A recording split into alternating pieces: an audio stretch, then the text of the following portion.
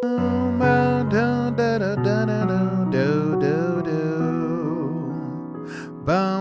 bum ba da da da da do do do.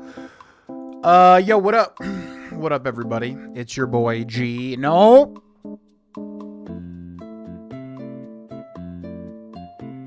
It's your boy VV. Yeah, we are now VV, and that'll be the final name change. I mean, we only had one name change overall. This channel going from Vrolgana to now Vana Vitriolic. As I posted on Patreon, for anybody that doesn't know. Long and short of it is pretty much... Yeah, I just wanted it to be a different name, basically, because, you know, Grolvana, Vrolgana, same thing. So I wanted it to be more differentiated. So that's why we are Vana Vitriolic. It was like an old name that I used way back in the day. But I just like how it rolls off the tongue, you know? So if this Patreon channel is going to kind of be, you know, an exclusive channel, I'd like it to have kind of a more kind of interesting name, if that makes sense. So Vana Vitriolic, and that'll be this channel moving forward forever, basically. Pretty much. But yeah, welcome in, everybody. Hello, hello, hello. Happy Thursday. What's up, Kodami, who says, waiting to hear from a potential new job. Put good vibes out there that I hear today. Best vibes of all time. I mean, I have no idea. All my friends here where I live are in a corporate world that I know nothing about, but I've learned things through cultural osmosis. So I don't know how that process goes at all. Yeah, so somebody just asked me to be like a reference, which I'm going to get called by like a government agency because everything here is military contracts. Crazy stuff. So I have no idea how that goes, but best of luck. If I was a, you know, third-party hirer, I think I would pick up that you would be the man for the job, but that's just my opinion. And yeah, I don't even know if we had... Did we have mods? Yeah, I think we have 2 mods. I think the idea was basically just like, if people wanted to be a mod, to just let me know if they were a mod in the other channel. And I would mod them, because I think RP has it and Desu are here. But obviously, any mods that, you know, are from the other channel that want to be a mod, just let me know. Pretty much. What's up, Mark? Welcome in. Currently almost at the end of Act 2. Very interesting stuff.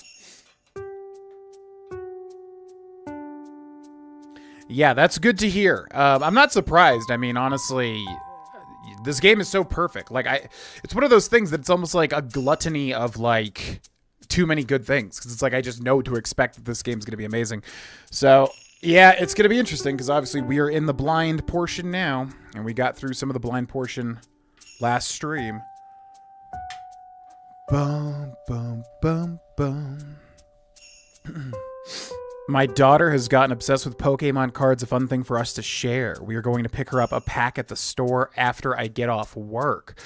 Let me know how that goes, because I don't know anything about Pokemon cards outside of Pokemon TCG Pocket, which I have been immensely engrossed in since it came out.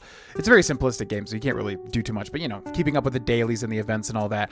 But because of that, you know, Reddit recommends like all these Pokemon subreddits and stuff. So I constantly see Pokemon grading, what cards are worth money, blah, blah, blah, blah, blah. But as far as I know it, the current booster sets, whatever the heck is currently out in terms of the current release, is insane. Like, as far as I understand, like, people cannot buy them. Like, they are constantly getting scalped. All that to say, let me know how that goes, because from what I've seen, it just seems like the Pokemon TCG right now is crazy in terms of the actual product. But, yeah, that's awesome, man.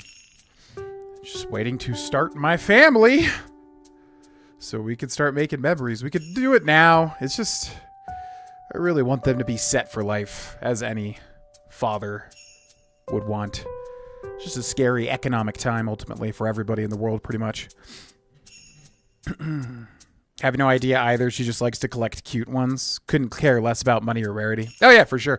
No, that's the way to do it. I'm just saying, like, let me know if you have trouble buying a certain, like, whatever packs, because I've heard I've seen like videos pop up where people will go to, I guess there's like kiosks now that you can go to a store and they just have them there, like a Nintendo Pokemon kiosk. And then somebody will just go and scalp all of them. And then I saw like a video where somebody was like mad at somebody for doing that. And it was weird. Once you start, can't pause it. In terms of having children. Oh, yeah. Oh, so you've seen the key. Oh, interesting. I wonder if there's ones near me then. Because I don't think I've seen them. But maybe I just wasn't looking hard enough. Yeah, that'd definitely be a hobby I'd be interested in. I don't really care about the money aspect either. But, you know, just pulling a chase card feels great, obviously. And obviously when I was a kid. It's humongous, of course. Literally, Pokemania. Ba, ba, ba, ba, ba. All right, so let's get into it. Let's get it started in here. I guess we'll do some news like an hour in. There's a few things to talk about. Nothing crazy or anything, but would probably be pertinent to discuss certain things, especially yesterday's main channel stream. And, I don't know. It's nothing too crazy, but, you know, be good to discuss it. All right, so welcome back to our full and blind playthrough of Baldur's Gate 3, and we are actually in the blind section because now we are in Act 2, which I know nothing about outside of yesterday's stream where we got into Act 2. So I guess I'll do the recap when we... Oh, God, I forgot. Those claws are sharp as hell. I forgot. See best in the dark. A light source can blind them. Well, you've got a light source, Shadowheart, ironically, given your name. Yeah, I forgot. We were, like, literally right about to start combat, so I could reload that, but we're probably fine. We got these meme locks, which are disgusting little creatures. Kind of look like quasits. Fear Aura.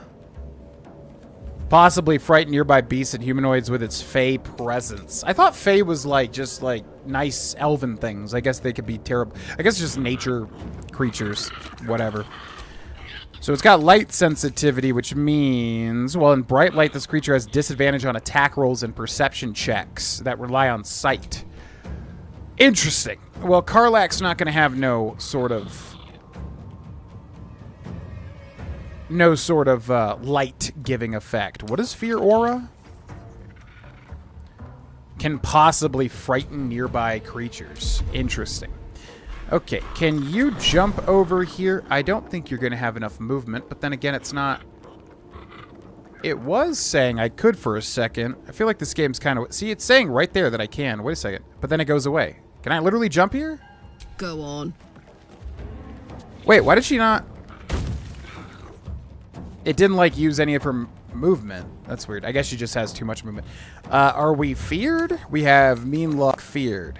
This entity's proximity to a Mean Lock fills it with fear. It will become frightened unless it succeeds a wisdom saving throw. Gotcha. Okay, that's fine. Let's,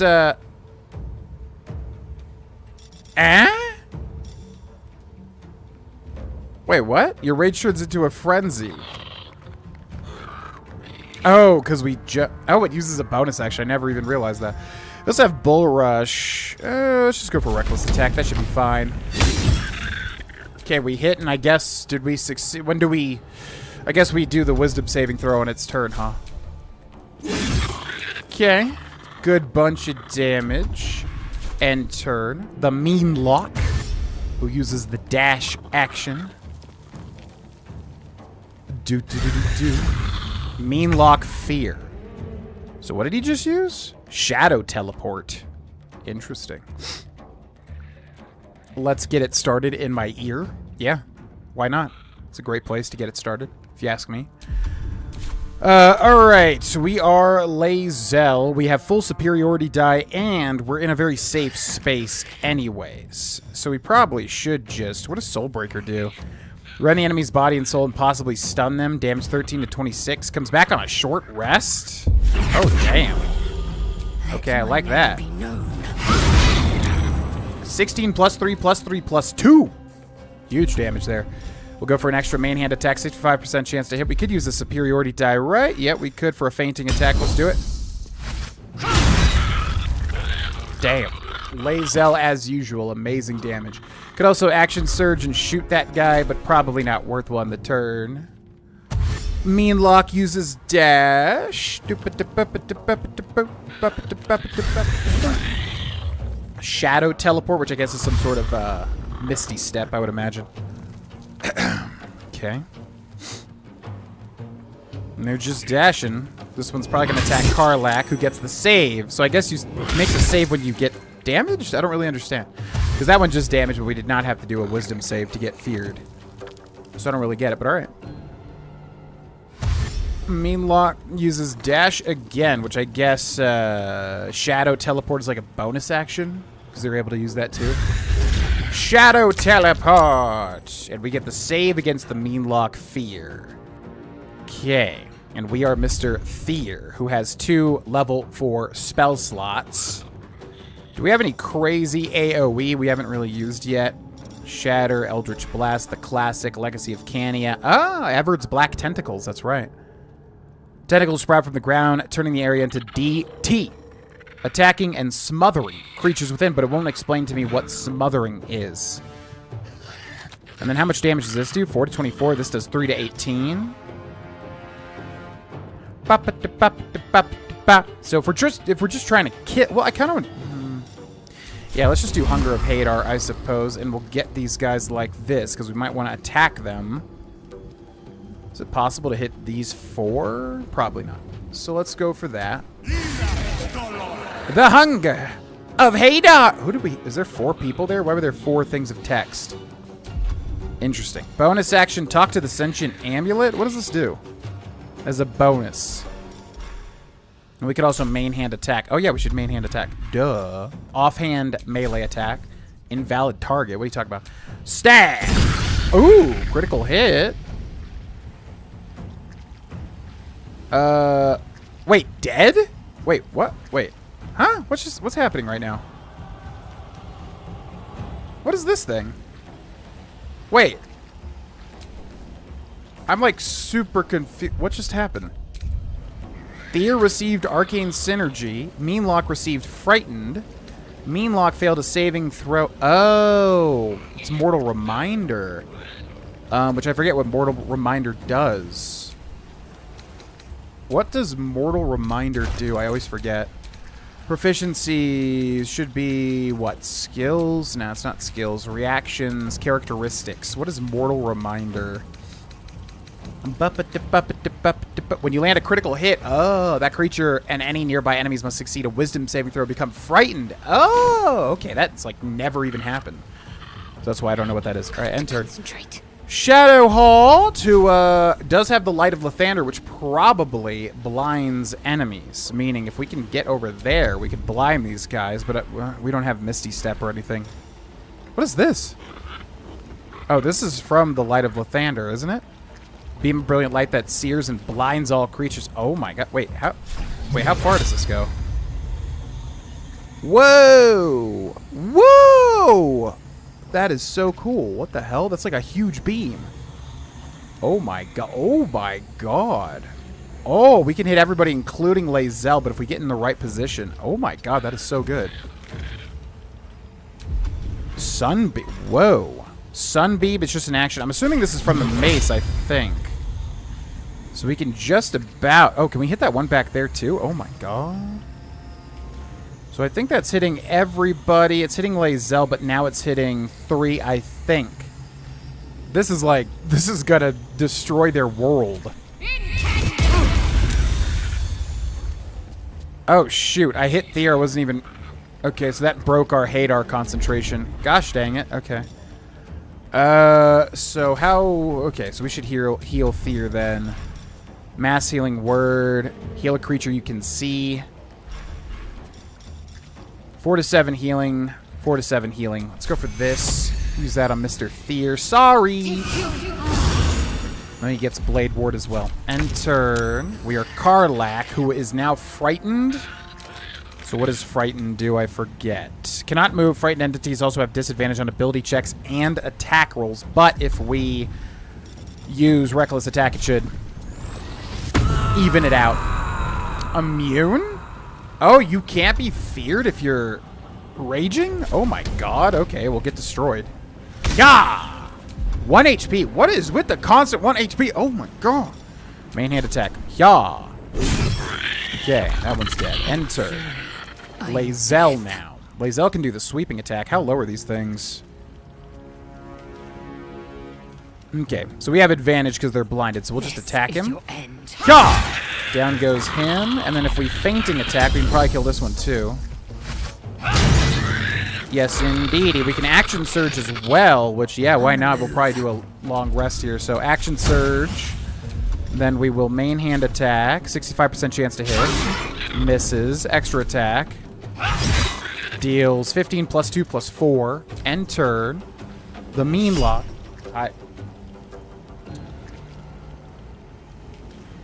I'll say hi to you in a second. Entropic Ward. Disadvantage. They rolled a 15. You can hit me. It's all good. 5 damage to Karlach. Misses. Oh, and the riposte, which misses. I didn't even know the riposte could miss. Mr. Thier. Let's go for Burning Hands. How much HP does this thing have? 30. And I'm too close. Attack of opportunity. Bone Chill. Yeah, that's fine. 36 with disadvantage because of threatened. Do we not have like a melee magic spell? I'm just gonna literally attack him with my main hand weapon. Yeah! Luck of the Far Realms, go! Critical hit, which then, yeah, silences as well. Okay, I gotta switch that weapon. I gotta remember to do that. Enter Miss Shadowheart. We'll go for Guiding Bolts. 30% chance to hit. We'll let Karlach deal with that one. 55% chance to hit. Yeah! Hits for 11. Bonus action. We'll do Mass Healing Word. Yeah! And turn. We are now Karlach. We will go for the Reckless Attack. 91% chance to hit. Hits for another crit. That's 3 critical hits. Wowie zowie. Main hand attack as well. For 19 damage, and then Frenzied Strike. Down goes that little fella. Entered. We're now Lae'zel. Fainting attack. 88% chance to hit. Boom. Can Lae'zel get over there? Main hand attack. What is going on here? There's like a weird... It's like a really weird cavalcade of bodies here. Okay, we'll just do a ranged attack. Misses. Entered. Claws on Thier, which we can charm, but it doesn't matter. We are now Thier. I guess we'll go for Legacy of Cania. 5 gets the save. We'll just stab him. Misses. Entered. Shadowheart. Just go ahead and attack him. Just bash this thing. Misses. Okay, entered. We're Karlach. Ranged attack. Oh, we could do the empowered throw. It's always fun to do. So, enraged throw, select from world, grab... No. What are you grabbing? Wait, cancel that. Enraged throw, grab from world, grab this fella. 72% chance with disadvantage, then throw him at the... What do you mean target's too far? He's right there. Oh, come on. Why? All right, fine. Ranged attack. Mean lock, 40% chance to hit. Hits for 6. Extra attack, ranged attack. Down he goes. So nothing too crazy there. Ba, ba, ba, ba.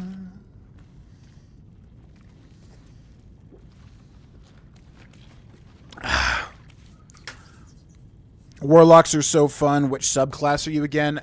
We are the Eldritch one. What is it called? The Great Old One subclass. Yeah. I like Warlocks a lot, although I don't think I'm using him. I'm using him more as a spellcaster. I realize, you know, they're more... I feel like if you're playing Warlock, it really feels good to use the Pact of the Blade or whatever to have, like, your Pact weapon. I didn't realize that Warlocks were so, like, martial. I thought they were mainly spellcasters. So, yeah, I need to remember to use my, my Pact to summon a familiar each time. But the Great Old One, which, from what I guess just gives us certain spells, which would make sense with the Hadar stuff, because as far as I understand, Hadar is like a giant celestial body. An eldritch being, perhaps. Hunger of Bill Hader. That's too OP. Indeed. He doesn't seem like a hungry guy. He's pretty thin, you know? But his hunger is massive and unending. Yeah, what's up, Sanugi? Welcome in. Yeah, by the way, we're probably going to be shooting to go for 2 p.m. Mountain Time on Thursdays until kickball starts up early April, just as a heads up. Because that's currently the best slot to get an extended stream in, is Thursdays at 2. So that's currently the scheduled time, but that will change once kickball starts up soon. They are mainly a spellcaster. Things with warlocks is that they get their spell slots back on short rest, right? Yeah, but I guess I read something recently where it was talking about how warlocks are martial too. So I'm not sure how true that is, but I thought it was like a thing where, like, you know, sorcerer and wizards full-on spellcasters, but warlocks more so you can use weapons and everything. But maybe you don't have to, I don't know. But yeah, the spell slot thing allows you for quick power, but then you don't have as many spell slots, obviously. So I don't know. I enjoy the warlock. I think warlock is just a really cool name and flavor. I like the pact element and all that. So, yeah, I don't know. For flavor-wise, I just like warlocks if I'm going spellcaster. But honestly, I am so excited for our D&D campaign that's starting up. Oh my god. I was gonna do, I don't know if you looked at my character at all, but I was gonna do that Fey Eladrin sorcerer, which I may do, but Cindy and I watched The Lighthouse last night, and I was thinking, oh my god, nautical-themed sorcerer sounds so cool. And I was kind of getting enthralled with that idea. So I have a question for you, Kodami, if you know. If I make a new character in D&D Beyond, can I just switch him for the current character? Because I could go into Haladon and edit him to be that. Or I might just go with Haladon, because Haladon's already set, and I put a lot of time into making him. But if I wanted to, could I just make a new character and, like, replace him? Is there a way to do that? Because I was looking for it and I didn't see. But, yeah. The Hexblade in D&D. Oh, interesting. Not BG3. Yeah, because there's no Hexblade, right? There's just Pact of the Blade. I would say Eldritch Blast is the best can. Yeah, because I think you used that in the last campaign, and I remember thinking it was OP then. And in this game, it is definitely OP. Basically, a free, constant, decent attack is obviously amazing. Plus, with the extra bonuses you get to it. Yeah. You can swap them out in the campaign. I might do it then, man, because like I'm especially after Epic the Musical. I was telling Cindy I want to just like make my whole personality like Poseidon and nautical themed, which I know is cringy as hell, but I just love nautical shit. The ocean. Somebody mentioned in the Discord we should play Obra Dinn again if Maveritt's happens, and I was like, yeah, I was telling Cindy, you need to play Obra Dinn. It's so amazing, but that whole aesthetic I just love. So I was just thinking, oh my god, like a nautical piratey type, not a full-on cliche pirate, but like a nautical water-based sorcerer sounds amazing. And I really like Haladon's idea too, but that one is way more fitting for me personally, much more flavorful. There's a nautical subclass for a warlock? What? Warlock ocean subclass?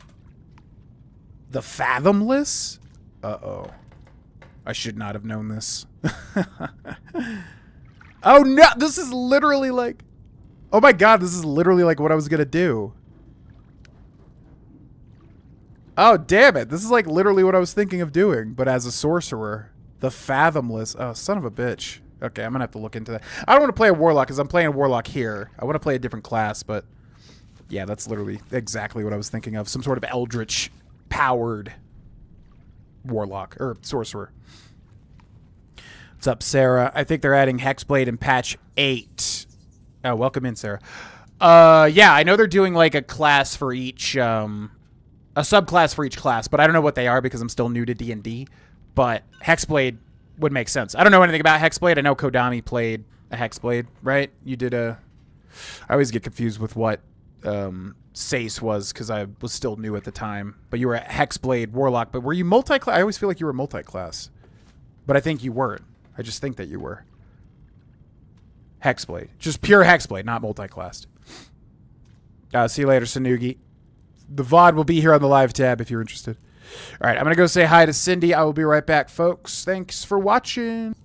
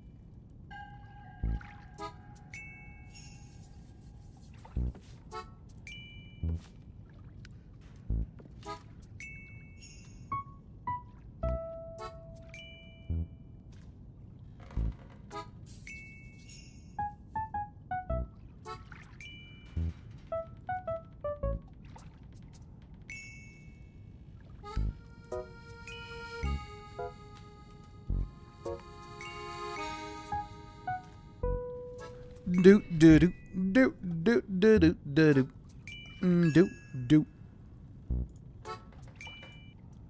Ba-da-dee doo, ba-da-dee doo. Ba ba ba.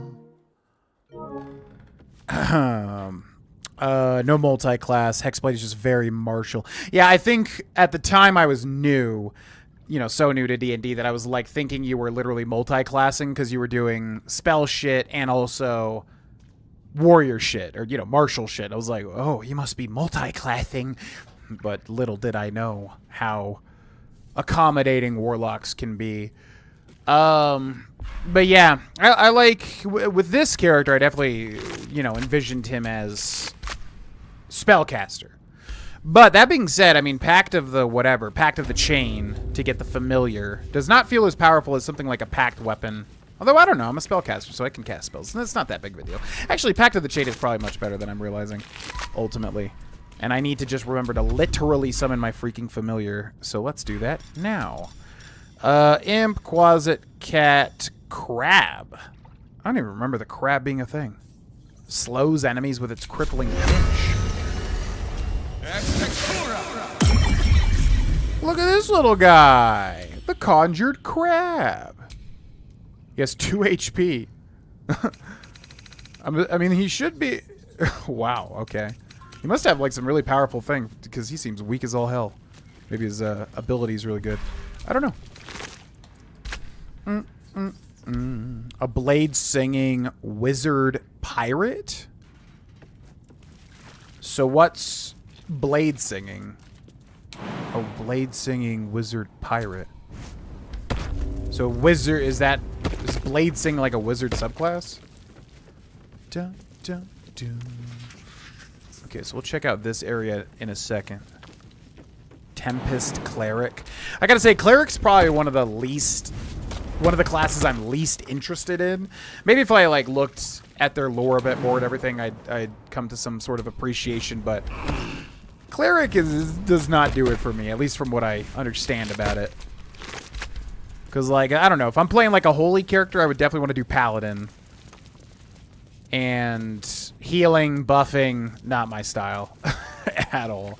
Now, Bard I'm going to have to get into because I'm watching Dimension 20's Fantasy High right now. And then Emily Axford is playing I guess she's a tiefling. I don't know. She described her character like a demon. So I'm assuming I think she's a tiefling, but...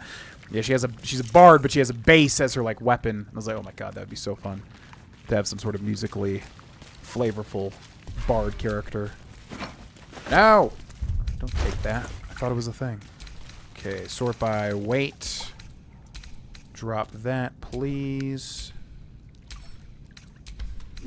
Ba-da-dee-boo. How big is this room? Okay, so we haven't come over here. Where we've clearly got something quite interesting. Something quite interesting. Storm Sorcery Sorcerer. You know, I was looking at the Storm Sorcerer subclass, and apparently it's bad. It would fit Haladon really good, because he's supposed to be, like, elemental and fey. Naturalistic. So the Storm would probably fit the best, but I also saw a resource that said it's the worst subclass. But again, I saw another resource that said sorcery doesn't really matter what subclass you take. So I don't know. But the nautical theme, I'm definitely leaning way more towards. Although Haladon, like I said, is already set. Last light side entrance key. Idol of Saluna, gilded portrait of a noble. The artist has exaggerated the points of the ears, which seem to cut the canvas dark like pale knives. The garb of this eminent man are beautiful, poised, and utterly indicative of means. I'll take that. Okay. That sounds special. Perhaps. Portrait of a snowy brown beard?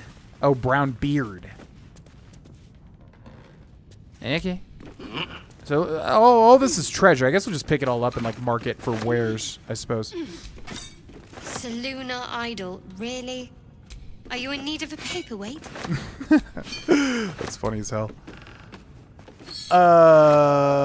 Bladesing is a wizard subclass. Okay, I didn't even think wizards had a martial subclass at all.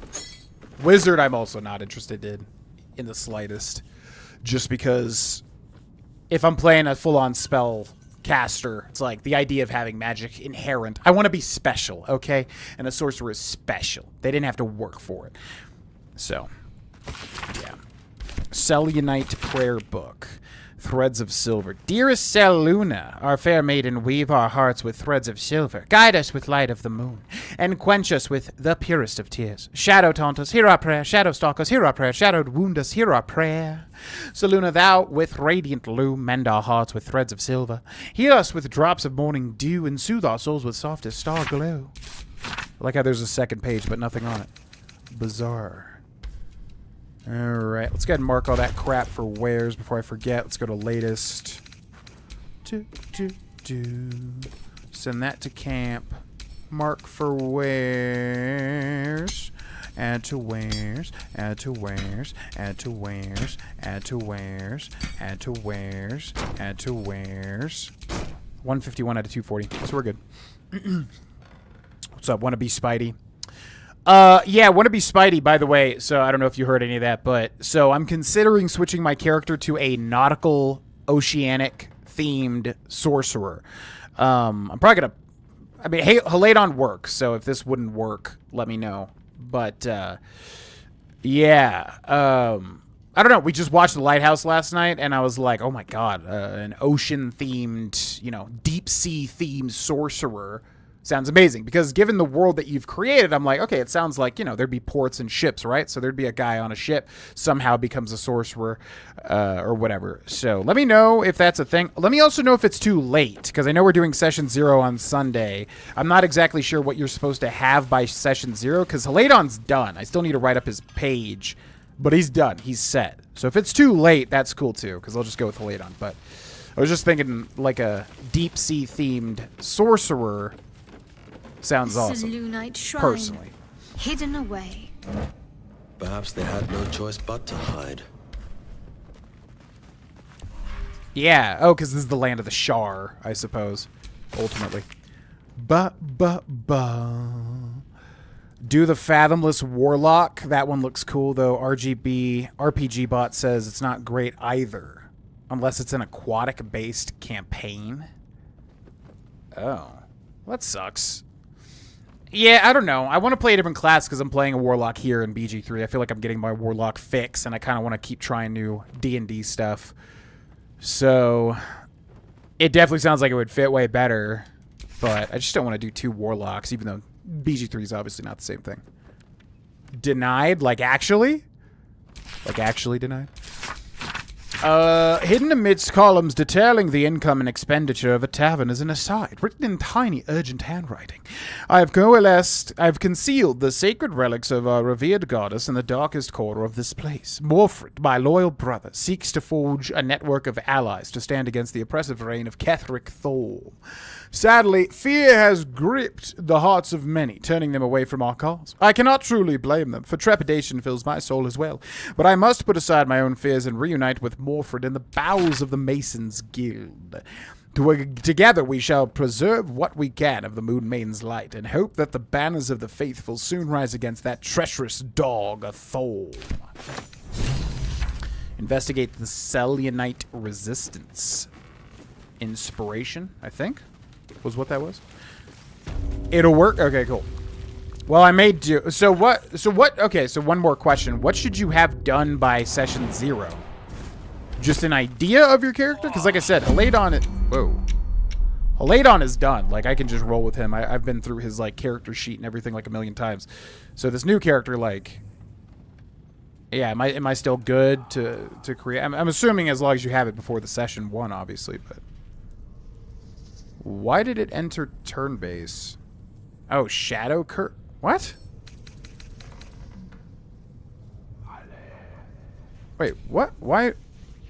Okay, well, I kind of need y'all ladies to bring the light over here. So we just need to have, like... God, you need to have your torch out, like, literally 100% of the time. Also, Shadowheart has her freaking mace, but she's not really using it. Okay, so what is this? What's back here? I failed a perception check. Hot foot. Place is trapped. Where is this going, man? I thought this was just gonna be like a tiny little cave. 22. Okay. What do you mean locked? Oh, I got a lockpick it too. Don't give me trouble. Trapped and locked. My God. 21. Okay, what are you hiding, chest? The Coruscation Ring?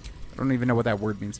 Arcane Radiance. When the wearer deals spell damage while illuminated by a light source, they also inflict radiating orb upon the target for 2 turns. The hell is radiating orb? Affected entity has -1 to attack rolls for each remaining turn. It also sheds bright light in an area surrounding it. Reduce the duration by 2 each time the entity makes an attack. Oh my God. Okay, so that's amazing. If I'm understanding that correctly, that is like unbelievably good for Shadowheart, right? When the wearer deals spell damage while illuminated, and she's got the blood of whatever, Lathander.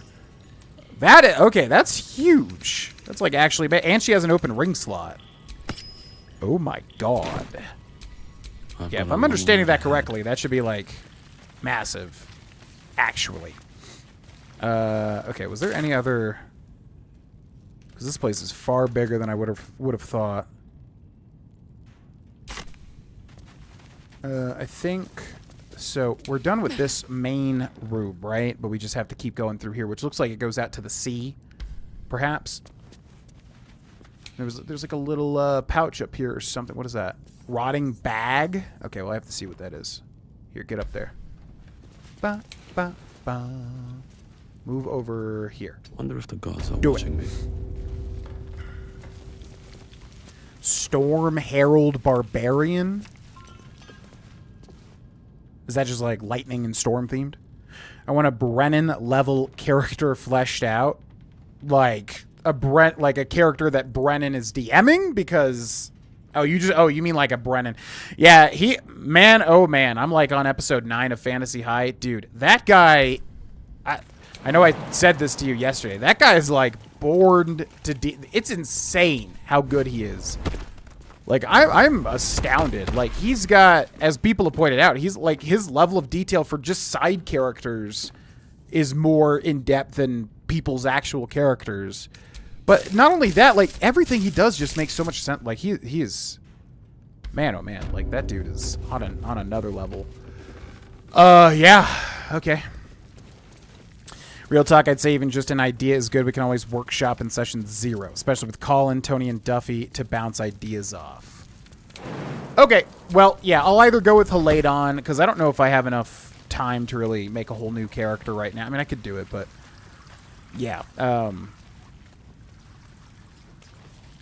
don't know, man. Like, if we're doing a whole nother campaign, I'm just like, man, a nautical-themed sorcerer just sounds so fun. So much more flavorful. I'm not really big on element stuff. So, it would just be way more flavorful for me, personally. Entering to... Where the hell are we now? Seek protection from the shadow curtain. Okay. So we're...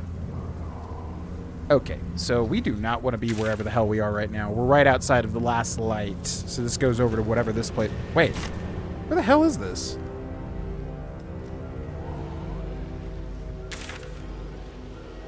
Wouldn't I have seen... Okay, so I guess we came over here, but it doesn't link over to this. So yeah, this is like a little side thing. All right, we'll do this after getting protection from the cleric or whatever the heck. So let's go back down. What do you mean cannot reach? Are you stupid? Oh, God. Oh, God. Go back down. Now, please. Jesus. I literally had the torch out, too, when I left there, but okay. Bro. This is so weird. Pull your torch out, dude. It's like I had the torch out before I went up and down. I guess you could say we climbed the bramble, so we put it away, but... Huh? Alright, so anyways, let's go this way. Last light in the cellar. Did not expect this to go this far underground. What the hell? Peter! Shadowheart used jump. Why you jumping, Shadowheart? Double metal doors. Cursed to put my hand on everything. Ah, the last light side entrance key. Of course, of course. Thieves' tools. Don't mind if I do. What is that? Smoke powder barrel and a wooden chest. Looks like they want me to shoot that smoke powder barrel, right? That looks precarious. Scroll of Revivify. Oh, you don't see those too often. So I'm assuming we want to blow that barrel up, right? So I'm going to go blah, blah. Oh, cure wounds. No. Firebolt. Let's get going. Looks like that did... Oh! Looks like that did what I wanted it. Even if you come to Session 0 with Nautical-themed Sorcerer as the idea, Tony would be able to give you the subclass spell list and everything. Huh. Yeah, because I don't think there's any... Well, oh, shoot. The store... Oh, my God. I didn't even think about that. Oh, my God. What is a pouch of ash?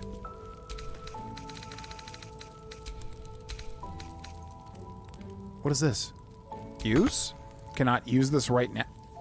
Pouch of ash. What is this? It's got like no description or anything. Oh, maybe you could turn that into a bomb or something? Is that like an no, because it would say if it was an alchemical ingredient. Weird. Okay. Where the hell are we right now? Yeah, I just realized, oh my God, I didn't want to go sorcerer, you know, tempest or whatever it's called, the storm subclass, because I was like, I don't really want to be like fully elemental completely. I want to add some extra cool stuff in there like shadow sorcery or whatever. But a nautical themed pirate sorcerer with the storm subclass, whatever it's called. Oh my God. That's actually like, yeah, that's got to be done now. Yeah, because I could do the voice too. Like we were mimicking, you know, Willem Dafoe and Robert Pattinson's voices in The Lighthouse, and I was like, oh my God, I can really do a pirate voice. With Nava, the paladin I'm playing right now, his voice is always, I'm not like fully there with him. I can't really like, I don't know. His voices don't really perfectly gel for me, but a pirate voice, I can do that. I can do that. So that's kind of what's making me want to do it for the RP. Gulfmarin Reserve. Let me send it to camp from this menu. So annoying. Sweet potato. Where the hell are we, by the way? Oh, we're in the jail, but this must be another section because we have not been over this way. Arkan's Horde. A is for Azuth and other gods. Burlap sack. Evidence chest. Iron candelabrum. Sponge tray. I don't know if cleaning yourself is an actual mechanic. Seems to be. Okay, so we've been here. Did I just not go in that room? No. Oh, I must... Wait, because we came over here, and then we found the secret zone. So why would I not have opened that locked door? I don't know, but that's fine. Let's go get blessed by the cleric. Brace for the storm! Behold, the god of thunder!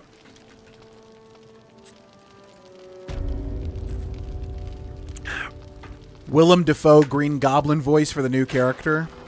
I mean, have you seen The Lighthouse? Like, Willem Dafoe plays quite the character. I could do that voice for sure.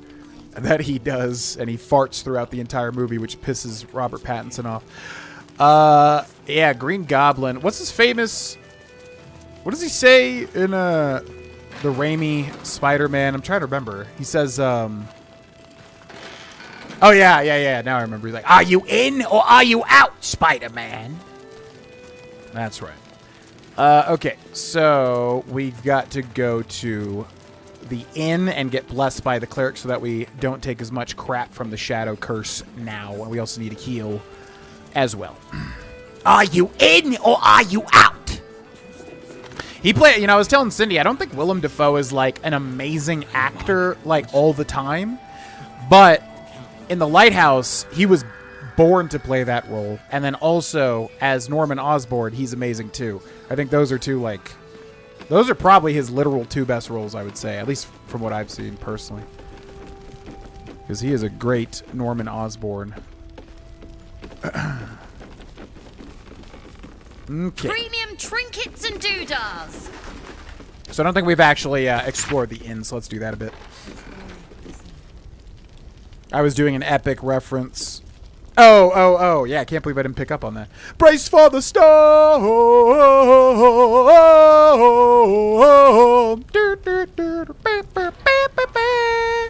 Cannot believe I didn't pick up on that. I was actually just recording Persona 3 Reload, and what'd they say? Oh yeah, they did a class in Persona on Last Light's best bargains right here. Greek mythology, and they were like, who's the other witch that messed with Odysseus? And I was like, bruh, you think I'm not gonna know who Circe is? Are you serious?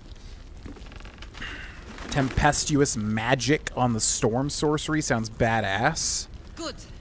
We'll leave soon. See, that's what I was confused by with the sorcerer subclasses. It's because, like, you don't even... Oh, no, you do get stuff. But what is the freaking shadow? Oh, that's right. You get, like, dark vision. You get other Don't weird... be shy.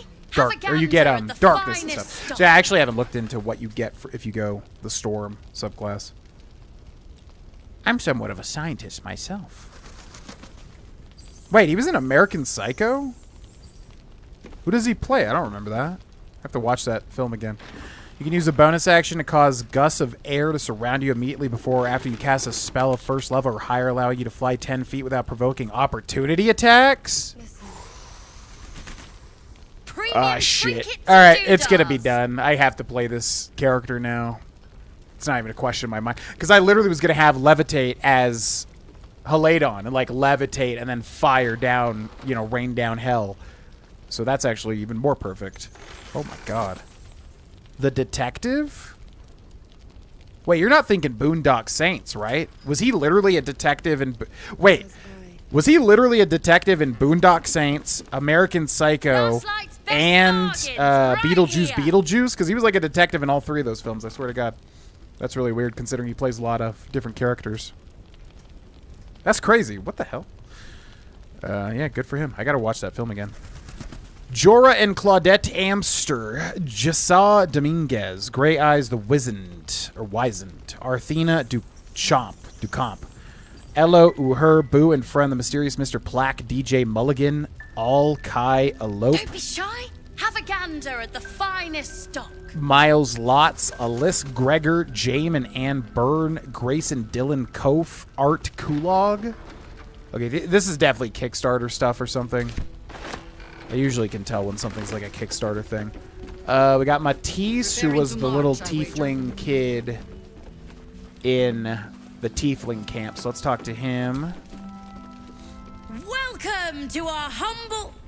Wait, are you Karlak? A lot of us were in Avernus. We saw you fighting. You were so good. Well, yeah, I guess I was. I mean, you should avoid fighting for devils if you can.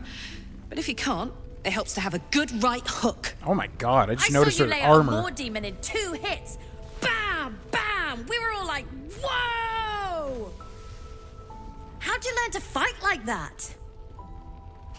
Had to. Life didn't pull any punches. It was up to me to learn to take a hit and deal one back. I've been tossed around a lot too. I want to learn how to fight back too. From the look of things, you've got your wits about you. A clever mind and a bit of style will take you a long way. Fight with those, and you may find you never need to use your fists at all. In that case, want to buy a lucky ring I found? Ha! Nice try, Shorty. Keep it up, though, and you'll be scamming with the greats in no time. Still trying to sell rings. Yeah, I was telling Cindy the water genasi would be an idea for sure. I don't know. I don't like playing humans because they're boring to me, but I was thinking this would actually make sense for me to play like a human sorcerer, given that he's like some sort of pirate guy. But yeah, water genasi is also a fantastic idea because obviously it just fits, of course. So I don't know. I'm gonna have to look through the race list again. What is variant human, by the way? Is that literally just like Tony's character, where you just have like a human, but it's like, you know, like Vishtani or whatever? It's got like some distinction to it. Do they get? Is there like official rules for that, or do you just like make it up, like flavor wise?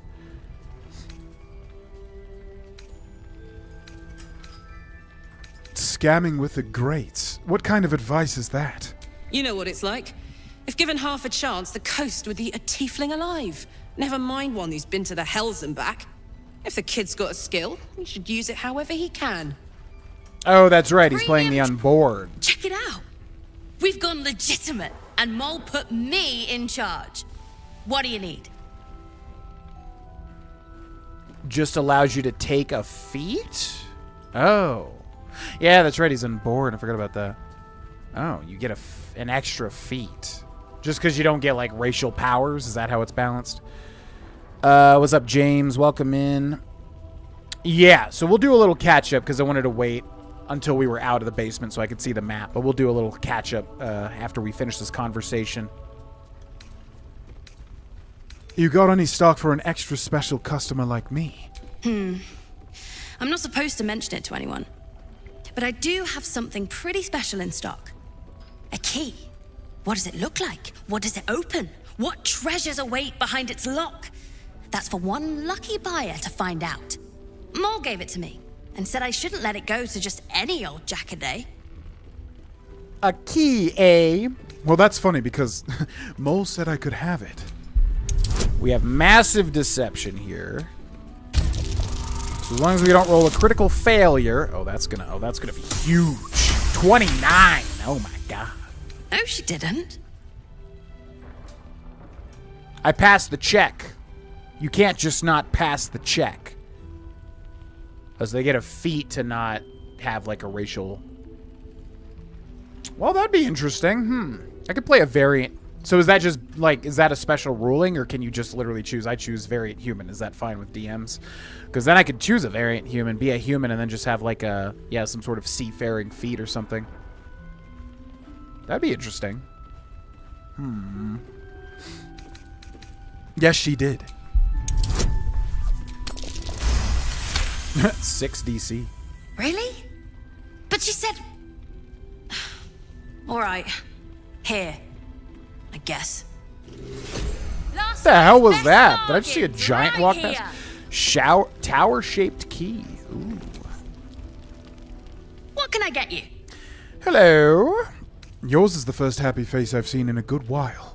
I'm alive, ain't I? What's not to like? Fair enough. Let me see what you have. Brace for the storm.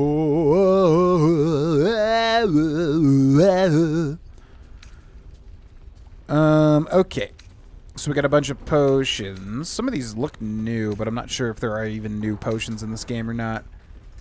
Trap disarm stuff. Is that a cape? Oh my god. Oh, look at that. It's like an astral cape. Cutting broom. When the wearer disengages, they also create a foggy cloud within 7-foot radius that lasts for 1 turn? Whoa. We don't really ever disengage, which is kind of the problem. But that's pretty interesting. That'd be good for like a rogue. Boots of speed, evasive shoes, acrobatics, and AC. AC plus 1. That's not bad. Okay, I'll buy those. Loot. Tarbell's Guide to Distractions. Makes sense for Matisse to have. Decanter of Nearly Endless Water. It will definitely regain its properties next day, the day after for sure. So all of these are just joke items. Fishing Rod of Alertness. Cannot be surprised. Wait. Cannot be surprised unless something unexpected happens. Huh? Spoon of Saltiness. When salting food, the bearer of this Shadow Curse utensil will always add a little too much. Too little or too much, but never the right amount. Sending Shell. That's like a sending stone. Faint whispers creep from the sending shell when you hold it close, yet the method of sending messages from it is unclear. I wonder if we could have seen that, his inventory before. That's really funny. Okay, let's sell. And then, yeah, alright. Pleasure doing business with you. And also with you, my friend. Goodbye. Don't be shy. Have a gander at the finest stock. Just to get another chance. But we passed the check. That's crazy. Is Matisse just incredibly powerful? How can he deny the check passing? Oh, dies, right. Yeah, Starion. I figured that. I don't ever disengage, but rarely, but it's probably just because I don't remember that that's even an option. Love the joke items. You know, people had fun writing the descriptions if they weren't real items already. That's why I love Larian. That, I mean, that right there... Seems that way. That right there in a nutshell is why I love Larian Studios. They take the time to put the flavor. It's what I complained about with Bethesda, because it's like, bro, you have this amazing game. Have somebody put flavorful things. Why do all the dungeons end with no unique things? Have some guy, you know, you have the troll-themed cave, whatever, the troll basher. Just have a guy put flavor into it, you know, and Larian is amazing at that, as you can see with these joke items. It's awesome.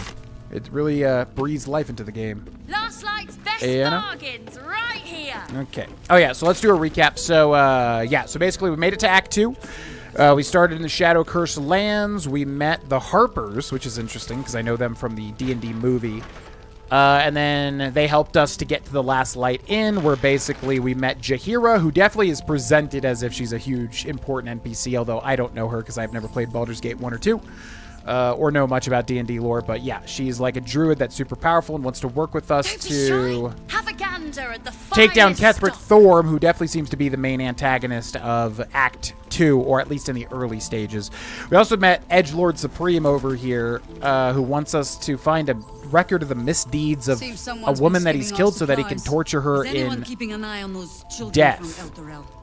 So yeah, bunch of shadow cursey stuff, and then also kind of messing around in the Last Light, which is kind of the last area where we can be safe from the shadow curse. And doodahs. Pretty as you are, this is no time for a natter.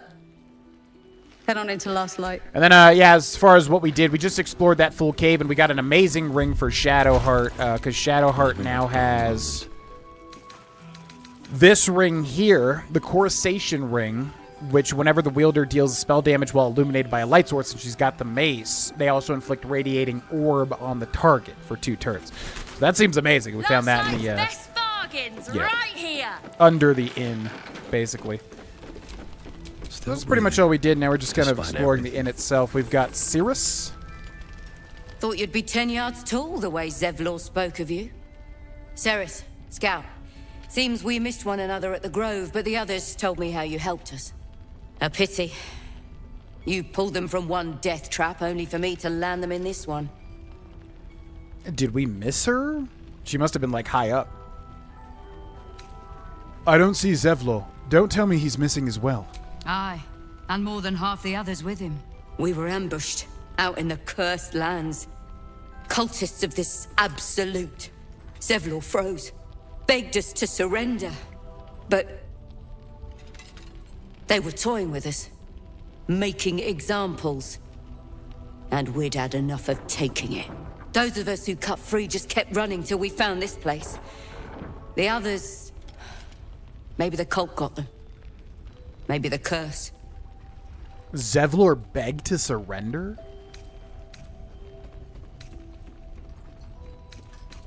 You did right. You do not want to be a prisoner of the Absolute. Prison's the best I can hope for the ones we left behind.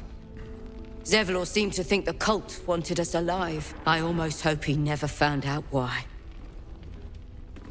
Yeah. Right here. I'm curious. That almost seems like a BioWare thing where he's going to be horribly maimed or something. That sucks because I actually did like Zevlor a lot as the tiefling leader. Oh my god, there's so many NPCs here, it's insane. Okay, so let's do this main hall first. We already talked to Jaheira. Map of the Shadowlands. An old map of the region which was corrected by hand as the surroundings were explored. The notes include the entrance to the city is blocked by a powerful curse. Moonrise, a hub of wickedness.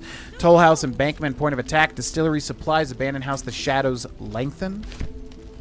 And then on the greater healing potion. Can't reach this? Can I move it? Out of reach. What are you talking about? It's like literally... Bro, my arm is above it. What do you mean it's out of reach? Let's also speak with animals here. Looks like we already have it activated, though. Premium trinkets and doodahs. Premium trinkets. Edgelord and his White Raven, yep. The basement exit somewhere else. Did you explore that as well? Yes. Yes. Yeah. So we went to the house, which was right here, but we got Shadow Curse, but it's just because I didn't have my torch out. But I'm going to wait, because I don't know what the blessing here does, so I'm going to wait till we have the blessing before I explore the Shadow Curse lands anymore, pretty much. Alfira. Oh, it's the Bard lady who dies horribly in the Dirge playthrough, at least some of the time. Oh, you're all right. Thank goodness. I was worried they'd got you too. Oh yeah, we're gonna talk to the cats. That's why I casted Speak with Animals. Our paladin Zev let everyone down. Yeah, did he? That really doesn't seem like him. He seemed like a leader. I don't know if there's spoilers, like if actually that's not what happened, but I think Thier has a little penchant for Alfira here, because they're both kind of like musical people. Yeah. How about you? How are you holding up? Honestly, terribly. I still can't believe it.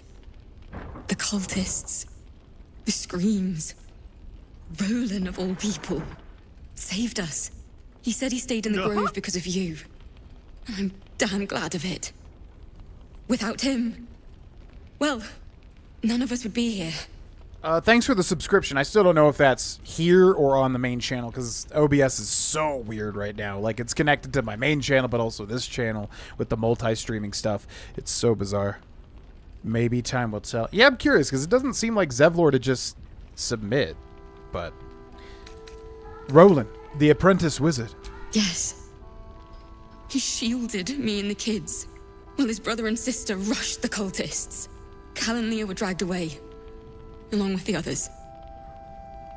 Roland isn't taking it so well.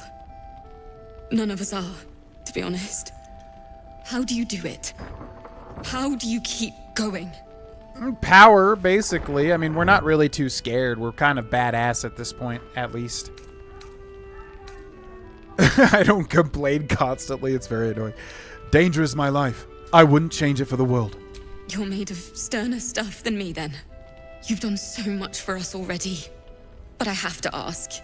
The others might still be out there. If they're not dead, they're in Moonrise.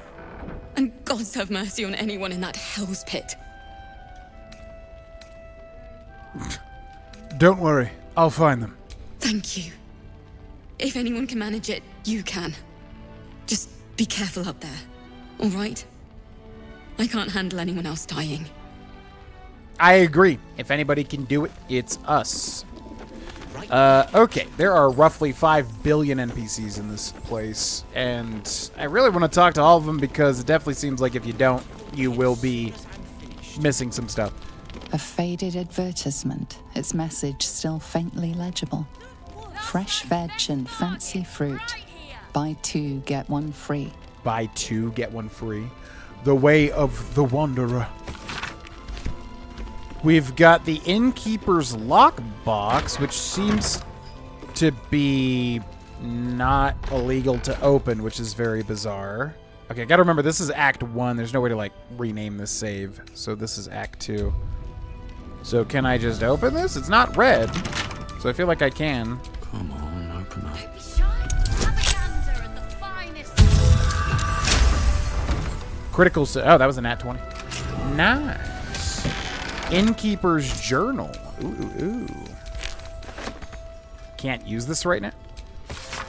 May the Moon Maiden protect us. I delayed my meeting with Morfred only to find the entire masonry had been raided and all its inhabitants taken for questioning. I doubt I'll ever see my brother again. If they get to him, I'll be next. One look at my shrine will tell on me. But I would not deny Our Lady of Silver, even under pain of what Ketheric has promised to any who do not convert. Wonder why that was not illegal. Maybe the innkeeper's just not here. Why are there kids behind the bar? What the heck? And there's a pouch. How about some water, Mr. Roland? Wrinkled note. Ooh. We need to meet. The map is ready. Go to my place, head into the basement. Look for the tower. You should have the key. Ignore the chest. I mean it. Go straight on through and you'll find it. Signed Morfred. Oh, so we have that key. Go to my place, head into the basement. Look for the tower. You should have the key. So we have that key, yeah. He says ignore the chest, which is important, I'm sure. Umi. There's another bottle of Arabellan Dry back there. Put it on the bar, then piss off and leave me alone. Jaheira said we should serve drinks, but that we shouldn't serve drunks. Jaheira didn't save your ragged little tail from the cultists. I did. Yeah, I was gonna say that's Roland, who apparently does get more screen time. I think we heard in Act 1. Even little decisions like having Roland stay in the Grove and end up making an impact crazy. Oh, you can have him stay in the Grove? I don't even remember that. I thought Thier liked Lacrissa. Well, Shadowheart trumps all, but if we were a single man in this game. Yeah, Lacrissa's cool. I don't really remember her, though. She was so long ago. But Alfira's cool, too. I don't know. Definitely a musical tiefling woman is hard to ignore for Thier. Alfira told me you're the reason her and the kids escaped. Cute. Maybe she'll write a ballad about me. She can leave out the part where my brother and sister were dragged away screaming while I was saving the orphans. If you hadn't filled their heads with all that self-righteous heroic crap at the Grove, none of this would have happened. Oh, did he want... I don't remember what they wanted. That was so long ago. Stop whining and do something about it. Oh, I will. You go save the world. Or your own arse. Or whatever it is you do. I'll fix this. Okay. I thought we were cool. All right. Fair enough. Umi? Or is this Roland again? I tried telling Mr. Roland that he'd had enough too. He didn't like it then either. Yeah, it doesn't sound like he would. Ide or Ide? If this is about Roland, go away! No need to snap at me. Sorry.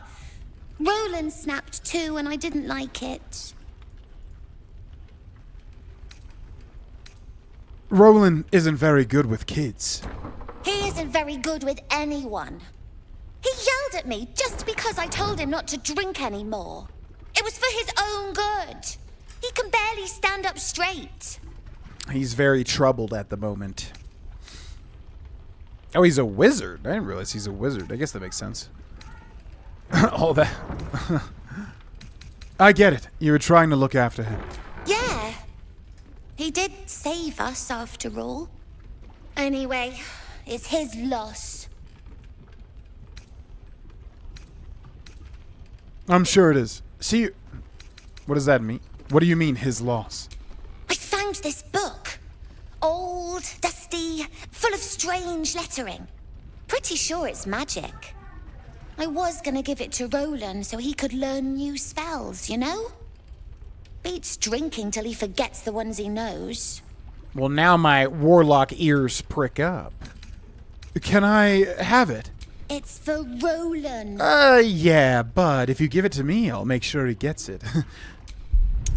We definitely want that as a warlock. 15. Not bad. It's going to be a good rolling day. Oh my god, 32. Dirty 32. Fine.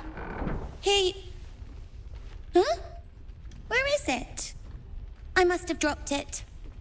Well, you can look for it if you want. Anyway, I'm sick of talking. You can go now. Bye-bye. Yeah, man, again, this game is so crazy because it's like I could have just talked to these kids and then talked to Roland and be like, okay, that was that interaction, that's done. But no, you have to specifically talk to this kid again who has a secret book. Like, what the hell? Like, you have to just, like, talk. You have to, it's so detailed. You really have to make sure you're doing everything. Okay, let's go into this room. Hopefully there's not 15,000 NPCs in here as well. That's curious. Ooh. Silver cake stand, emerald ring.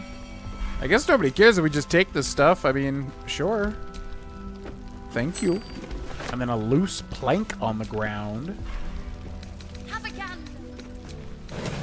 Scribbled note.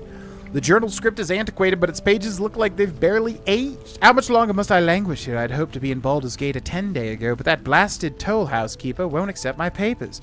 When Father hears about this, he'll be furious. There's something odd about this village. People skulk around like there's something to hide. The shrines to the Moon Maiden seem ill-tended and barren. I'd hoped to learn more about Ketheric Thorm, the village's leader, but talk of him seems to be put people on edge. I'm not sure I could bear another hour in this loathsome place. I promise, kid. The Snowburst Ring. When the wearer deals cold damage, they also create a 15-foot circle of ice around the targets?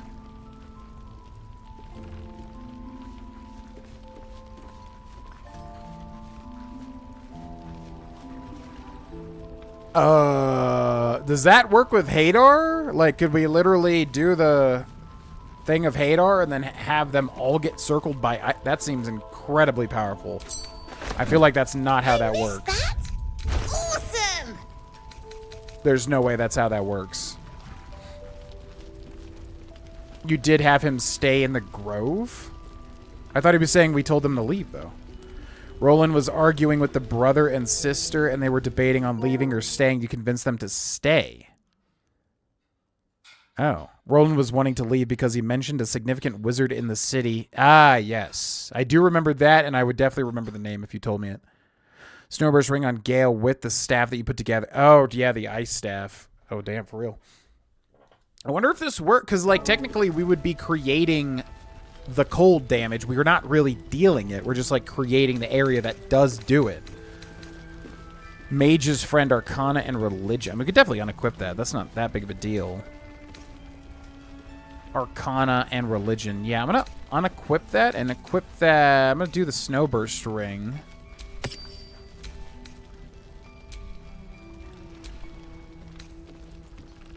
There's no way that works, because that would be crazy. But if it works, I mean, yeah, let's check that out.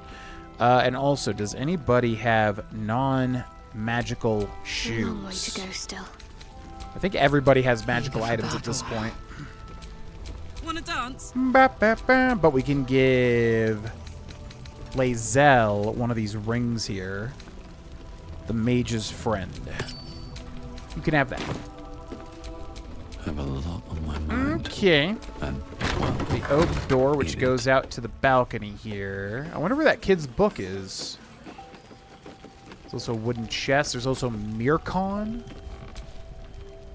This place is awesome! There's so much stuff! I think that's the kid. Is that the kid we saved from the Harpies? He looked like him, at least. Gold and a smoke powder bomb. Okay, we're going to have to keep an eye out for that book that kid was talking about. Some sort of book that might give us some magical spells or something. Da, da, da, da, da, da, da, da, da. Harper Boar. good to see you're still breathing. It's the best we can hope for. Absolutely. Okay, who else we got down here? We've got... Wait, Raphael. He has 666 health points. Wait, what? Oh. Okay, he's level 16. He also has 666 health points, which is extreme. Wow, okay. I didn't expect to see this guy just hanging out here. Evil, wicked creatures from the lower planes that labor under the leadership of lawful archdevils or chaotic demon princes. Has resistance to everything. Has Soul Reaper. When Raphael reduces an enemy's hit points to 0, he severs the soul from their body. Okay, this guy is extremely powerful. As any level 16 would be. Alright, that's interesting. Welcome back, Sanugi. Basically, we just explored the bottom cellar. Good point. Got the stuff there, then we went to a little house outside, but we're going to come back to that after we get the blessing. And we basically just been doing all the stuff around the inn, pretty much, because there's like 100 people to talk to. That was the Harpy kid. Yep, what James said. Yeah, didn't expect to see Raphael here, because I'm very curious what the deal with him is. Let's talk to Mole first. Your move, Mole. You trapped me? I didn't even want to take this one. Kalimshan rules, dear. The first piece touched is the first piece moved. That's garbage! No matter where the night goes, I'm gonna lose it! Then make the sacrifice useful. Guard your Mistra, or come for my Cyric. What's going on here? Look who made it! For once, I saved your butt out there, didn't I? We're square now, Chief. Say, do you play lance ball by any chance? It's my first time playing. The keen gleam in Moll's eyes reveals the lie. She knows the game well, and she wants to win. I thought that was dragon chess, because playing my dragon board, you can start with like a dragon chess set, and I was like, oh, is that like a? I'm wondering if how many D&D games are actually fully realized. You know, recommend doing everything on the main floor. Yeah, that's what I was gonna do. That's usually how I explore. It's kind of like quadrants before I move on. Sleight of hand, dude. Accidentally jostle the board Mole's way. So we're helping Mole? I don't think we really care to help Mole. We're giving him advice otherwise. Sorry, kid. I think Thier would have played Lance Board. You shouldn't be playing with this man. He's a devil. Put pressure on him. Attack the pieces in front of his king.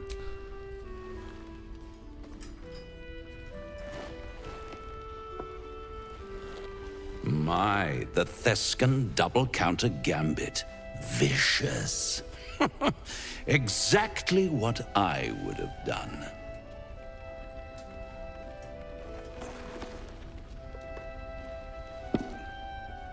How's that for Kalimshan rules?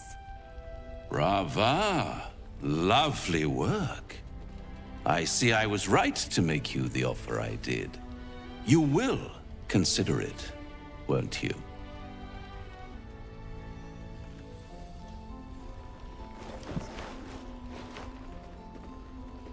What a lovely specimen she is.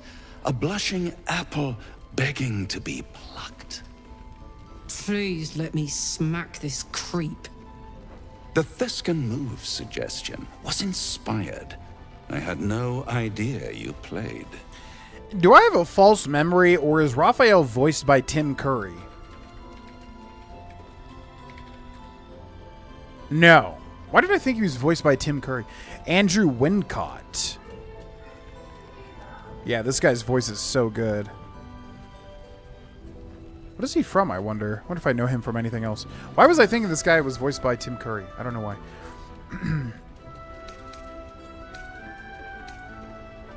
Is that why you're here?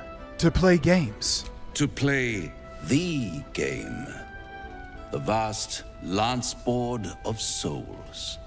But don't you worry about Moll. It goes without saying she still has the unconditional freedom to choose the only option she has left. Besides, I do enjoy being in this neighborhood again. It has such a rich history of abject tragedy. And tragedy, my friend, well, there's my bread and bloody butter. This guy is a fantastic voice actor, damn. Gale has unique dialogue here because of course he does, since he's a nerd, and this is basically chat. Oh yeah, that makes sense. So what is this region's history of tragedy?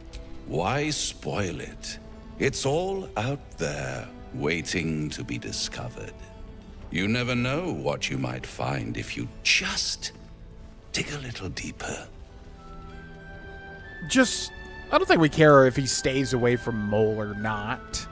I'm just gonna leave. See you soon. What is the deal with this man? I mean, he just seems like a devil. The hell was that? I'm assuming that was just an extension of his leaving animation. Yeah, he seems like a typical devil, obviously, that just wants to basically screw you over in a deal.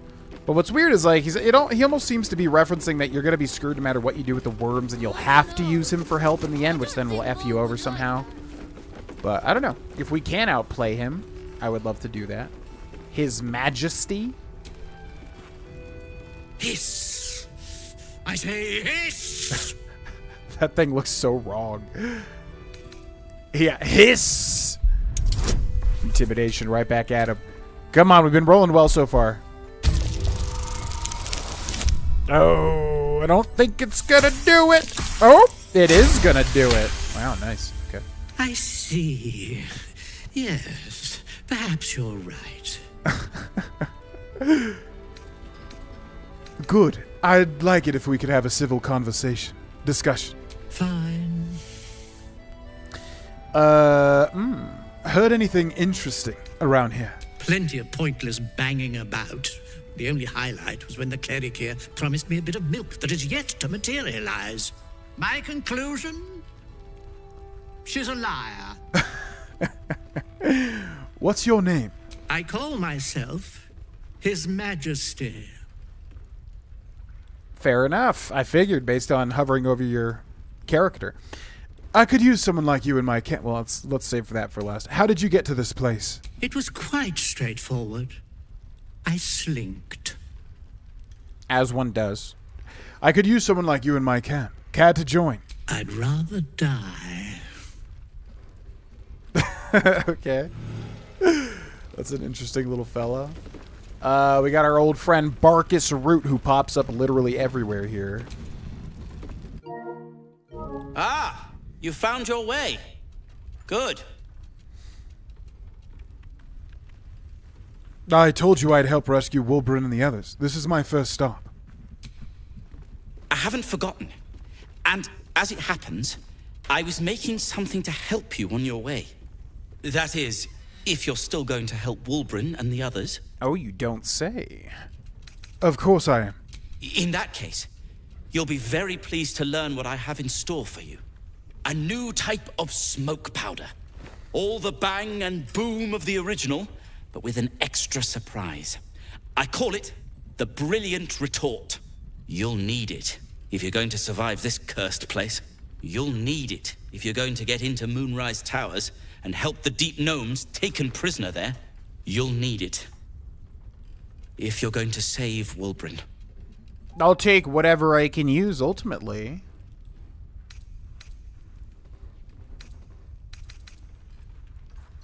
This is weird. It's like all of this is like saying we're not going to do it, but we already said we were going to do it.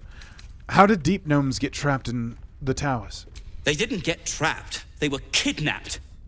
Taken against their will by those cultists. If I ever get my hands on one of them... Well, with you on the job, perhaps I won't have to find out. I'll do my part according to my talents. And you, I hope, will do yours. The Brilliant Retort will aid you. Thus, I will make it. Okay, yeah. Let me know when it's done, I guess. Although I don't know how we're going to meet up before the towers. I like the name. What's it do? Let's not ruin the surprise. You do whatever it is you do. Some of us are counting on you. Okay. I feel like you had more dialogue, though. What now? Is the Brilliant Retort ready? No. And pestering the craftsman won't speed things up. Well, how are you going to give it to me before I go to Moonrise Towers? I'm sure you would. Ultimately, little man. Okay, so he's got a bunch of stuff for sale, too. What does he have? The Ring of Geniality. Persuasion, Deception +1. The Acrobat Shoes. The Gloves of the Automaton. Barkus's Log. I could literally just buy his diary. Yeah, sure. Why not? I'll sell my wares first, and I'll buy that. Thank you. Now, if you're done rifling through my things... You're choosing to sell me things. I'm not rifling through your things. How dare you? Locations of interest: Elfsong Tavern, Blushing Mermaid, Moonhaven Ruins, Underdark, Wulbren, likely taken by force, interview unsavory, elements known and unknown. I will find him. Dear Wulbren's mother. Her name? I write to inquire. I write to inform. I write in relation to flames. 2 flames in the 34.5 times 948. 1003 Wonder if that has anything to do with anything. Okay, now there were 2 cats, right? As far as I remember. So that's His Majesty, who we've already talked to. Wasn't there 2 cats, or was there just 1? I feel like there was 2 cats. Could be wrong, though. Okay, so now there's like 15,000 other people in this room. Harper's testimonial and a burlap sack. 1. A Harper's testimonial. The last stand of Ketheric Thorm, chosen of Shar. The pursuant text describes a battle between Ketheric Thorm's faithful and magical Harper forces. I do not know what magic the Dark Justicia has summoned to our plane, but if it came from the weed, then let it be cursed for eternity. For 3 days we sieged the towers. For 3 days their dark bolts cleaved our ranks. And on the 3rd day, as his men and women at last began to fall, Ketheric entered battle. And there was like something else right around here, right? The burlap sack, which has nothing. What's up, Dragon Super? Welcome in. Hello, hello. Fist Greta. Nice to see a friendly face come out the shadows for once. Yeah. Silver tray. This is Fist Aubrey. Whoa, what is going on out? Oh, that must be the cleric. We could just see her on the 2nd floor. Yeah.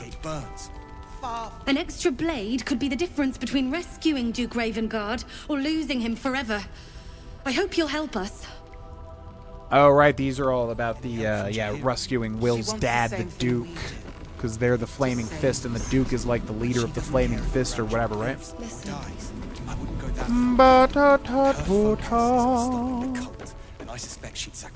Okay, so we got Fist right here. You're heading into the towers, are you? Good. I pray it's not too late for Duke Ravengard. I'm wondering how close the towers are actually going to be to what I'm imagining them as. Because I'm just imagining, like, gigantic, like, kind of white towers that have, like, the arches underneath, and they're kind of, like, over some sort of, like, pool of water. That anyone who goes charging into those shadows is dead. Okay, we have Fist LR. Flame color. That's your name, isn't it? Art color? I'm Fist Jalar. Nathaniel and me climbing up a tree. We need you, sir. One of our own's been taken, a Grand Duke. You might know something that could help us bring him back. We found him out in the shadows, just wandering. Nothing survives out there for long. Don't know how he made it, or where he came from. This is no physical ailment. It is a spiritual malaise. The man's mind has been gripped by the Shadowfell, yet it has not broken. The mind has not broken?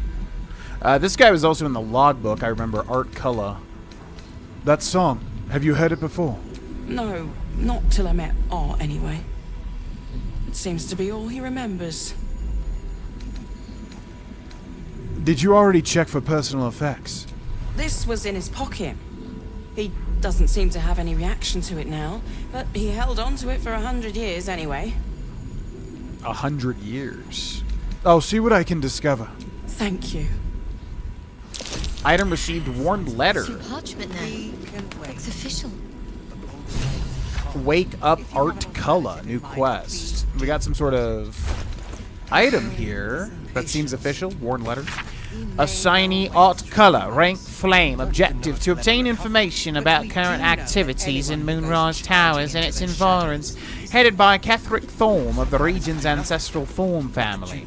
Orders: take lodging in the Last Light Inn and begin investigating in the local House of Healing. Reports indicate corruption, but no corroboration has yet been obtained. Note, the region's Thorm family are long-standing devotees of Selûne, but rumors indicate a Sharan enclave might be gaining momentum. Investigate and report. Signed, Grand Duke Elton. But her focus is on stopping the cult, and I suspect she'd sacrifice anyone to achieve that.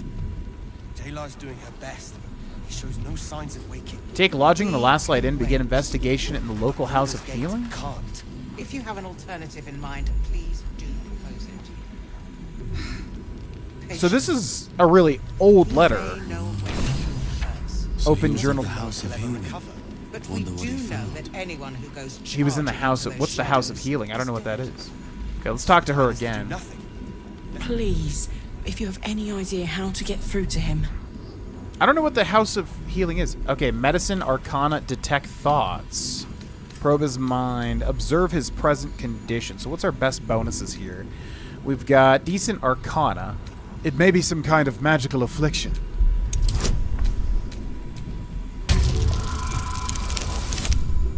That'll do it.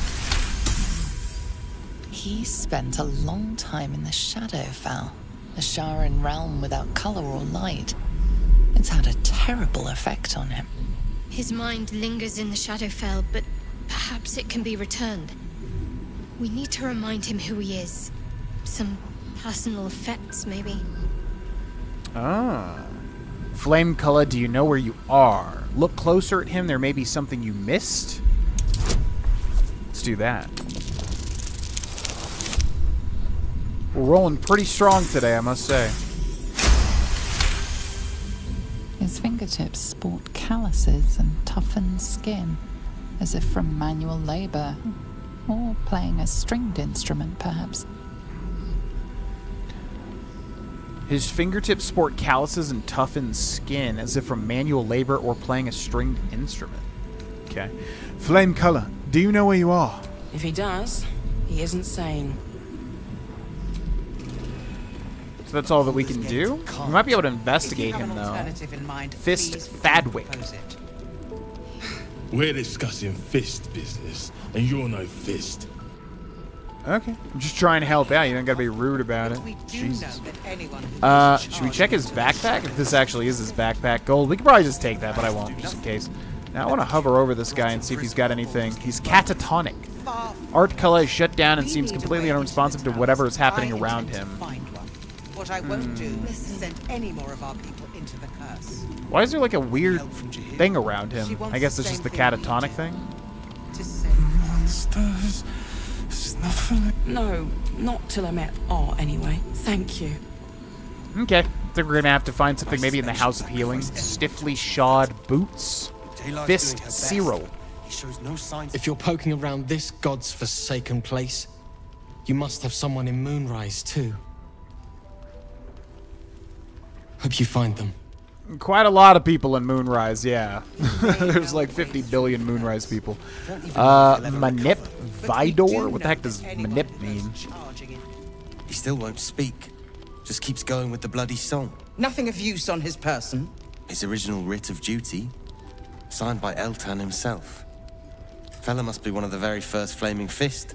He must know something. Let's not give up on him yet. Oh yeah, it's that elf chick. The Duchess or whoever the We heck. believe the cultists Counselor. have taken Duke Ravengard to Moonrise Towers. I don't suppose you found a way in. Not yet, no. What's up, Ghost Ninja? Welcome in. Going well. Going well.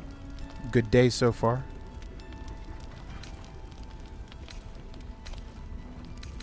What's with the fellow in the cot? Isabel cleared this place, and he just appeared. We think he's staying at the inn when the curse fell, which means he's been trapped inside for a century. It beggars belief he's alive at all. Hopefully, he'll come round. Tell us something useful about getting through the shadows. Right now, he seems to have little more to him than a refrain from some song or other. Okay, so that song is really important. What can you tell me about Isabel? Wait, who's Isabel? What can you tell me about Isabel? Cleric of Saluna.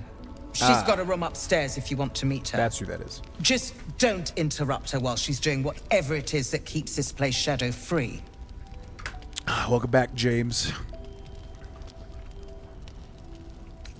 I'd like to talk to him. Wouldn't we all? I'm not even sure he's fully conscious, but feel free to say hello. Maybe a new face will inspire him. Unfortunately, I won't be here when he comes around. I'm heading to Baldur's Gate to seek reinforcements. The Council sent a carrier pigeon with news that the city has been dealing with absolutist attacks. The Steel Watch is holding strong. I'll request that Lord Gortash send some of them to aid in the fight against Moonrise. The curse won't harm them. Holy shit. That's my old boss. The guy who sold me to Zariel. You know the name Gortash, a counselor with considerable influence on Baldurian industry and politics. But he is no lord. Oh, okay. That's interesting. Because, yeah, like I said, I know Gortash is an important character. He sounds like he's pulling the strings behind the scenes. Her dress cut is insane, I agree. Lord Gortash. I thought he was no more than a counselor. Lord Gortash is the man responsible for the creation of the Steel Watch. It's no wonder he earned the title. The Steel Watch are the future of warfare. Gondian automatons that can be sent into battle without risking any lives, except those of our enemies. Lord Gortash had only completed work on the prototypes before Ravengard and I left for Elturel, but even they were formidable. With the Steel Watch at our backs, we can storm the tower whatever Ketheric throws at us, I'm sure of it. I'll do my best, but there's every chance I'll fall to the curse or the cult before I reach the city. Don't count on me and assume no aid is coming. Work with Jaheira. That Harper's mind is as sharp as her blade. Follow her guidance. Farewell. We'll meet again, God's willing. Yeah, I just noticed her dress is like, her thighs are like on full display. I didn't even realize that before.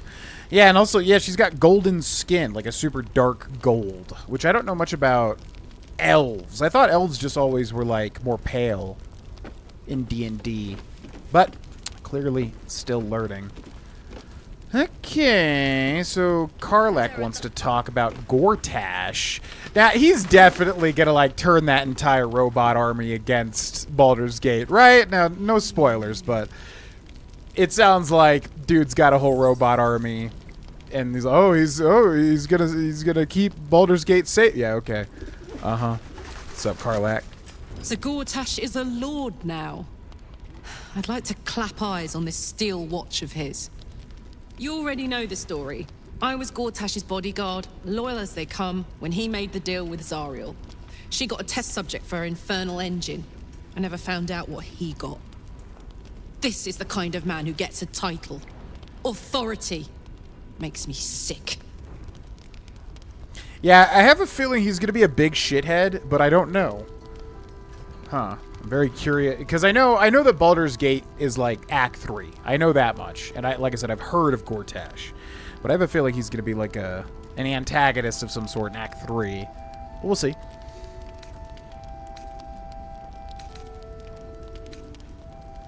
Whatever this steel watch is, it must be quite impressive. You know what? It probably is. Man has a talent for nuts and bolts. Weapons, too. Hopefully, whatever he's made really is helping defend the city. I'm sure there's a catch, but I guess we'll find out when we get to the city. Home. Gods, I can't wait. Even Gortash can't spoil that. She said the word authority? Is that like some thing that I don't understand? Okay, well, I don't know. This game's tricky because, like, you'll talk to everybody, but there'll still be, like, things that you should talk to them about, you know? But I'm going to assume we're good for now. I think that is... God, this game is so in-depth, man. Like, I think that's everybody talked to on the first floor, which has taken quite a long time. But it just sucks because it's like I want to do it all, but it also takes so much time, and I do want to get to the action, too. But what can you do? You just got to absorb it best you can.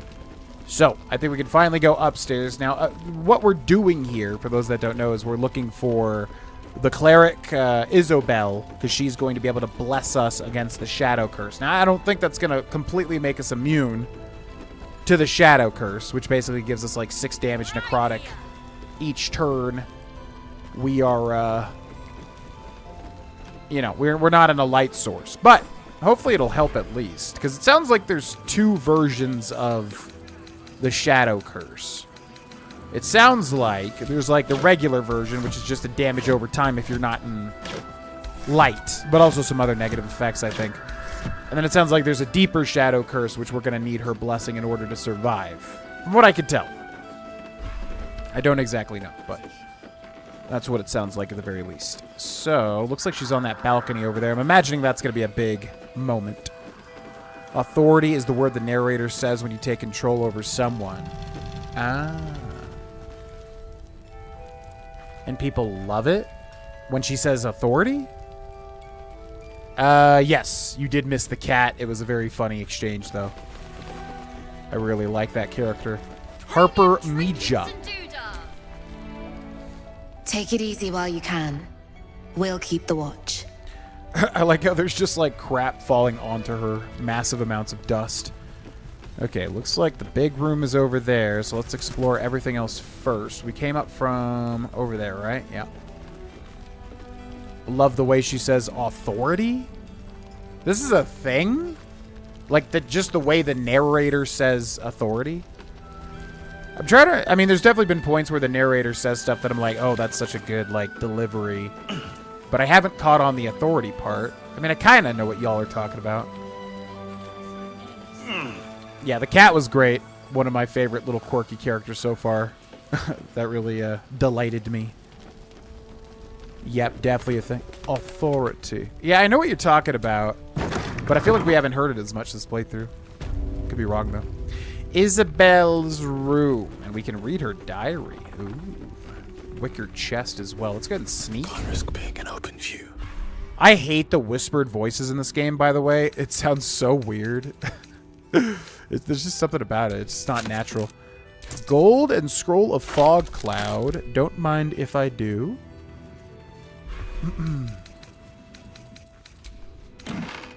Ooh, Selenite robe. Okay, interesting. Let's go ahead and head over. I guess we should check any of the stuff that might have something interesting in it. Isabel's diary, and it's illegal to read, or it's illegal to take, I guess. Ever since I returned, there's been a filth in me. I feel it in my very lungs. I cannot get it out. It will never out this death that reeks within me. There are some things even the Moon Maiden cannot heal. There are some things she would never accept in her devoted. I should never have come back. That sounds like she is not your average cleric. Elven bust. What? Where? Oh. Interesting. Use? A bust of Ketheric Thorm as he once was. A devotee of Selûne. Oh. Ooh, what is this? Crescent moon earring. Okay. Selenite amulet. I mean, it definitely... I don't know if any of this stuff is, like, unique, but... that's it. Yeah, because there's a thing about, like, Ketheric Thorm getting, like, corrupted or something, because he was a,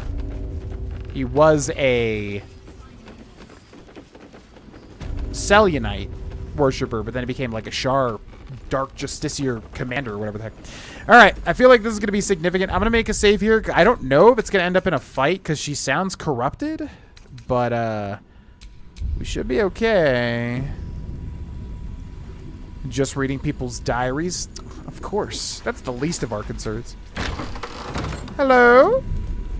Oh, she's got a whole thing. Isabel, level 5, servant of Selûne. Oh my god.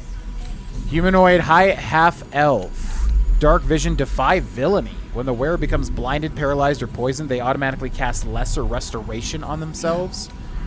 Fey ancestry, potent spellcasting. Your god grants you even more intense power. You can add your wisdom modifier to the damage you deal with cleric cantrips. Selûne's protection. While the wearer has mage armor, each successful saving throw causes the source of the saving throw to take 1 to 4 radiant damage. So why does she have all that stuff? It almost like they could give her this stuff for, like, you know, flavor, or maybe if the player just attacks her for no reason. But that's interesting. She's got like a lot of buffs there. All right, hi.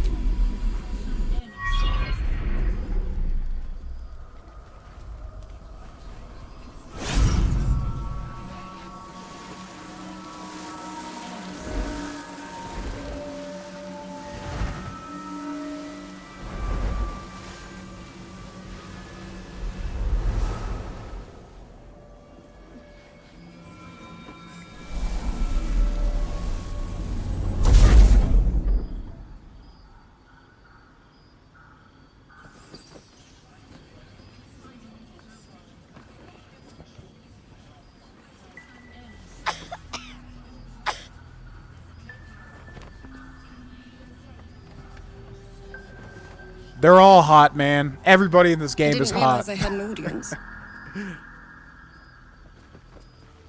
New character, The you can true expect them to be soul hot. Who's going to save us all? I'm Isabel. Pleased to meet you. Okay.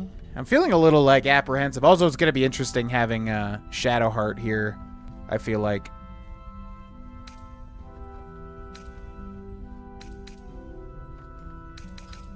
And you. I've heard you're the protector of this inn, the banisher of shadows. Myself and Our Lady are doing what we can to hold the line. I hear you and your tadpole will be our offense. Free from the Absolute's influence, yet able to walk among cultists. It's almost too good to be true. But I'd be a poor cleric indeed not to avail of a blessing when I see one. Let me guess. Jaheira sent you to beg a protection spell off her favorite cleric.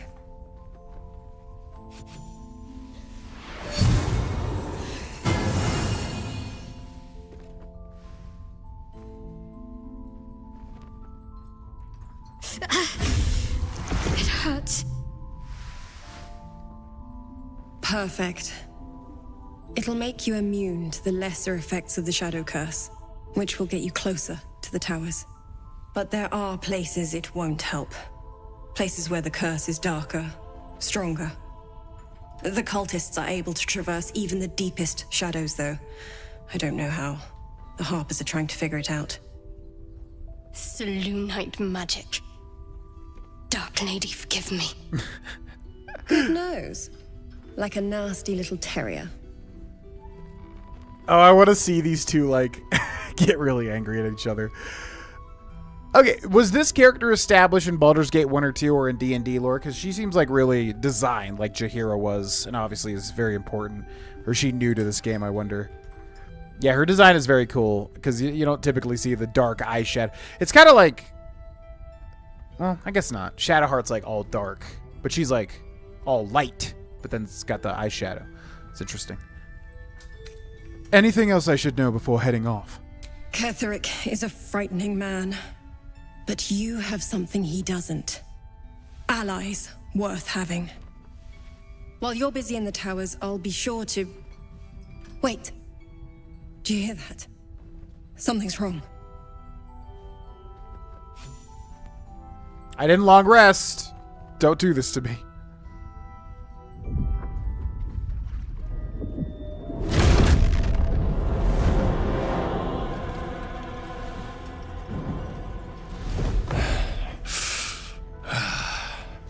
Hello, Isabel.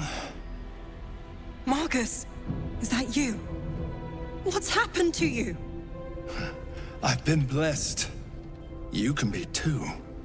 Come with me, and you can hear all about it from Ketherick himself. Okay. This guy's a flaming fist, so he was a Baldur's Gate, like, guard, but he's got, like, dark Sephiroth wings now. Think she's new to this game? I say we follow the winged freak. What are you? True soul, my instructions are clear. Take the girl to Ketherick, alive. Oh. This is so cool, like, D&D wise, because you can just see it on paper, like, the DM being like, suddenly a winged man appears on the balcony. Okay. Take this girl alive. He thinks we're a true soul, which we're not, because I still don't really understand the distinction. A true soul is, like, under the cult of the Absolute, but we're not a part of the cult of the Absolute, so why do they always assume that, if I'm understanding that correctly? Touch her and I'll kill you. I'm not like you. I don't take orders from the Absolute's cronies. Sounds like fun. I'm with you. What does he want with her? Probe his thoughts for more information. Yeah, let's do it. What's our wisdom? Just a flat wisdom? Oof. That could end up bad. What does he want with her? What's going on? If you have something to say, say it.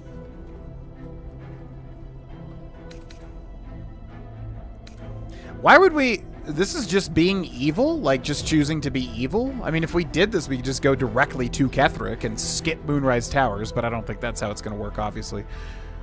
Okay, I mean, I guess we'll be on this lady's side. This guy clearly seems evil. Marcus is trying to kidnap you, Isabel. We're going to need to fight our way out of this one. Pathetic. The Absolute sees all. Your treachery will be punished. The Absolute. Of course. You can't believe them, Marcus. Ketherick will never give you whatever it is you've been promised. He already has. Ew. Time to go, Isabel.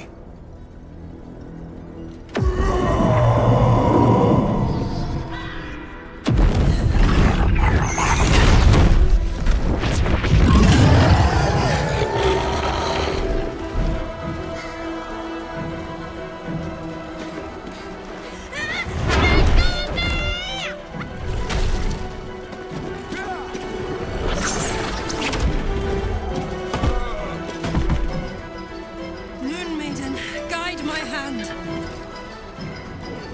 What's that weapon? Whoa! Attack of opportunity for 5 immediately. Oh god, this was the worst time. Should I do a long rest before this? Acolyte Moonweaver's prayer. I wonder if I should reload and do a long rest, because I was thinking, I'm like, I don't know. I was 50-50 on it. Yeah, I think I'm going to reload, because like this is, we could probably do it. Yeah, we could definitely probably still do it. I feel like we're pretty powerful and all that, but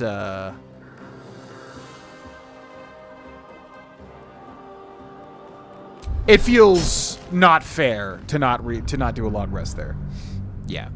Yeah, yeah, that I feel like they should give you a little bit more of a hint, but I guess, I mean, ultimately, you know, you're about to do something big, you should do a long rest. Anyways, I was 50-50 on it, so I'm going to long rest because that's a lot of stuff that we don't have at the moment for a big fight there. Do bo-dee-doo. I guess it's because no body has resisted the mind flare before us.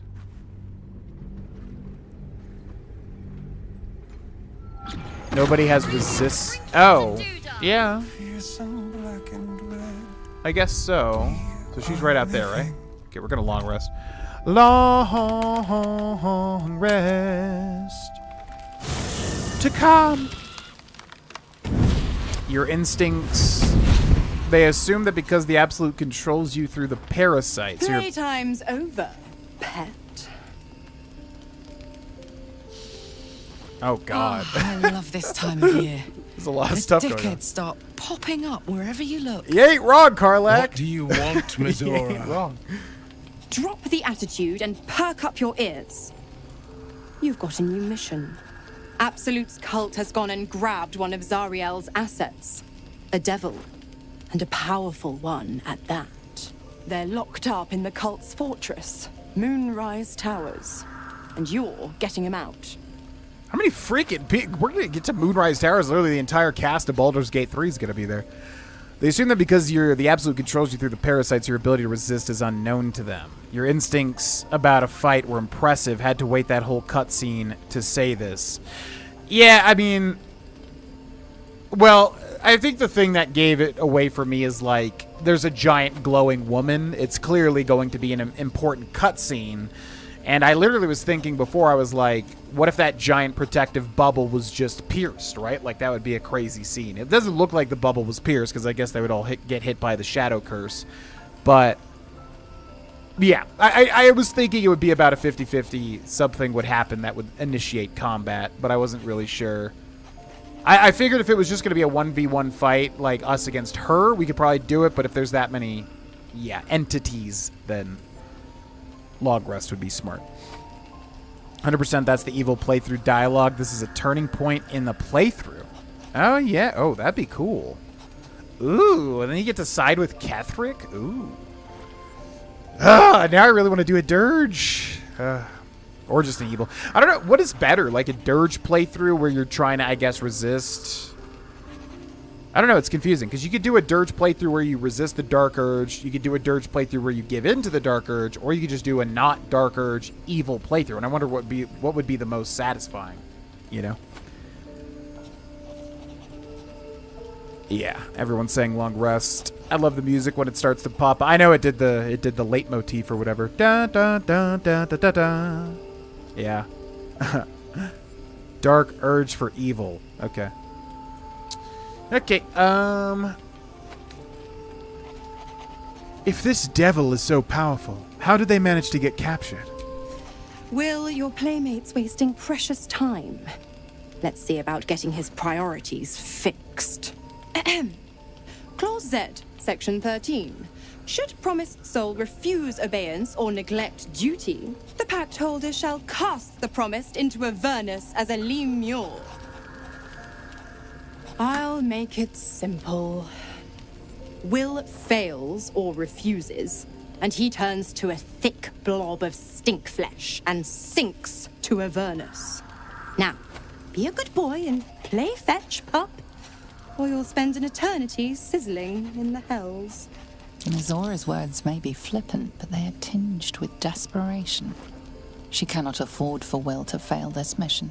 This may be your best chance to negotiate Will out of his pact. Oh. Interesting. We'll rescue your asset on one condition. I will make sure it's... Well, it says we can get him out of the pact, and yet we're gonna... We'll rescue... Okay, so we know she's desperate, which is interesting. We'll rescue your asset on one condition. Oh, and what condition is that? Your mind links with Will's, drawn in by his increasing panic. What are you doing? Respond to Will in your mind. Trust me, you end Will's pact and go your separate ways. Shake your head. Never mind, you'll do as Mizora says. Alright. Let's tell Will to trust us, I guess. These kind of accomplish the same thing. Will relaxes, and your connection fades. Mizora, we'll rescue this asset if you release Will from his pact. Interesting.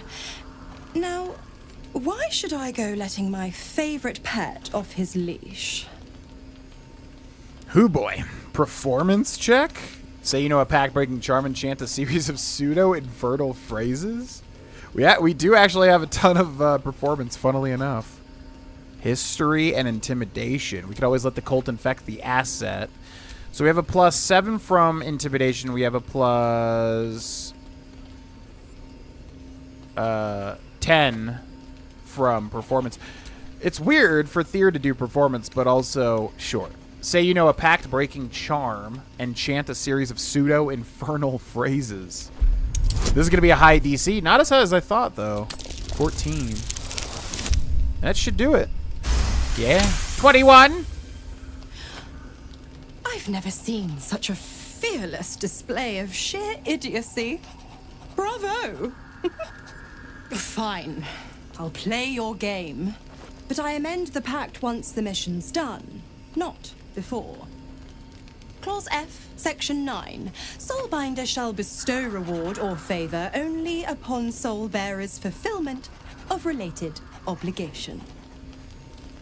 You've heard of this provision, better known as the You First clause. Now, to Moonrise, pet. And do mind the shadows. They've been especially hungry. I like that, like, the warlock stuff is, like, literally liturgical. Is that the right word? Like, lawyer speak and... Is that how it actually is in D&D? Because I don't really know much about warlocks, to be quite honest. But it's reminding me of the Asari planet in Mass Effect, where, like, everything... Like, you have to really watch out in terms of contracts, because everybody, like, has predatory contracts. So I'm wondering if, like, that's how it's actually done in D&D, because that's very bizarre. They have, like, actual contracts, like, that they're, you know, quoting. Because I wish there was more pack stuff with the Warlock, but I also don't know how pack stuff is done in actual D&D, because I feel like with the Paladin, you could be an Oathbreaker, and you actually see the Oathbreaker spirit or whatever the heck. So I feel like with the Warlock, you should have been able to see a patron. But I also feel like everything I've ever read about Warlocks, like, the patron stuff is not as hands-on. It just seems like you sign a deal and, like, that's it. So I don't know. It's quite interesting, though. Resist the Dark Urge's canon. Oh, I thought just Dark Urge was canon. I didn't realize it was the Resist one. My first playthrough was Resist Dark Urge. It was so good. Gosh dang it. Now I really want to know. I want to know. What happens with the Dark Urge?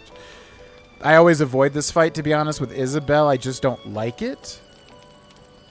Like, actually doing the fight. Really, this fight and the lead up to it is one of those top 10 moments. Oh. Hate the legalese, touche, Mizora. I love that, the you first clause. Haven't played a Warlock before, so I'm not sure. Yeah, I wish they gave the Warlock pack stuff, like talking with your, you know, pack guy. But again, I don't know how that works, because I was looking through, like, making a Warlock in actual D&D, and it feels like... I don't know if you have as much hand... Well, Will and Mizora have a lot of hands-on time, so... I don't know. I just wish, like, we could see our patron. Maybe that'll happen. It can vary patron to patron. Oh, okay. What up, Karlak? God damn it! Why did it have to be Mizora? Why did it have to be Zariel? We're supposed to risk our necks to get one of her assets? What if it's a runaway like me? Or something far worse? You heard Mizora. This is the last thing Will has to do for her. Then he's free. I want to believe that as much as you do. Almost as much as Will does. But I just know there will be more to the story. There always is. It's a bad idea to play games with the devil. You'd never win. Not ever. But that's what a Warlock is, right? You've already played the game with the devil. You're kind of screwed. You're in it. But, I mean, if she says we'll do that and then she'll let him go, I would imagine she has to do that, right? Because why would anybody ever take, you know, become a Warlock if they just would be like, nah, you're screwed. Screw you. Astarion, interesting. You know, I feel a connection between us. Like we're two souls walking the same path. You might be a little naive in the ways of the world, but I see promise in you. Ambition. Okay. Trust me, I'm nothing like you.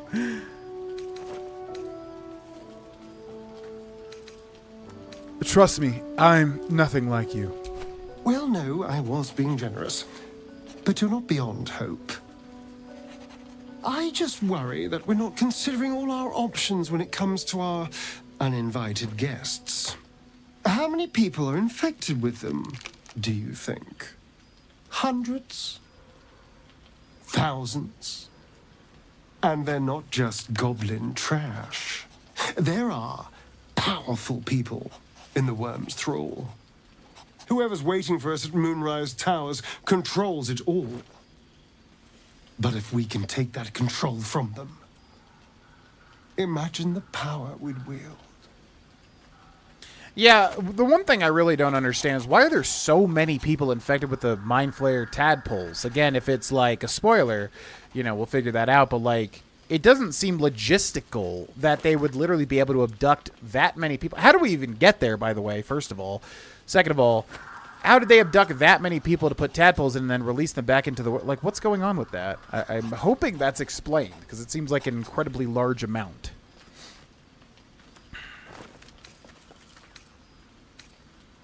Then how would we do that? Exactly. I mean, I assume there's some device controlling these things, so we find that.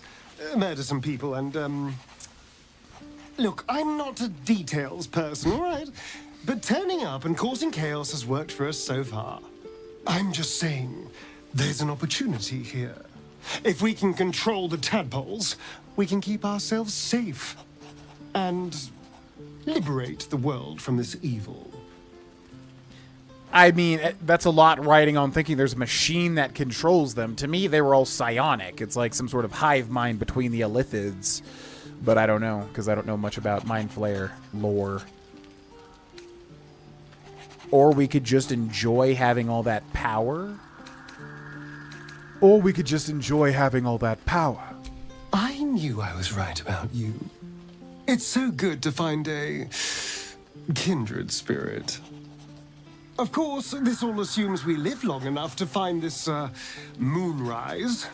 But I'm feeling optimistic. He's saying he thinks we'll find a Mind Flayer tadpole control machine in Moonrise Towers? That seems a bit far-fetched. But what do I know? Could happen. Okay, we got Will over here. The more bullshit she pours, the more of it I'm forced to swallow. Mazora set me on fiends inside and outside the Hells. She's never ordered a rescue. Gods. She makes a mockery of everything the Blade stands for. Such an asshole. A vicious mockery.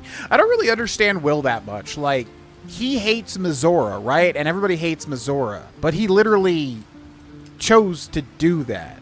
Like, he chose to sign a pact with Mazora.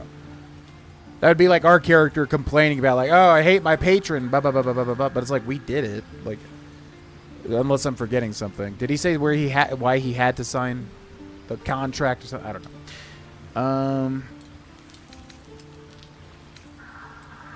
Any idea who this devil is that needs freeing? Not a one. All that matters is that we free it. Fail.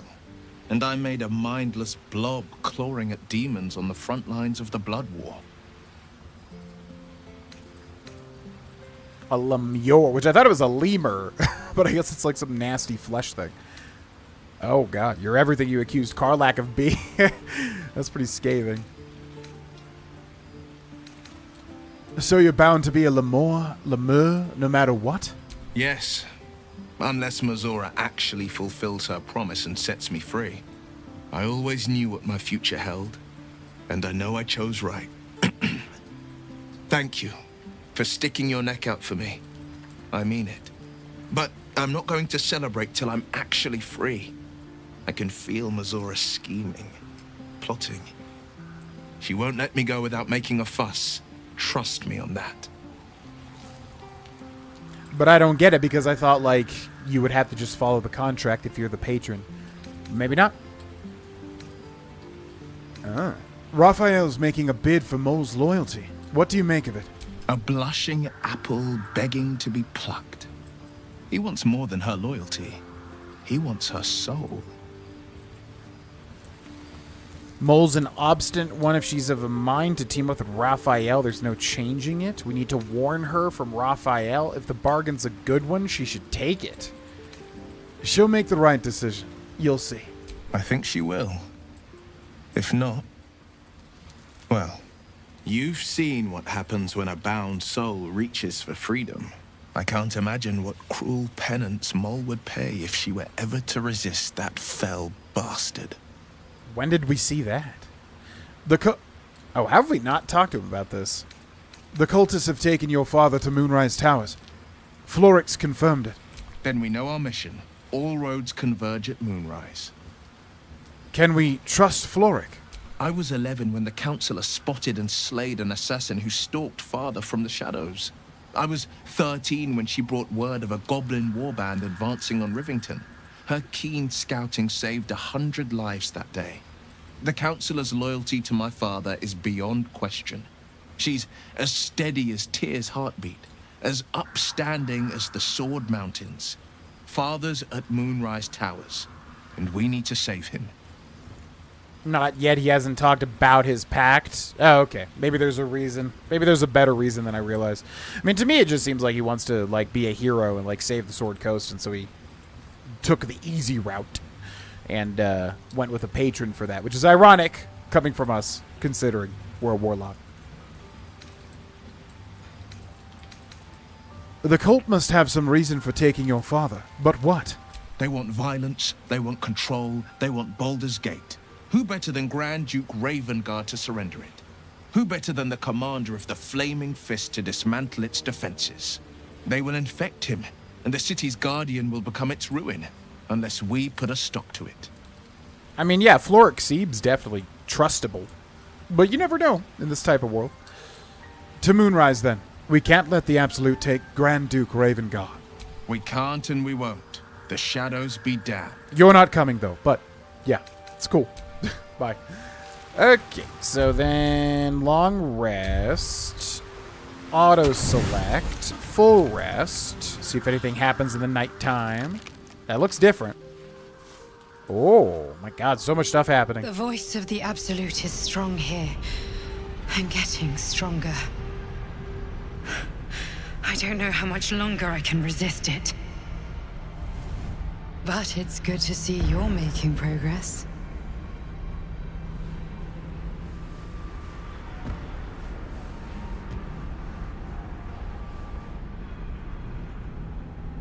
You took an unexpected route here. You did a brave thing, saving those people in the Grove. She definitely had an outfit change, right? Like, I don't know if that's just the game having her in, like, her night clothes because it's night and everybody's going to bed. But also she's in the astral plane. Why would that even matter? Yeah, she definitely looks way different. I don't know if that's intentional or not.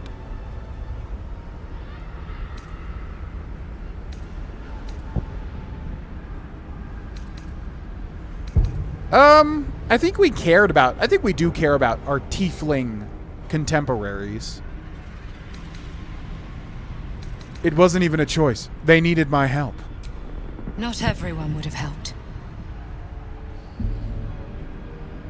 The hurt runs deeper than she's willing to show you. The hurt runs deeper than she's willing to show you. Focus, don't you dare drop my protection? What is it? The voice of the Absolute. Stronger this time.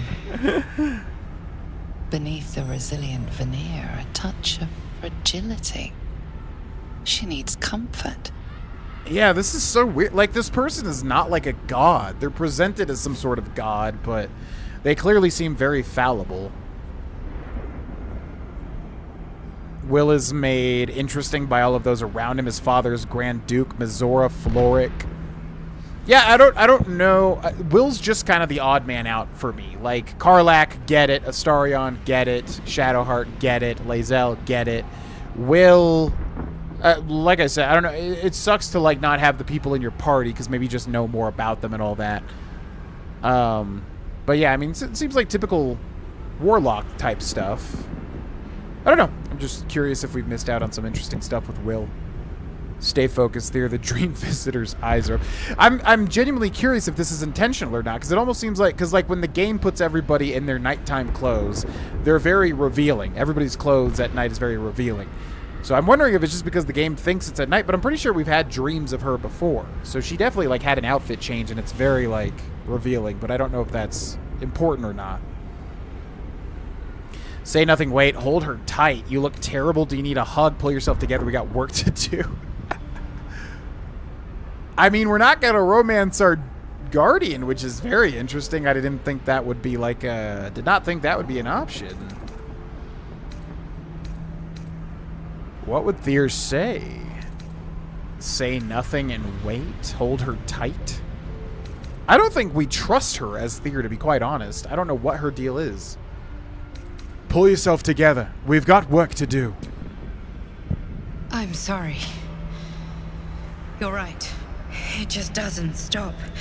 We are being bombarded by waves of telepathic energy. Wave after wave with hardly a breath between them. I almost dare not rest. Each wave a set of orders to the infected. The order for your transformation has been given many times already. Each wave a set of orders for the infected? Yeah, so it's the whole thing is like a psychological battle. And they want to stop us and turn us. So you keep on saying, why should I believe you? I'm not going to argue with you, but pray you never find out. I am the only one who can resist the Absolute's influence.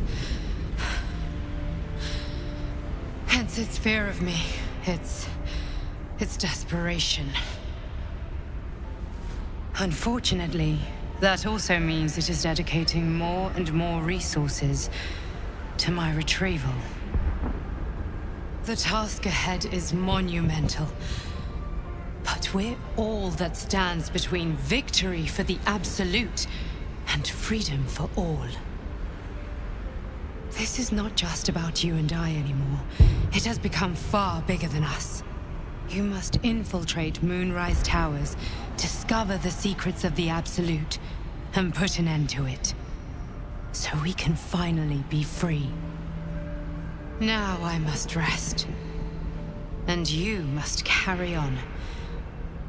Do not let my efforts be in vain. Okay. I don't trust her. I think I'm going to maintain that mistrust, mainly because she will not tell us anything. She's keeping everything secretive, which typically, there just better be a very good reason for that. Also, before I forget, I think we need to switch Thier's weapons around. Oh, it's because we have the torch out. That torch is so annoying for this part of the game. Okay, leave camp.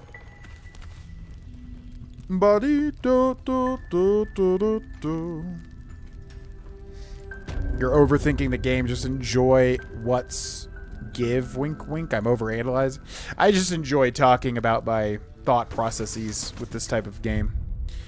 I'm not really trying to ask for answers or anything. I'm just putting my thoughts out there into the world. To be fair, when it comes to romance, I overthink everything, so that just makes the game feel more real. And the plot continues to thicken. This is why I love Act 2. The plot points start to really move. Yeah, I'm very, as I keep saying, I'm very interested in, like, the overall mystery of what's happening here. Very, very interested. As usual when it comes to any sort of mysterious thing. Is this my offhand? This is definitely my offhand, right? Because the main one would be the main hand. So I'm going to switch this to this, because I need to attack with the offhand weapon. So that should be in the offhand, right? I would think. Alright. Here we go. The big old fight. Thier, yeah. Save here. Ba-dee-da-doo-da-doo-doo. I didn't realize. The true soul who's going to save us all. I'm Isabel. Pleased to meet you. Myself free. It'll make. But the cult.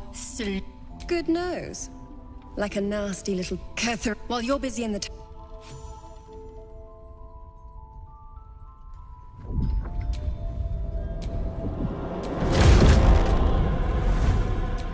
Marcus, is that you? I've been blessed. You can be too. True soul. My instructions are clear. Take the girl to Kethering. What's going on? If you have something pathetic. Yeah, you can't. Time to go.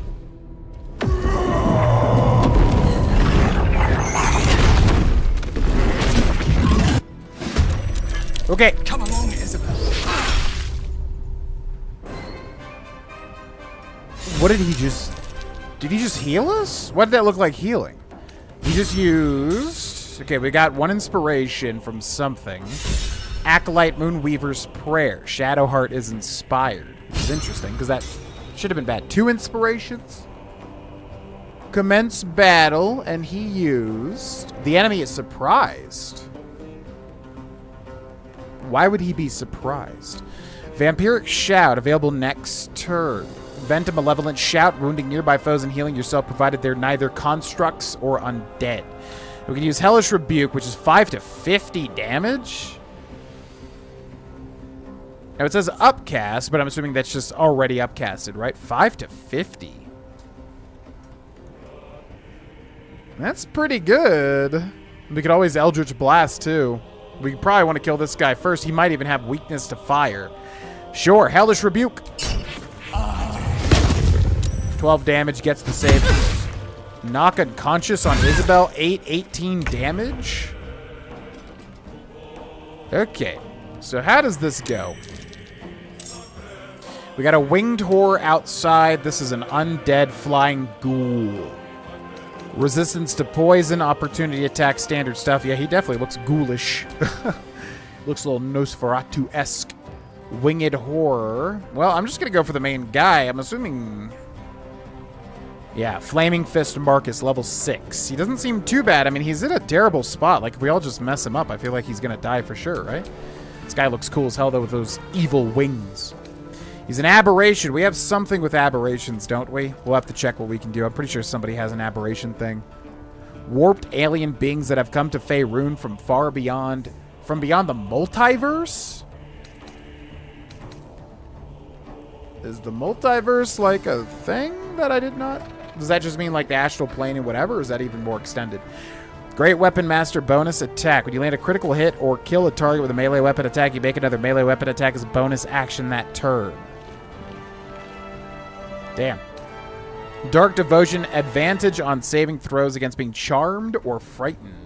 Extra attack, Feral Instinct. You have honed your instincts to the utmost degree. You gain a +3 bonus to initiative and can't be surprised. Why did it say enemy was surprised? I'm assuming he's not surprised.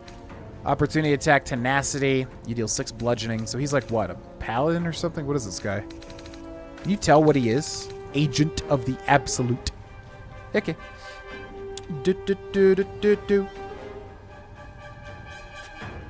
Oh, you've been blessed, so you don't need the torch. Oh. Right. What happened? What do you mean? Yeah, what James is saying. I miss why he long rested.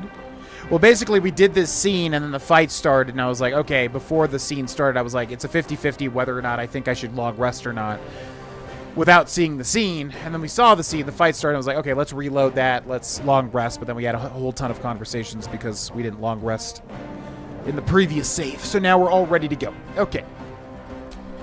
And then what's this guy? This guy's just he has no resistances. So to my knowledge, we should absolutely destroy this guy. I'm kind of confused, but all right.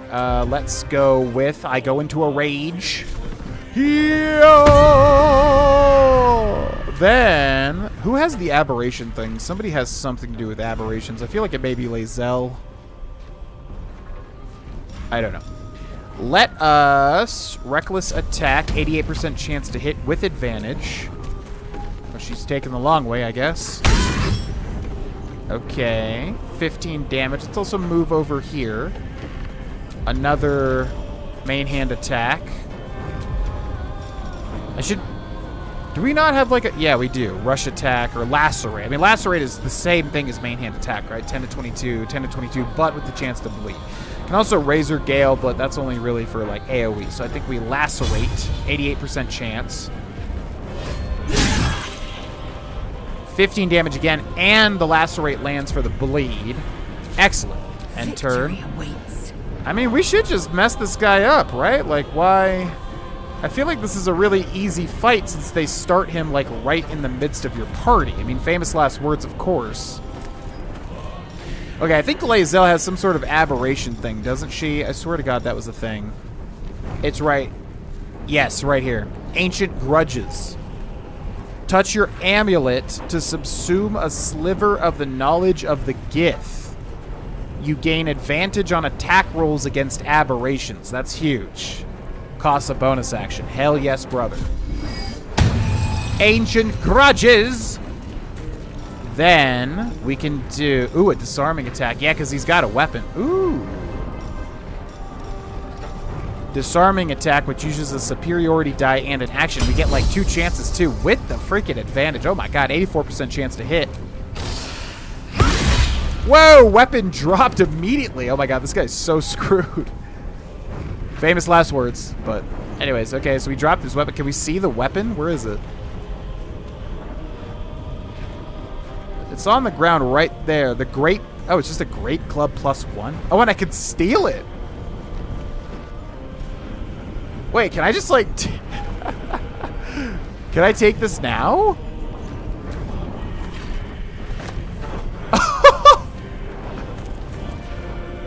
That doesn't even take an action to steal that? What? Okay.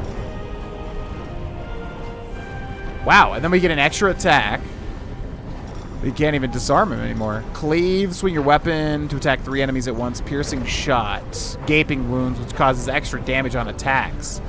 Let's do it. No, that's a ranged attack.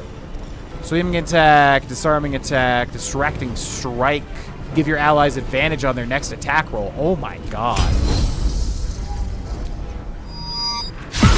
Come on. I knew it too. I was like, Lae'zel's landing way too many 80% chances. She's got to miss eventually, and there it is. Okay, action surge. So we get another action. We're going to go for another distracting strike. 84% chance. Wow. Distracted, so now everybody gets advantage. This guy's so screwed. We'll just do a lacerate, right? Even though he's already bleeding, so it probably doesn't do anything. Yep. 7 plus 3 plus 2. The bleeding goes away, but is he still bleeding? He is still bleeding. Okay. Winged Horror. Flies. The hell? Okay, do not heal your master, whatever you do. Claws on Isabel, 18 damage, but gets the save.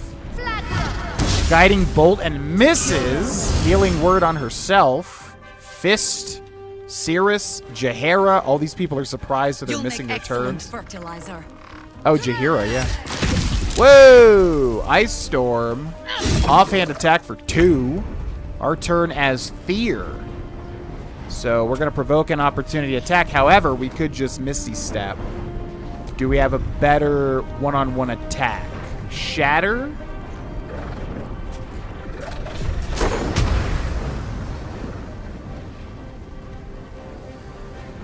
He's at 10 damage. I literally could just Misty Step away and then obliterate him with Eldritch Blast. Do we have, like, no melee option?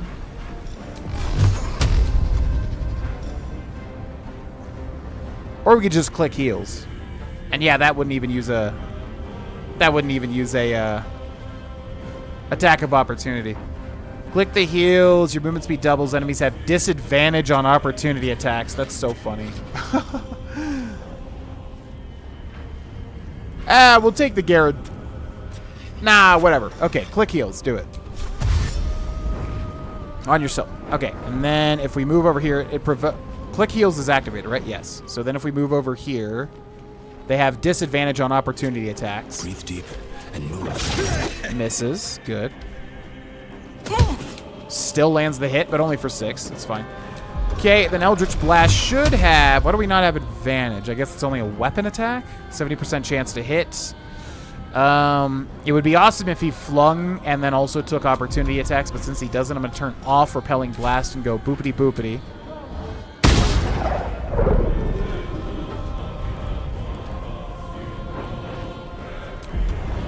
Okay!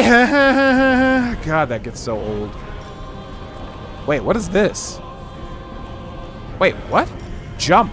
From what? Why can I... Alright, screw that. I'm gonna drink a potion. Oh, I can't drink a... Okay, fine. Faith will protect me. Ugh, so frustrating. Alright, so if we do a wait, shouldn't I have attack of opportunity? I'm confused. Shouldn't I have advantage on attack rolls? I thought we just did that with Lae'zel. The hell? Okay, so if we do, what is it? Beacon, Spirit Guardians. Call forth spirits to protect you. Nearby enemies take 3 to 24 radiant damage or 3 to 24 necrotic. Their movement speed is halved. Requires concentration. So let's do that. And I'm going to upcast it. I don't know if that... Oh, one's necrotic and one's holy. Well, let's go holy. Then we got 4, and we got... Yeah, let's do 4.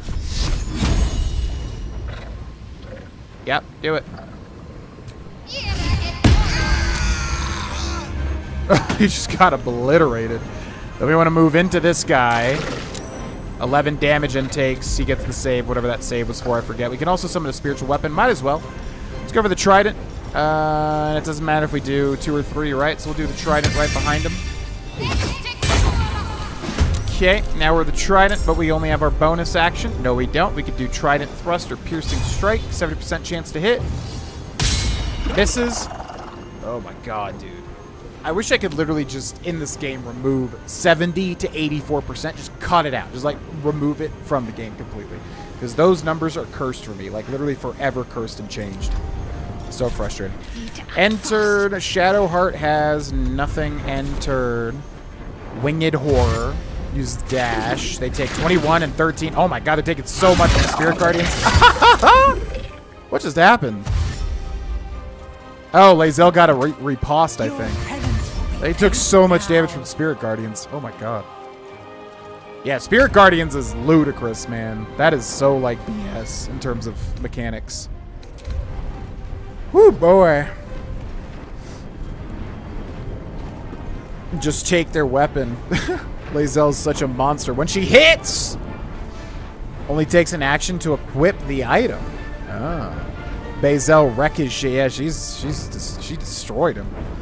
We need to do a power VOD watching and calculate all the misses. Somebody please do that, because I know I get salty about it, and it's annoying as hell because it's like, I know I shouldn't be salty, but it's so frequent. Somebody please go through this entire playthrough and calculate the chances of missing all those times. It's infinitely unlikely, I promise you. It's crazy. Please. Somebody make me not seem crazy, please. Okay, what happened there? Reckless attack. Surprised. Wait, what even? Okay, I don't know. I think somebody got killed by a riposte and they all took, like, Spirit Guardian damage or whatever. Okay, that's fine. Anyways, reckless attack. What does Bull Rush do? Charge forward and possibly knock your foes back, and it deals damage. Oh my god, the Razor Gale. Oh, that's huge. Can we hit them? Who are we taking a... Can I get, like, right here? Provokes attack of opportunity. From who? Oh, this guy. Am I, like, not in this guy's space right now? Oh. What? I'm confused. I'm, like, engaged with this guy. Okay, so I can move here. Yeah. Alright, so move there. And then Razor Gale. Does it hit both? You have to look at the little rings on the ground, right? But we don't want to hit our friends. I can see one ring. Yeah, I think that's good. I think it's only hitting them two, right? Go! I think that's one dead. Then we have a bonus action. Reckless attack this guy. 98% chance to hit. Hits for 12, and then we can also do a frenzied strike. Yep. Cool beans, and we'll threaten this guy. End turn. We're now Lae'zel. Lae'zel should just... Oh, no. Who would win? One Githyanki or an 80%? All right, come on, Lae'zel. Come on. Good. Thank you. Appreciate that. All right, now we got like 100 freaking goblins. What are these things called? Freaking 100 freaking whatever these things are.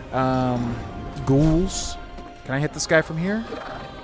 49% chance with disadvantage. Target is outside of normal range. I believe. All right, end turn. Winged Horror. Takes opportunity attack for 7. Uses fly. Flies up here. Takes 8. Takes 12 radiant damage. Somehow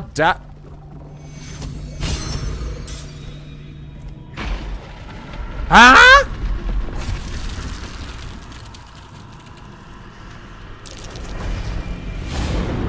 There's rolls happening. What just happened?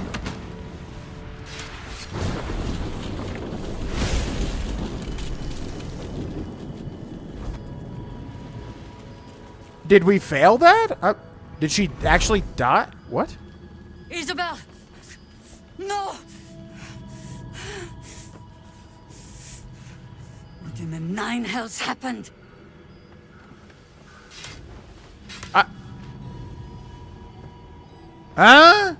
Okay, here's my question. Is that very likely to happen? Because if so, that's fine. I don't care. Or did we just mess up? Like, that is why I don't do this? What? Okay, is that very likely to happen? Because, like, I did not know they could literally just fly in there and, like, paralyze her and take her. That's crazy. It's better if it doesn't? The hell? We, like, killed them all. Alright, I guess here's what I'm asking without any spoilers. Should I reload that? Is it that important? Or can we just roll with that punch? Because, like, everything else went amazing, and then they just did I don't even know what the hell they did. They literally just flew to her and, like, okay, bye. Like, I couldn't even... Like, what the hell was that? So, is that... Should I reload that, or should we just roll with that punch? Yes, it's that important... Oh, my God. Reload? That's great. What? What did they even do? I couldn't even see because there were so much things happening. What the hell? All right, everybody's saying reload. That is so lame.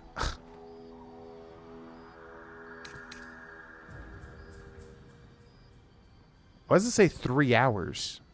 Huh? What's 3 hours? Oh, the stream? That's super duper lame. So what did they do? They used a spell on her that just instantly triggers that cutscene? Is that what happened? I'm confused. They like flew in so they don't take attacks of opportunity because I'm sure they would have gotten obliterated.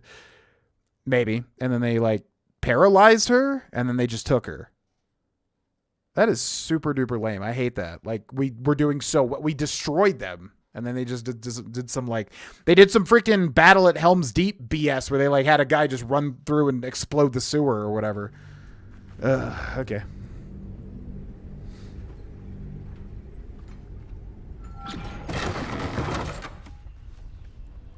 In many cases, it's the next attack that has advantage, either that or if you hit him with Lae'zel after the distracting strike. Yeah, I'm assuming it was a one-time thing, and that's what I was getting confused at. I just thought it said, like, your allies have, you know, advantage, so I thought it was a multi-round thing, but that does sound too overpowered. What does the green outlines mean? Are those people neutral? Green is ally? Or, yeah, they're either neutral or they're an ally. Yeah, an ally, yep. Spirit Guardians is insane. I just got it, or a very similar thing trying to Spirit Shroud with my Paladin. Oh. When do you get that? Because I don't have that on my Paladin. They knocked her out. It's likely to happen. You can stop it. It's that important. Yeah, I guess we're just supposed to I mean, I literally was around her that whole time. I literally just had, like, Lae'zel move outside the room. So that's really stupid, because, like, we didn't even do anything wrong, I feel like. But it's very interesting to experience. If you didn't reload, the bubble is broken and all the good people turn into blights, and it's just you and Jaheira against them. Oh my god. Holy crap. Yeah, that's crazy that much can change. It happens when her HP goes to 0. Okay. You're telling me this master cleric can't even heal herself? She healed herself for like 8. Many people have that happen in their first playthrough, even a good one, because no one knows that they aren't really there to win the fight. They're there to steal her. The light doesn't protect the people anymore. Right, right. I didn't think the light would turn people into monsters, though. What? Oh, level 9. Wow, okay. Well, I think we're like level 7 in our campaign. All right, fine. Well, yeah, I wish... I don't know. That's... Yeah, that's whatever. Okay. Sure. Let's do it again. I didn't realize. The true soul who's going to save myself free. But the cult still. Good nose. Ketherick, while you're busy in the So I wonder, okay, so we'll just have like Shadowheart heal her, I guess, the whole time. What's up, Jotaro? Yeah, we did it amazingly. We like destroyed him, and then some. True soul, my instructions are clear. Take the. What's going on? If you have something, the apps, you can't. Time to.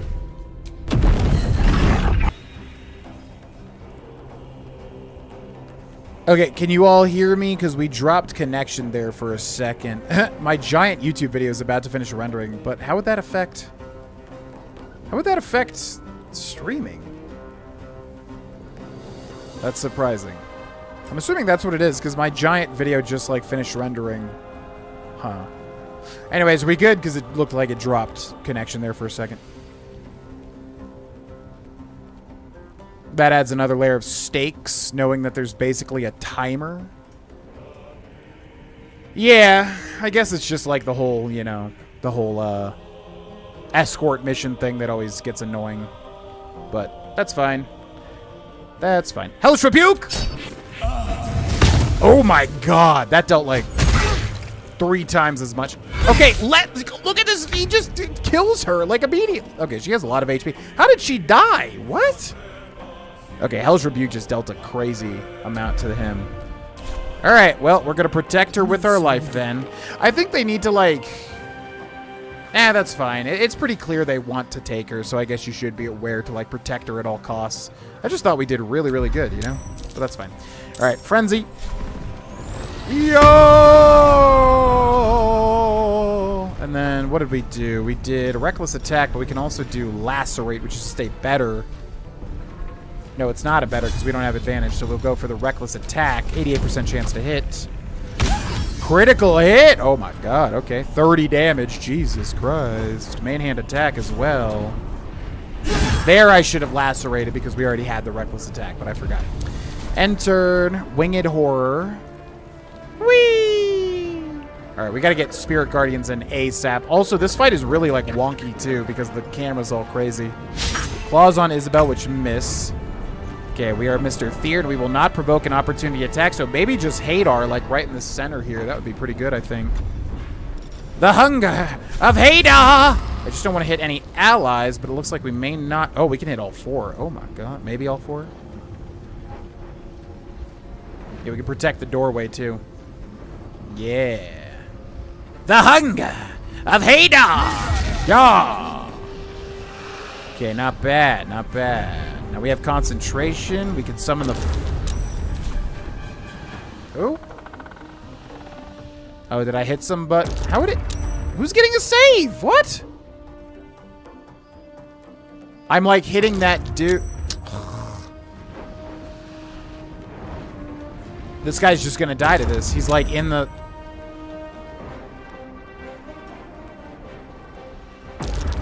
That's so annoying. The freaking Hadar's up here, bro. It's not even down there, man. This guy's just gonna die to that. The only thing is, like, if they get mad, like, you killed a flaming fist, it's like, bro, no, I just summoned the Hadar up here. All right, whatever. Anyways, Legacy of Cania, Flame Blade, then we could just attack him. Yeah, let's do it. Bonus action. Flame Blade. Item received, Flame Blade. We'll go over here. We just gotta make sure Lae'zel can get to him as well. All right, end turn. Surprise, Lae'zel's out here for some reason, but we will go for a... I think we can just kill this guy, honestly. Fainting attack, 84% chance to hit. Come on, Lae'zel. 26 damage there, not bad at all. Soul Breaker, rend the enemy's body and soul and possibly stun them. What is Underdog's Bravery? We keep getting that, and I don't know what that is. I think it's her gloves, right? What does she have? Victory awaits. The wearer gains advantage on melee attack rolls while surrounded by 2 or more foes. How are we surrounded by... Shouldn't we be surrounded by 1? Okay, whatever. I don't care. Anyways, yes. Break his soul! You utter fool. Who is this? Oh, that's Shadowheart. Okay. We can action surge and hit this guy. That might be in the Hadar, though. Bad, not bad. We're just gonna form a freaking wall around Isabel here. YouTube's giving me all sorts of weird updates. What's going on? Okay, let me know if there's any issues, folks, because it's going in and out. It's so weird. It's definitely related to my... Okay, I cannot render big projects when I'm streaming. I thought it was fine because I'm using my console, but that's definitely messing with it. Looks like we're good now, though. Shadowheart on healing duty, as should be. I just thought we could go super aggressive here, but that's fine. The Winged Horror takes 8 damage. Uses dash. Oh, from back there? Okay, Shocking Grasp. Do it! Critical miss. Damn. Dude walks into the Hunger of Hadar and takes 16 attack of opportunity damage. Okay. You'll make excellent Do it, Jaheira! Do it! Yeah! Oh my god. Whoa. Oh, is that... Oh, does that guy use Ice Storm? Ooh, there we go. Does that guy use Ice Storm in the D&D episode of... Ooh, thank you. In the D&D episode of Secret Level? I guess he must. Sorry, I'm missing so much chat. In the D&D episode of Secret Level on Amazon, there's like I think a necromancer guy that comes down and he like, or a frost lich or something. He does, I believe, Ice Storm. Pretty epic. Okay, let's catch up with the chat real quick because I'm missing a whole bunch. Do za-ba-dee-ba. In my playthrough, I used Feign Death, and they can't attack her while she is in that. Oh, yeah, because that's the catatonic state thing, right? Oh, that's smart. That's smart. one of them paralyzed her, so the next attack was a crit. Ah, that would make sense. Yeah, I think so. The stream went down literally when my video finished rendering. It was like a 3-hour video.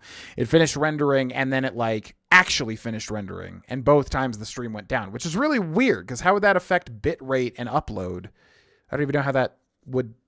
You would think that would be a completely offline thing. So anyways, I think that's why it is. So lesson learned, I'm not going to render long videos during streams. Yeah, feel free to refresh. Jahira don't play no games. No, that was a ton of damage. Ice Storm must be a really powerful spell. Yeah, exactly, Jotaro. So I'm going to type in the chat, refresh stream if you are experiencing issues. Okay. Well, this fight's going even better, so whatever. All right, Miss Shadowheart, how is Isabel doing? We're going to keep you alive, baby. 58 health. You're looking healthy. Must say, you're looking healthy. Have you been eating? You're looking great, Isabel. On my way. Oh, Spirit Guardians? Do we just have her run in there? That'd be smart, right? What does this do? Daylight? Oh, Daylight. That's huge, too. Okay, Spirit Guardians. We're going to go Radiant Damage. We're going to go Upcasted. And then if I just move in here, I'm going to like hit them all regardless of the Hadar. And yes, we take a little bit of cold damage, but who the hell cares? I can't really get there because of that dead body, though. Here, get like right here. Ha ha ha!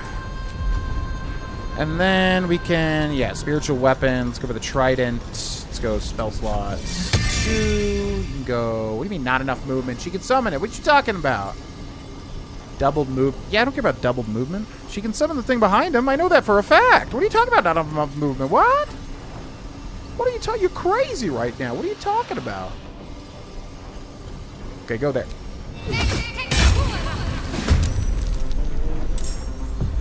Okay, cool. Done with Shadowheart. Harper, whatever. Surprised. Ranged attack, which misses. Spiritual weapon, which takes 4 from the Hadar. We're going to move back here behind this guy. Going to go for a piercing strike on this guy with advantage, which is crazy. What are we getting? Oh, because he's blinded. Oh, that's so good. Ah, come on! Why do you do this to me? All right. We're now Karlak. Let's go for the reckless attack. 98% chance to hit. Down he goes. It's only unfortunate. It sucks when you can't like really hit them because there's bodies everywhere. Let's do a manhand attack on this guy. Hits for 9+4. Then we're gonna do a frenzied strike.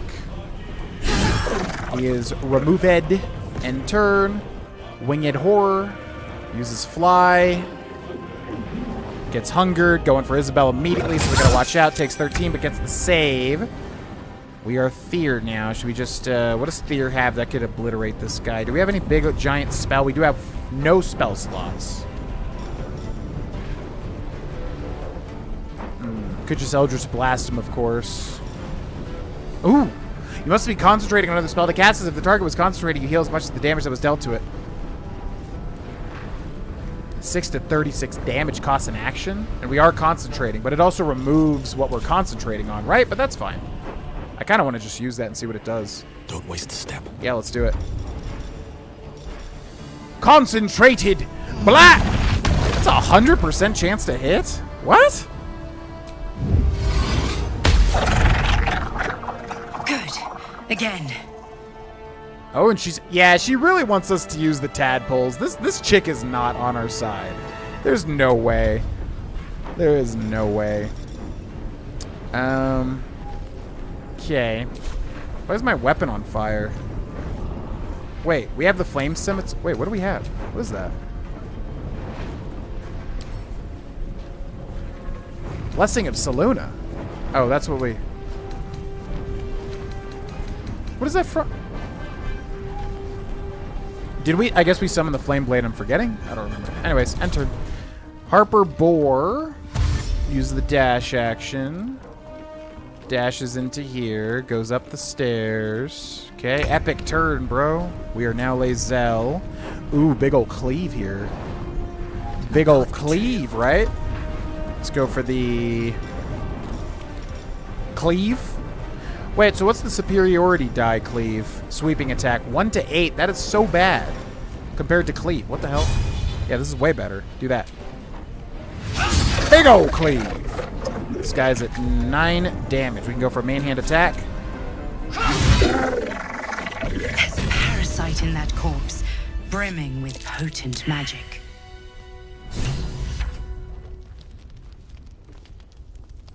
Okay. Isabel, are you all Pretty right? good. I'm fine. Marcus has been with us since the start. They've been tracking us this whole time. And that was no random attack. You were the target, Isabel. They know how important you are. But they don't know about you. Ketherick will strike again. We need you to strike first. Discover the source of his invulnerability. Make him mortal so we can make him bleed. Good luck. We're in more danger than I knew. If something happens to me, everyone in this inn is dead.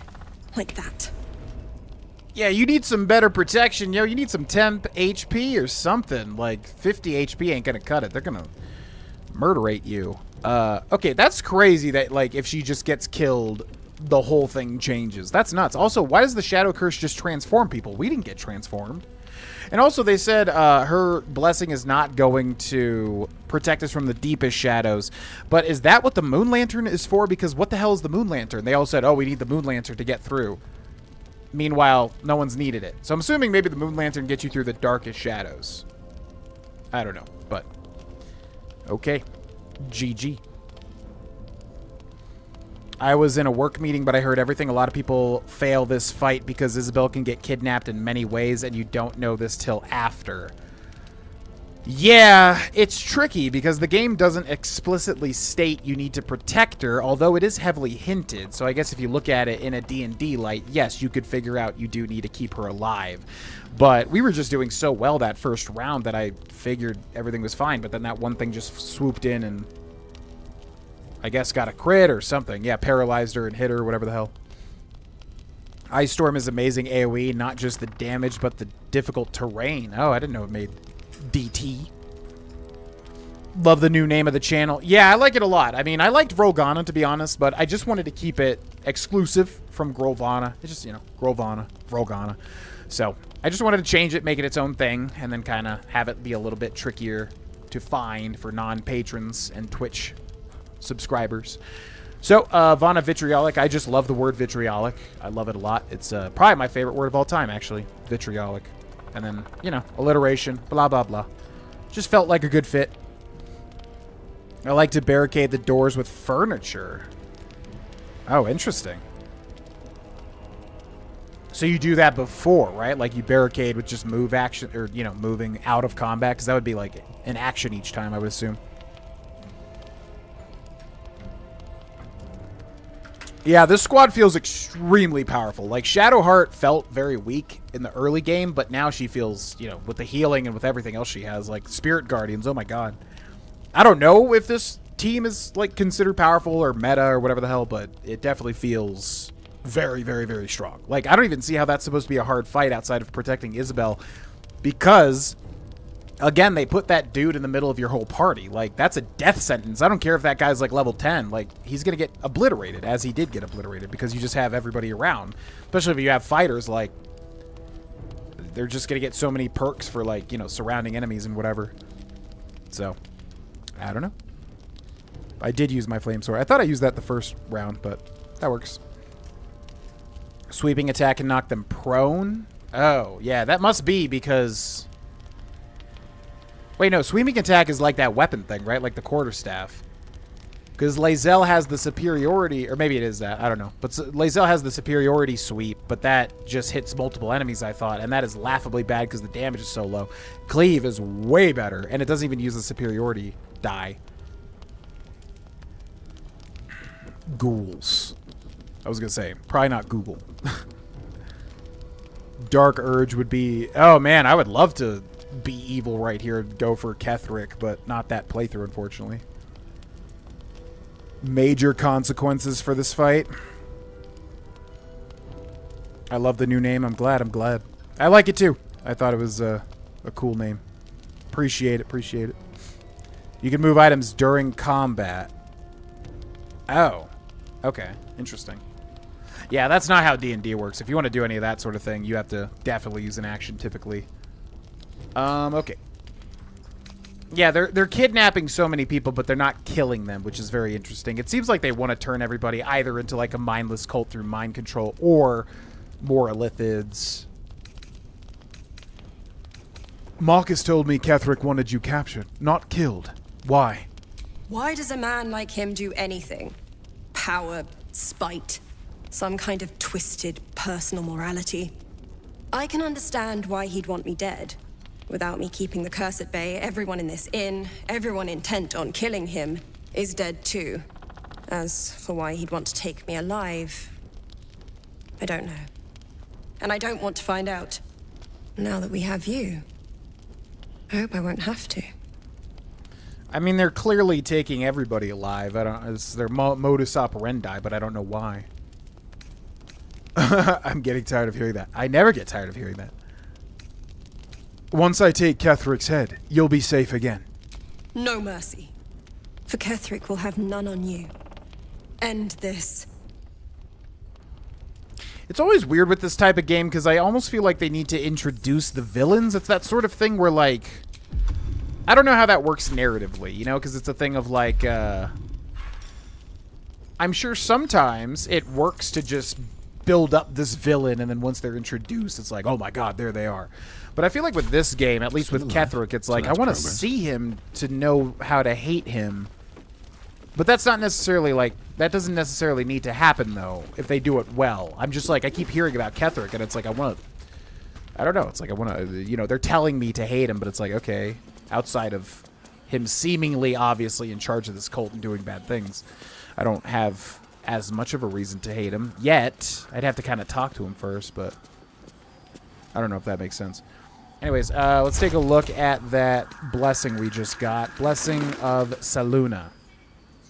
Saluna's radiance protects against the lesser effects of the shadow curse, but beware, even her light cannot guard against the darkest shadows, which I'm assuming is what the moon lantern is for, because if it's not, then I have no idea why the moon lantern was so built up as a thing. So I'm guessing that's what that is, but I really don't know. Oh. All right, time to loot all these fellers. Winged Horror. Oh, I didn't even do the aberration thing. Forgot about that, which is super powerful too. Yeah, we feel like insanely overpowered, honestly, with all the tools that we have. Fist Marcus, half plate armor, Great Club +1. We'll send that to Kim. Why is that illegal? What? Shifting Corpus Ring, Invisibility, level 2 illusion spell, Blur, level 2 illusion spell, which I think gives you disadvantage on hits or something. A shiny, deceptively simple band designed to look like those worn by battlefield scouts and city pickpockets alike. And then a Mind Flayer Parasite Specimen. Exciting. None of these ghouls have anything. Hopefully I didn't kill that dude. With the Hadar, it seemed like he was able to resist it. Maybe we should ask someone else. Which would be good. Should we talk to everybody now? Is there, like, different stuff to do? I don't know. Also, let's do the Mind Flayer Parasite Specimen. What do we have here? Transfuse health. Sacrifice half your remaining hit points to heal a target for the same amount. Psionic Overload. Your attacks deal additional 1-4 psychic damage, but you take 1-4 psychic damage every turn. I do not like give and take type stuff. I'll take Transfuse Health, sure. Why? Okay. So, let's take a little break here. I gotta go to the bathroom. And then we'll jump back in. You can also prep before you talk to Isabel if you like a little cheese. Oh, yeah, for sure. I mean, if it's like your second playthrough, you would definitely want to make that fight probably a little bit easier. Although with our party, yeah, like, that guy was always going to get obliterated. What if we get to Moonrise and he's just a chill guy? That's what I'm saying, which I know sounds silly, but, like, for me, as a player of D&D and games like this, I need to see people when everybody just tells you, you know, it's like the dream guardian. Like she's like, you have to listen to me and just trust me. Just listen. For, you know, the way my brain works is like, well, I need to. You have to tell me what's going on. I'm not just gonna blindly believe you. Sorry, that's not how it works. And then same thing with everybody telling you like, oh, yeah, Catherick Thorm's a bad guy. You got to go kill him. I haven't even talked to him. So yes, I know he probably is the actual villain and really terrible, but I just haven't talked to him yet. You know, I need to hear him out at least for a second. So stoked for you to get there for so many reasons, but all of Act 2 is amazing. No need to rush. Yeah, we've been in the this entire stream so far just because there's so much stuff. Blur is so good in honor mode. My paladin ended up with an AC of 29, which could be buffed to 31. Oh my god, that's insane. That's like Chameleon in Oblivion, I feel like. Yeah, I was gonna say we're probably gonna talk to everybody just to see what they say after this. The inn is very dense. Very, very, like surprisingly dense, but really what's even surprising at this point with this game. All right, I'll be back, folks. Thank you very much for watching. Make sure to hit the subscribe button if you have not already. BRB.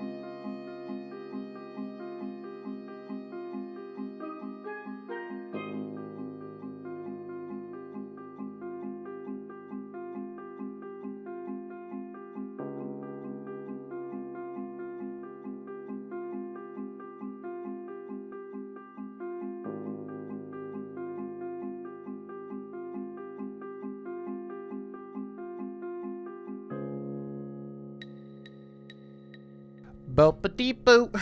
Boop-a-dee-boo.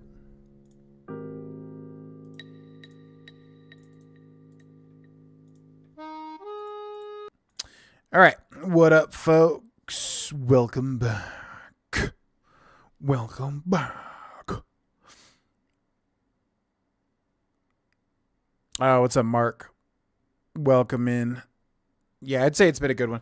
Yeah, we didn't really do announcements or whatever. I said I was going to do that earlier, so let's do that now.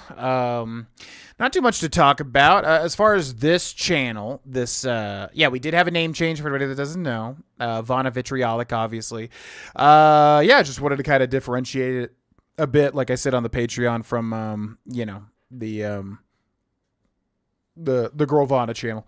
So name changed, but nothing else really has changed. I did change the profile picture and everything just to have the VV instead of the VG.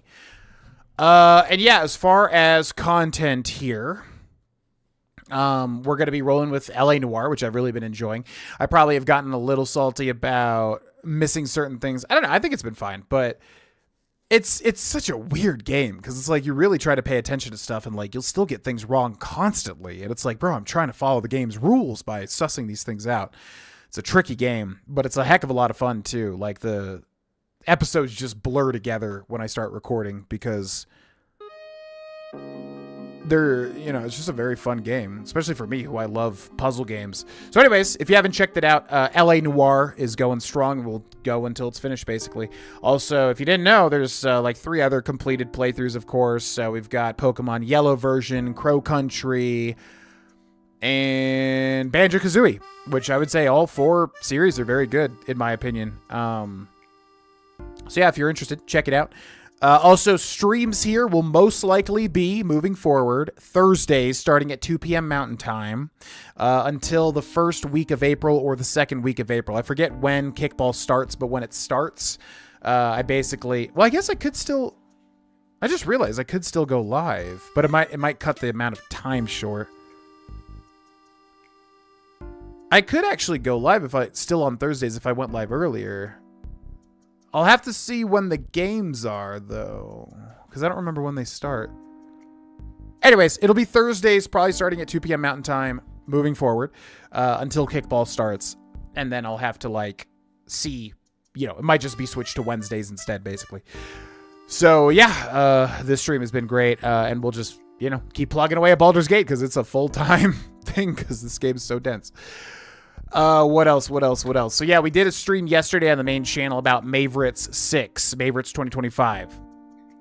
And I guess if you were there, you know what we were talking about, kind of sussing out people's level of excitement for it and whether people think it should happen or not and blah, blah, blah. I guess it really doesn't affect this channel at all.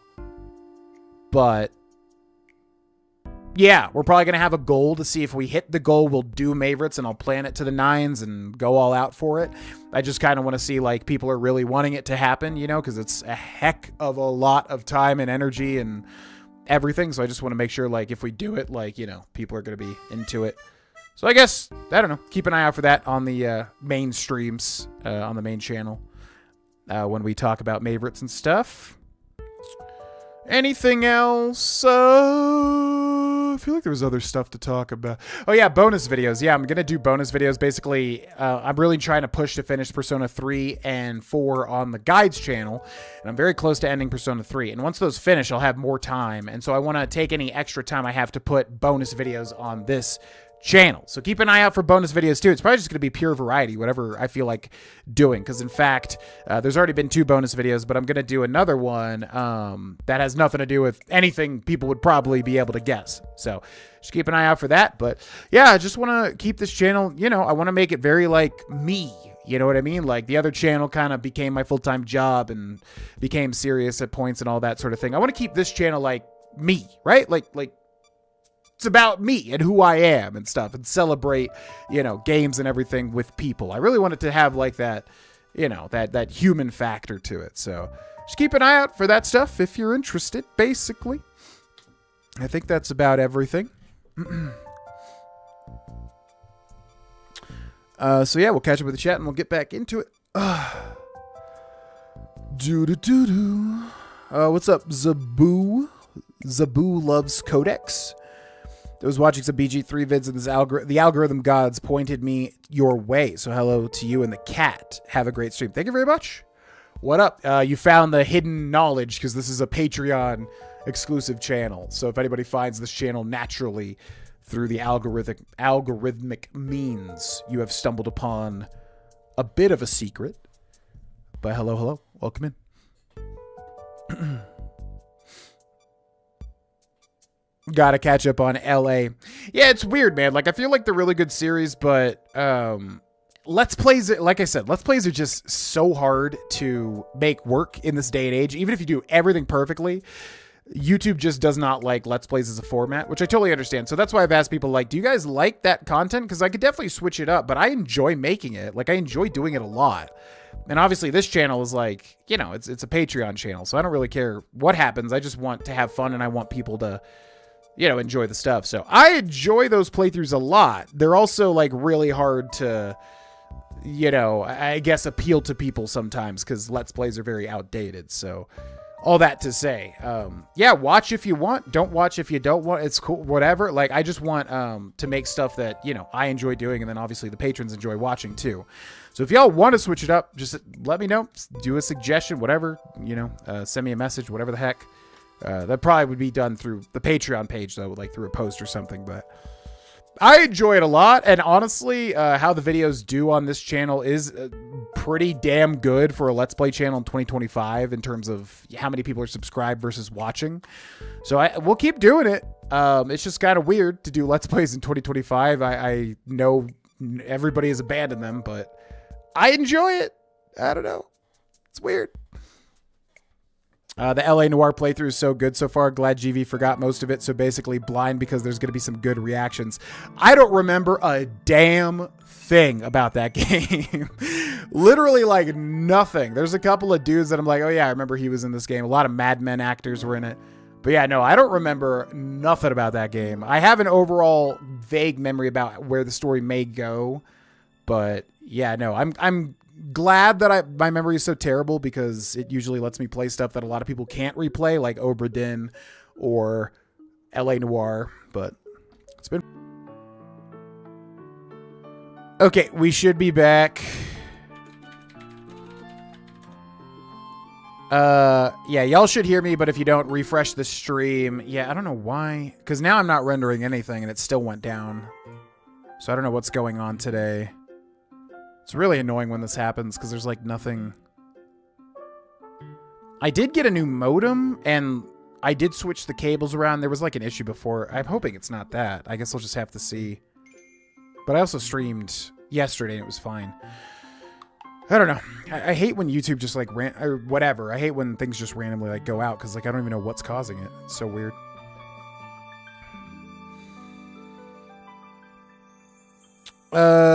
Speaking of D&D, have you ever considered a super evil character? That's what I don't get with D&D. Like, I don't get how that works because if you've seen like successful D&D stuff, like, you know, Critical Role, like Dimension 20, it feels like usually everybody plays friends, or at least they become friends, or at least they work together. Do evil characters work? Because like, I would love to, but I also don't want to be the one guy playing an evil character that like basically F's everything up and makes people hate you and your character. Like, I don't want to do that because that sucks. So I don't know. I mean, I would love to play like an evil character, sure, but I don't know how viable it is in a long-term D&D campaign. I'm sure there's ways to do it. I just don't have the knowledge yet, basically. More reviews. I mean, I was thinking of doing review content as well anyways, just because I have a lot of opinions on stuff, especially games, but yeah, movies and everything. For sure, that would definitely be something I would consider adding here. Definitely. Most of what I watch on YouTube is Let's Plays. Still a fan of Let's Plays. Love Let's Plays. Love Let's Plays. Usually use them to fall asleep to. Yeah, I really enjoy them. I kind of hate that YouTube has evolved so much to the point where, you know, everything has to be incredibly overproduced. I don't want to complain against it because whatever. Again, that's the way of the world. I'm just saying I enjoy that content. I enjoy long-form content. That's why I love watching Dimension 20 right now. It's like, you know, 2 to 3 hours of D&D. Very slow burn, very like, you know, methodical, but I love it. I love that it's long. So I don't know. Basically, as long as the patrons are cool with it, I mean, we'll keep doing playthroughs. I personally love doing it, but they've gone the way of the dodo a lot of the time.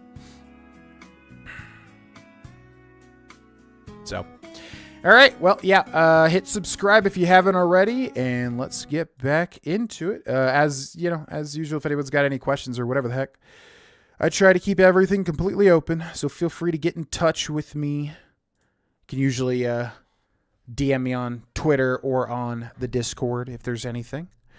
But, yeah. All right. So, okay, so we killed the big bad, who was very easy. Again, I don't know if it's just our party setup or what, but as soon as he landed inside, I was like, this guy's going to get destroyed. And then he was indeed destroyed. So, this is Isabel, right? On with you. Unless you want to come back to a gaggle of shadow-cursed harpers.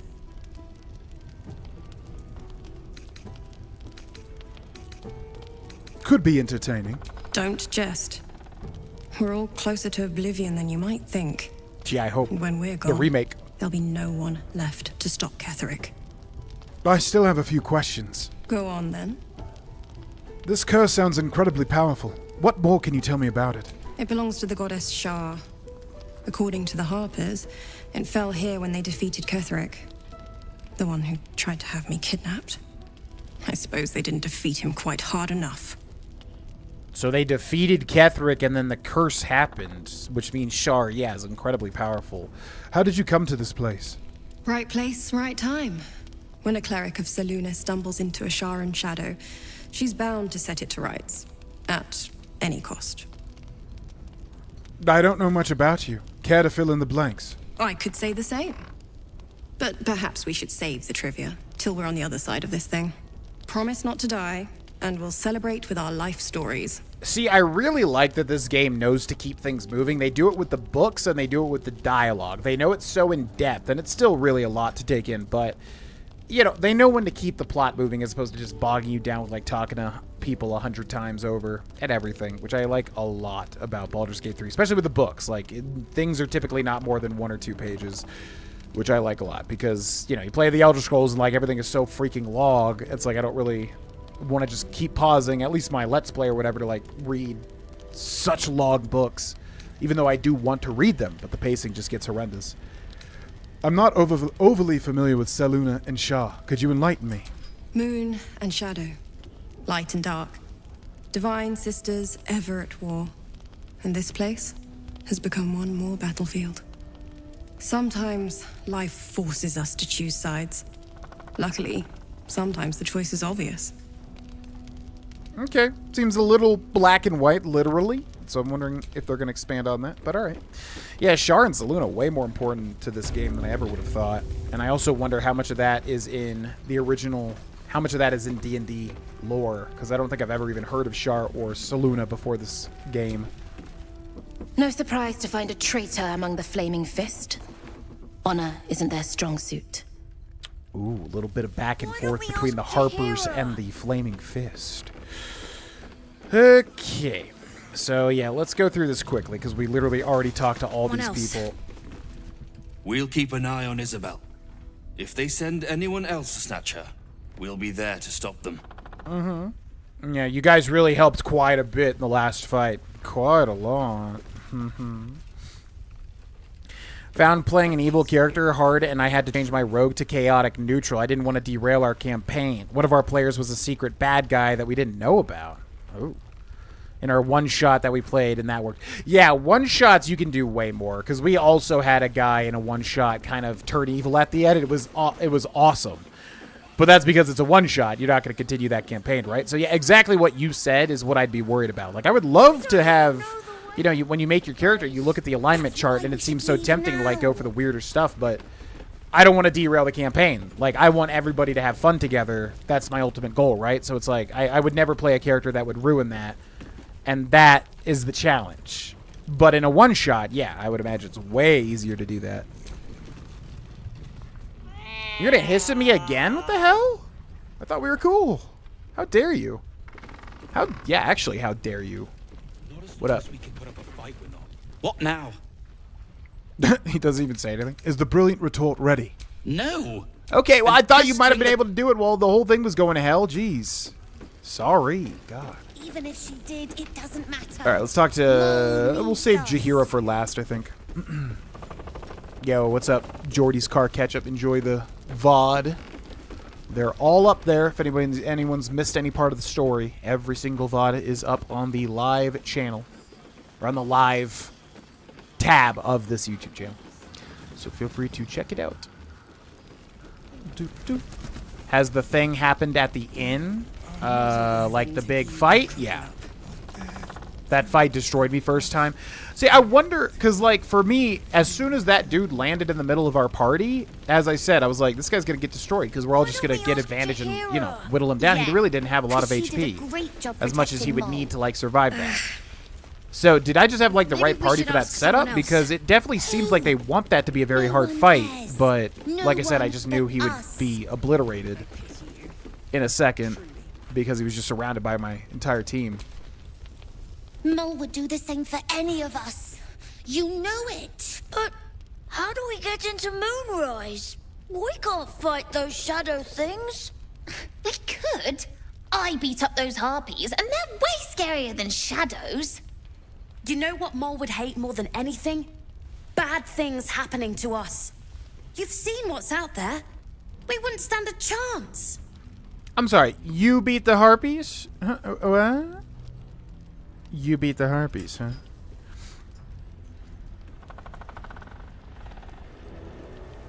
Yo, have a awesome D&D, James. Enjoy your session. Adios. Oh, Isabel got killed instantly. Yeah. Well, yeah, that happened to us the first time, too, because the fight was going amazing, and then it just cut to a cutscene. I didn't even realize what the hell happened. Mole's resourceful. She'll find... Well, we're saving everybody, whatever. You stay put. I'll bring Mole home. But it's our job to bring Mole back. Look at him. He's a proper adventurer. And if we got hurt, Mole would be really mad at us. Fine. But you gotta understand, Mole is family. Bring her back, please. I think Thier makes a resolute commitment to actually bring her back because these are little tiefling kids. And his little colder heart would get warmed up by that. First cultists nearly murder us, and now we have a traitor on the inside. Can't we trust anyone? Saving Isabel, right. Yeah, that makes way more sense. Close combat is typically really good for the fight because everyone is so bunched together that any AoE spells could easily harm the party. Yeah, Spirit Guardians is overpowered as hell with all those little ghouls flying around. Stop whining. Just focus on getting through this. Easier said than done. Yeah, well, it's easier said than done for everybody. What do you want me to say? We're trying our best, okay? There's no reason to be a sourpuss about it. Watch your back out there. If it's not the cult coming for you, it'll be the shadows. Yep. Well, we have the blessing. We should be okay. Good work rooting out the traitor. Did we see Marcus before, by the way? Like, was Marcus... Because they all are calling him a traitor. Did we see him at some point? Because we have no connection to him as far as I know, but I could be wrong. Mole can be cranky and mean, but she looks after us. So, stock up, all right? Because you need all the help you can get to bring her home. Yeah, I'm good. We should be pretty good at the moment. Traitors among us. A child taken. And still I can only feel relief. If they had taken Isabel too, Nope, they never took Isabel. Not even in a different universe where that definitely happened in another save. It didn't even happen, so it's all good. Let's just focus on defeating Ketherick. Agreed. We must end the threat at Moonrise altogether. With your help, we stand every chance of doing just that. I trust that you will. I wanted to ask you about something. Then speak. I've heard your name before. Where? Ugh, some crusty ballad monger, I expect. They have me slaying gods or laying with them, depending on the bard. Laying with gods? I feel your pain. My companion Volo is loose with the truth, too. Volo Thamkedarm? Oh, that old fraud should be dust a century past. But then, lies live forever, and he's half made of this stuff. It's a good quote. You don't seem overly pleased to be remembered. 'Twas a lifetime ago. And for all our victories, the world is no more balanced than when we began. We fight, we die, and we just hope that when our time comes, there is someone else to take our place. That does suck. Like, I'm assuming she was instrumental in saving the world in Baldur's Gate 1 or 2 or both or whatever it was, and then it's just like, well, now the world's ending again.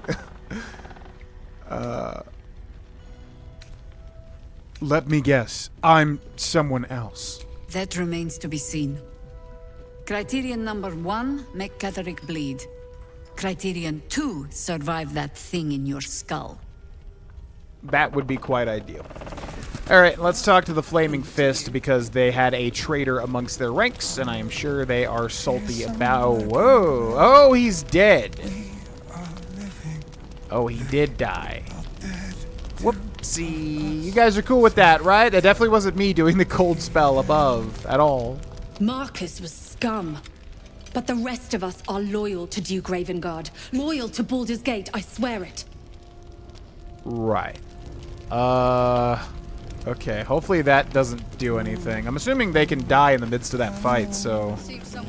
Yeah, we killed that guy with the Hadar from above, which is total BS. We did it on the floor above, and it, like, was hitting him somehow. What up? We kept Art safe. That's what matters. Couldn't have done it without you. Yep. Okay, I don't think there's anything left with this guy either. Monsters. What? Yeah, what is he singing? Because I'm sure that's important. Monsters. Snuffling. Okay, it just sounds like typical shadow stuff. Does anybody know if killing this guy is going to do anything bad? I'm assuming not. Like, if you accidentally kill some random NPC in this game, I'm assuming it's kind of like, you know, Elder Scrolls, where it's like not the end-all, be-all. Yeah, true. Jotaro. You could meet him before the fight. Oh. He's at Moonrise Original? You can go to Moonrise originally before you even come here? He's a traitor because there's a room full of flaming fists downstairs? Well, I understand that, unless I'm missing what you mean. So Jaheira is meant to be like 150 years old. I need her skincare routine. Well, she's only like, what is she? Is she an elf? Oh, she's a half-elf. I wonder how long half-elves live. But elves live for, obviously, a long time. I think like 300 years, maybe. If not more. Oh, she's got the dual swords, too. Look at her. Wow. Yeah, part elf. Exactly. Alright. Well, we can probably talk to these other people, but they're not going to say anything too important, I don't think. Did you see him? The traitor? Disgusting. I did. Yeah, they keep mentioning traitor to the point where it's like almost like you should talk to him before this happened. So you go, oh my god, Marcus was a traitor? But we didn't even know who he was. That's kind of weird. Did we do everything else here? Are we good to go? We could talk about, yeah, we could talk to all the people like roaming around the docks, but I mean, if anybody in the chat knows if there's anything we definitely need to do before we leave here. I don't know if we explored all of it, though, so we'll just do one pass around real quick.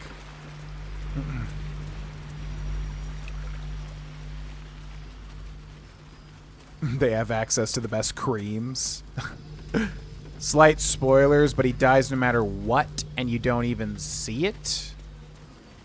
Oh, for, Marcus. I wish I hadn't left him behind. Okay, so we need to find her husband, I believe, because, like, there's 50,000 people, like, taken to Moonrise Towers, so her husband is one of those 50,000, I suppose. Ooh, what is this? Ooh, little secret? Nope. Oh, we gotta go, in the basement and then come up in this house. Yeah, because we didn't do that. Wait, where does this go? Have we been here? Oh, this does lead to the basement. Ruined battlefields. Now we should not have to use light, right? Turn back at once. Up ahead, the shadow curse hangs thick, its dark tendrils curdling, snuffing out all light and life. Even those with oil-smeared torches are not safe. Turn back now. But we're safe because we have the blessing. We're all good. Okay, so I think this is... What? Oh, this is like a darkest place?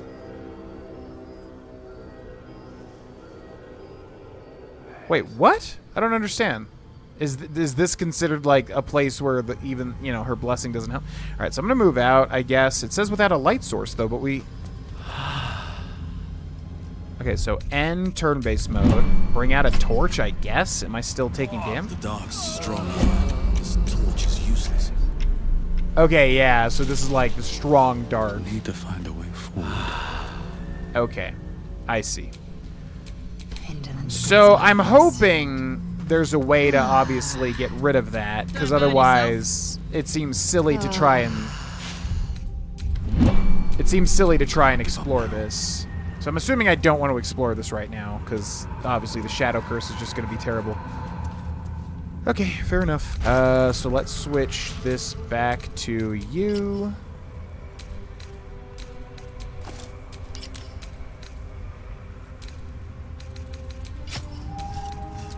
Cool. A random flaming fist. Yo, what's up, RP? Welcome in. Jaheira is a very cool character, and her use of ice shard, or whatever the heck it's called, really surprised me with how much damage that dealt. What's up, Ghost Stories? Is Hausen in your camp? Yes, Hausen is in our camp. And I guess we could take him, but I don't really want to switch my party up to use a druid personally. Not Marcus, the flaming fist dude you accidentally killed. Oh, he dies no matter what.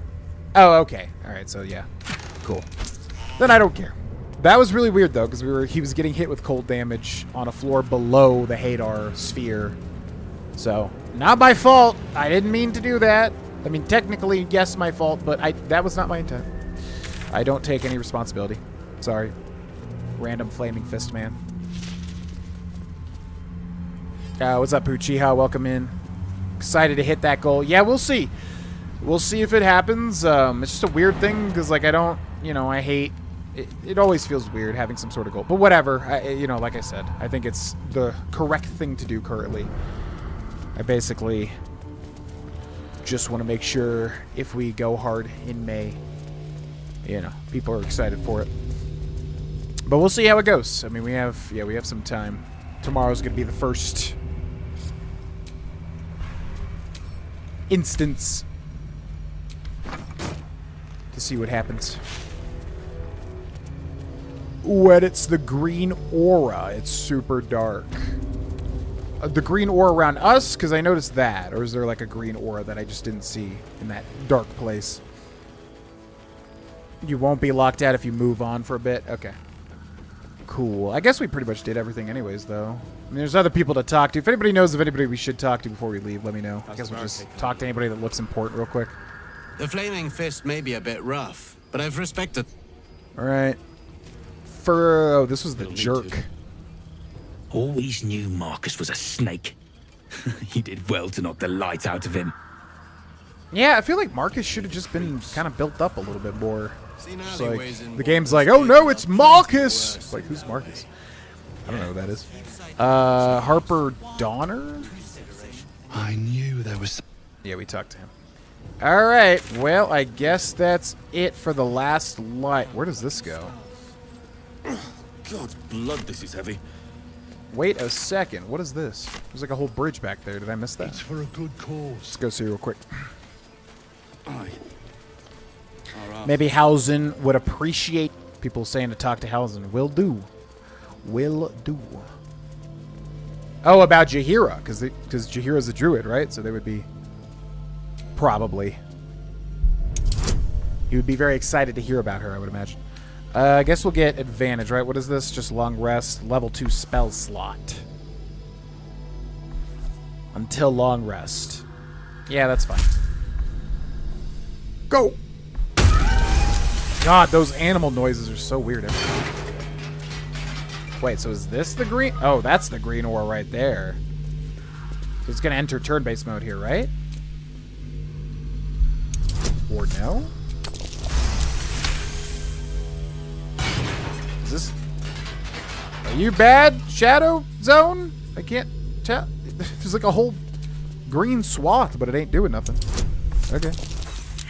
A 9? How's that even possible? Roll again with inspiration. Nah, just blow me up. It's fine. I don't give a crap. I don't give a... What is this? Okay, this is a whole new zone. Victims of the Shadow Curse. At least they were afforded a burial. Victims of the Shadow Curse. So this is like a graveyard for...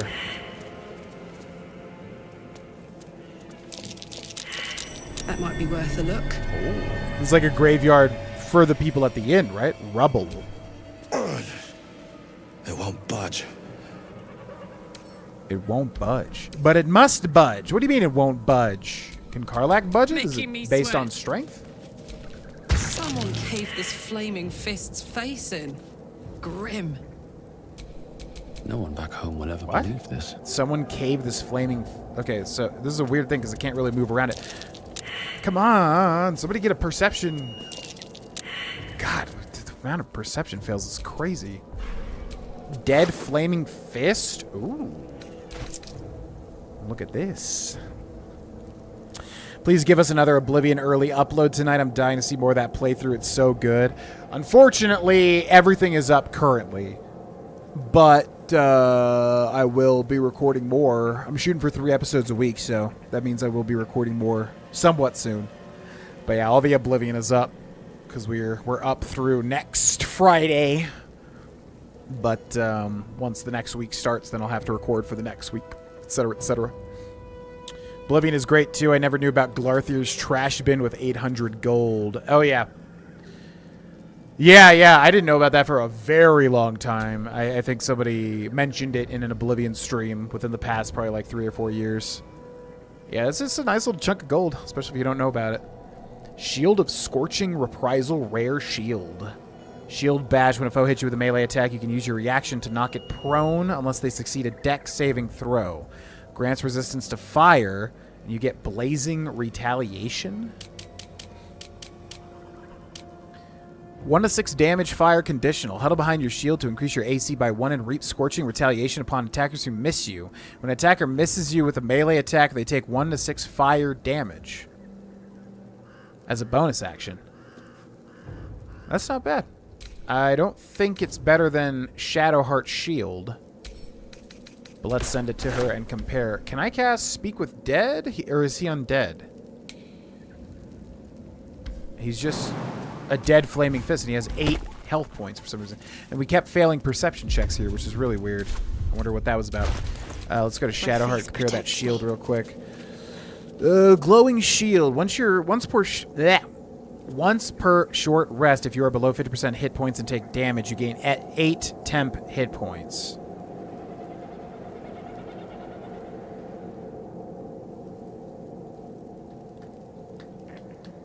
I'm gonna go for this, yeah. I don't think we really need the temp hit points, honestly. Let's send the glowing shield back to camp. That seems better. All's well that ends. Alright, can we speak with this guy? I feel like he would glow if we could, right? But we might be able to. Speak with Dead!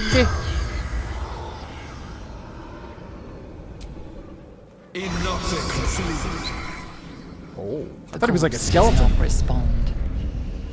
For another reason to talk with Hausen. Oh. Talk to the Harpers on the bridge. There's a marker.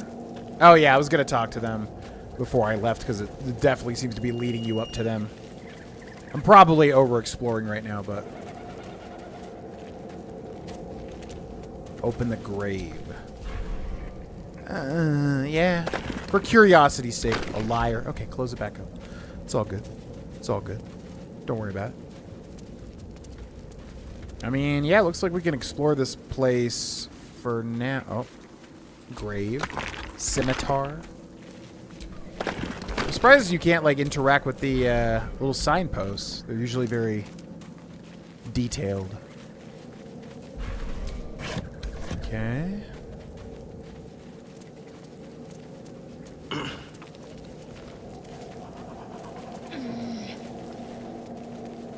Definitely feels like we're building up to something over this way.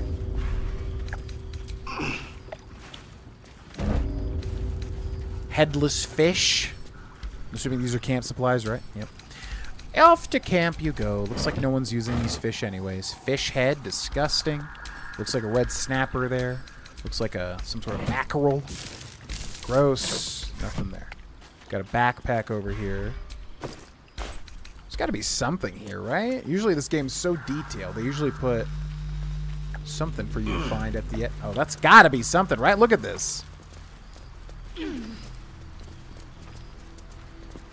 Really?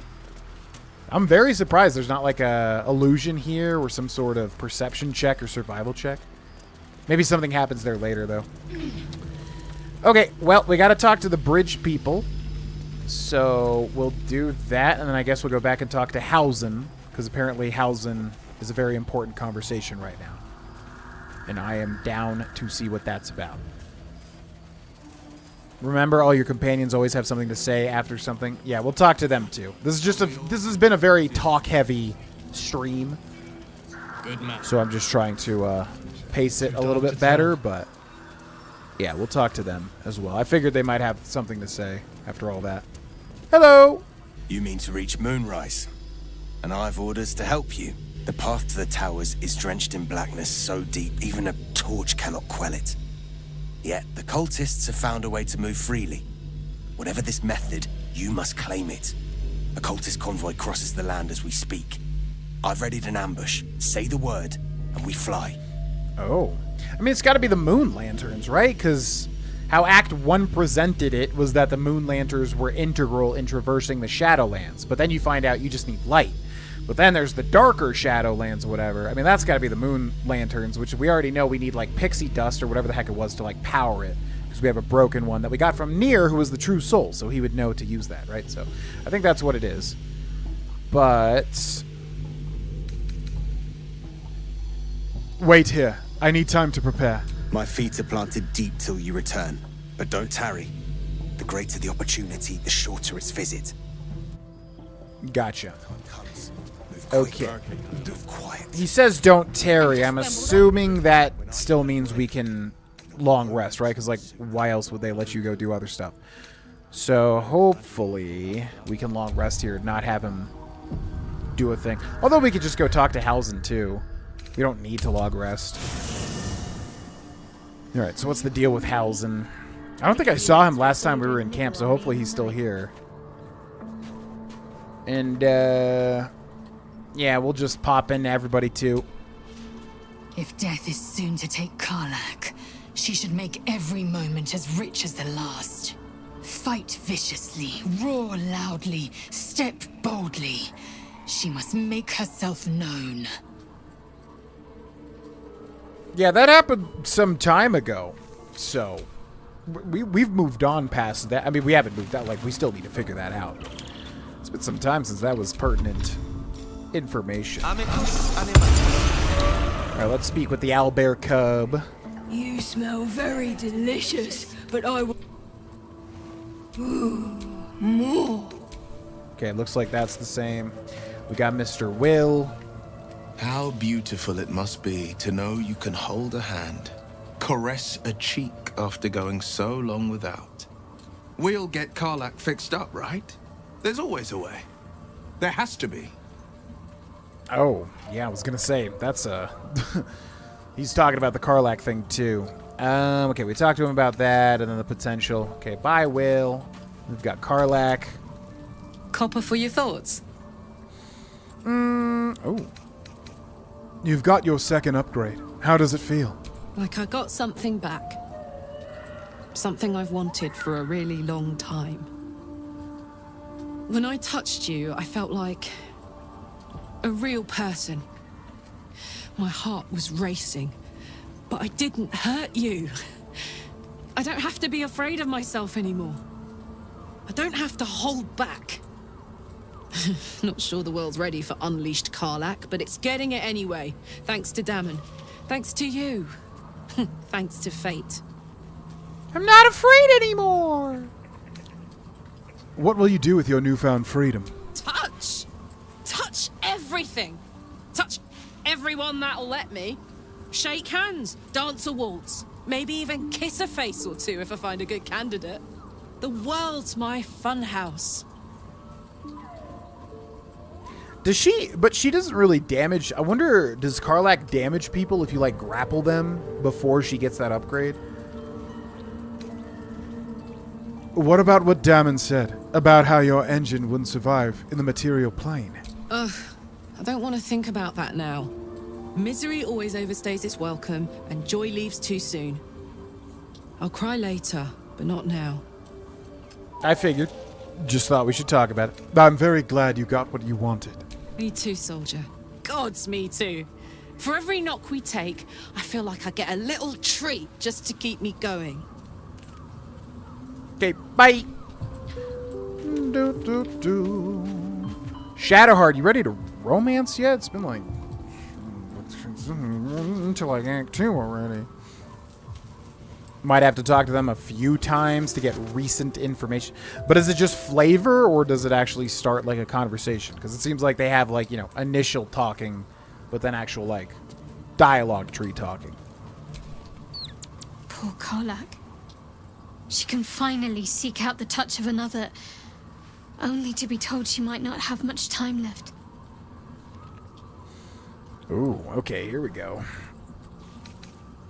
Ketheric Thorn, what do you think of him? Difficult to say. A fellow servant of the Night Singer would surely be an ally to me under most circumstances. But something doesn't add up. I'll need to see where his allegiances truly lie. What doesn't add up? I think you're trying to make an excuse for him. Like, he definitely seems to not be good news, Shadowheart. You and I think we share something Very special. serious of you. But Oh. go ahead. I feel like you've been distracted of late. I don't want us to drift apart. Is that Shadowheart specific? I feel like you've been distracted of late. I don't want us to drift apart. I won't pretend that I don't know what you mean. Ever since we entered the Shadow Curse, I felt like something's calling to me. Some purpose that I need to find. Give me some time. If I can figure out whatever it is that I need to do, well, then there should be more time for us. Oh, interesting. I want to talk all that's Fine. happened to What's us. on your How am I holding? Quite splendidly, considering all we've been through. I think I was very lucky to find such favorable company. And attractive company too, no less. It'd be hilarious if your character looked horrendously ugly. Okay. Okay. What's up, Gale? I know well the pain of seeing your life's hourglass running empty. Grasping at any means of slowing the grains as they slip inexorably through your fingers. Karlach's fate may be ordained, but her actions are not. She will make each breath count. We can be sure of that. Certain conversations require you to actually initiate a conversation to trigger. Okay, so we'll just give everybody a wraparound here. What's on your mind? What's on your mind? All right, nothing for Gale. What's on your mind? So Gale has nothing to talk about. What about Mr. Astar? So, the untouchable Karlach is untouchable no more. I'd shake her hand, but she can still snap me in two, so probably safest to skip it. You can give her your support. I mean, that's not a bad thing. Yes. Okay, nothing for Astarion. Yeah, I don't know if Halsin is here. Did Halsin, like, follow us into Act 2 or no? Speak. Quickly. Okay, nothing with Lae'zel. Yeah, hopefully Halsin's here somewhere. I'm not seeing him. Let's talk to Will again. Well met. Well met. Okay, we've already been through the cultist thing. Let's talk to Karlach again. Soldier. Soldier. Okay, nothing for her. Let's talk to Shadowheart again. I was hoping you'd come to chat. What do you need? Oh, I'm good. Goodbye. All right, so that's everybody here. Exhausted, dialogue-wise. Let's go down this way. Got Mr. Volo. There's Halsin right there. Ah, my good... Quite the cozy setup you have here. I'll just Okay, so he's just doing the eyeball thing again, which I'm going to say no. It just feels incomplete. Incomplete, but that's fine. All right, so apparently Halsin has an important conversation, which is not about Jaheira, but he's obviously very involved in the Moonrise Towers section of the game, so let's see what he says. The Shadow Curse is upon us. As foul as I remember it. Perhaps even worse. But with the Oak Father's blessing, we may soon see it banished from these lands. Oh my god. So much dialogue. Just saw Halsin. Yep. He is a foot in front of us. Still feeling at home. The surroundings are less bucolic. It can't have been easy surrendering your title. We've already talked to him about that. We're in the midst of the Shadow Curse now. There's a flaming fist at last light. Oh. I didn't expect him to be tied to this. There's a flaming fist at last light. The curse has left him insensible, but he's muttering about a boy called Thaniel. He is? Then I must see him. Insensible or not, he knows something. Thaniel is no ordinary child. He is the very spirit of this land. If this fist knows where he is, then perhaps we can save him. Save everything. I will go to see him at once. Join me when you can. Oh, and he's just gone. Herb hanger? Bro be hanging herbs. Wait, has he mentioned Thaniel before? I'm not remembering a Thaniel. But clearly it's very important. It almost seems like we knew about him and we're asking him about him again. But I don't remember that conversation. Odd. That's odd with Astarion. I thought certain dialogue would trigger with him after meeting a certain person at Light's Last Inn or whatever. Huh. Well, I don't know. I feel like that's knowledge that I don't have. Who would that be, I wonder? Damn, Daniel! Did you just take a long... Did you just take a long rest? Damn, Daniel! Back at it again with the long rest. Okay, this isn't it. God, man. Again, the amount of detail they put into the various camps is so insane. Like, they really did not need to go this hard, but they certainly did. And I do wonder, is there, like, any, like, little secret things to find? Even if it's just, like... Even if it's just, like, a... You know, camp, I wonder? Damn, Daniel! Okay, doesn't look like much up here. I think he does at either the party after saving the Grove or at some point during Act 1. Yeah, because they definitely talked about it as if he had already mentioned Thaniel, but I do not remember a Thaniel at all. Oh my god, this camp is humongous. Where's freaking Bill Withers? There he is. Ain't no sun now when Bill Withers comes. Whoa, whoa, whoa, Thou hast now a bosom companion. Take care that thou art not distracted on thy quest, seeking the comforts of the flesh. Okay, I'm glad I went over here. This is the first time Withers has had new dialogue. A bosom companion.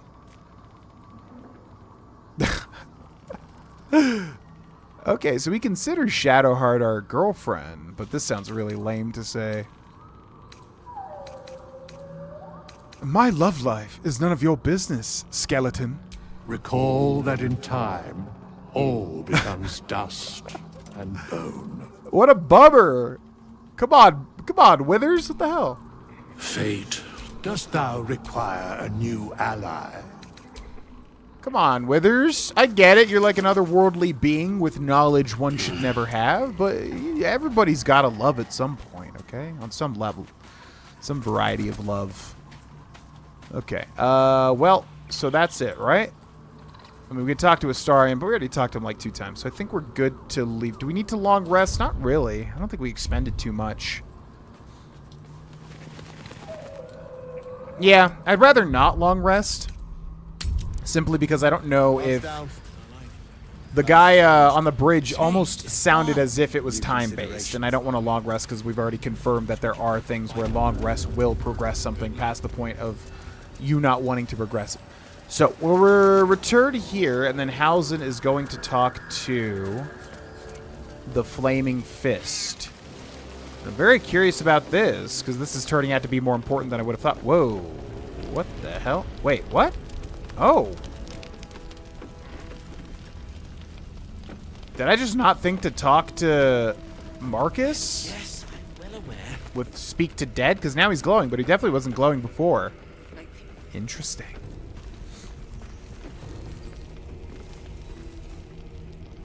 The one asking more about the shadow curse? Oh. Ain't no resurrecting party members when they're gone. Whoa, whoa, whoa, whoa, whoa. They are fully dead, you see. Ain't no. You can't use Revivify because they are fully dead. They failed their death saving throw. Whoa, whoa, whoa, whoa, whoa, whoa. Okay, now I'm curious. Speak with dead on Fist Marcus. Oh, it's because we try. Yeah, it's so weird because we tried to use speak with dead on the dead body. The corpse regards you lifelessly. So it's like you got to remember to use speak with dead, because if you don't use it first, you'll never see them glow unless you have recast speak with dead, which is weird because they should glow if you can speak to them, but that's fine. I'm in? Hell yeah. They only glow. Yeah, that's what I'm saying. They should kind of, well, I don't know. It feels very easy to forget you can cast speak with dead. Did you leave anything valuable behind? Why were you after the cleric? Orders of the General. Absolutes chosen. What? Just about 3 weeks till Steel Ball run animation is more than likely announced? Oh my god. I am, like, yeah, that'll be huge for me. I'm, like, really, really excited for that. Everything that I've heard about the story, I'm just, like, really enthralled by where they're taking it. And I know Steel Ball Run in general is just really beloved, right, as a manga. So, yeah, I will be very happy to hear that. Did you leave anything valuable behind? Outside the inn, buried near graveyard, she found out. I'm assuming that's the shield we got, right? Because it was a flaming fist shield. How do I get to Moonrise Towers? Who is the Chosen? How did you get into Last Light unnoticed? How did you come to work for the Absolute? Who is the Chosen? Ketherick. Thorm. Yeah, we know a lot of this. How do I get to Moonrise Towers? Cross. Cursed lands. Carry the light. Okay, so yeah, it's got to be the moon lantern. I don't think we care about how he got. I mean, he flew in. Unless he means like, how did you infiltrate the flaming fit? But we saw him fly to the balcony. What? How did you come to work for the Absolute? Squad. Captured. Enlightened. The spell's power wanes. You can ask no more questions. Okay, that was interesting. Yeah, we really got to remember to cast Speak with Dead. That's like such an easy thing to forget to do. I don't know how helpful some of it is. Usually it's just like, yeah, nudge to like find a secret shield. But the thing is, if you're exploring everything, you'll find a lot of it anyways. But that's cool. That's cool. Okay, let's go find Mr. Hausen. I'm very curious as to where this is going, because they're talking about curing the entirety of the Shadow Curse, which feels very difficult to do. Can I loot him? Nope. Oh, there he is. What up?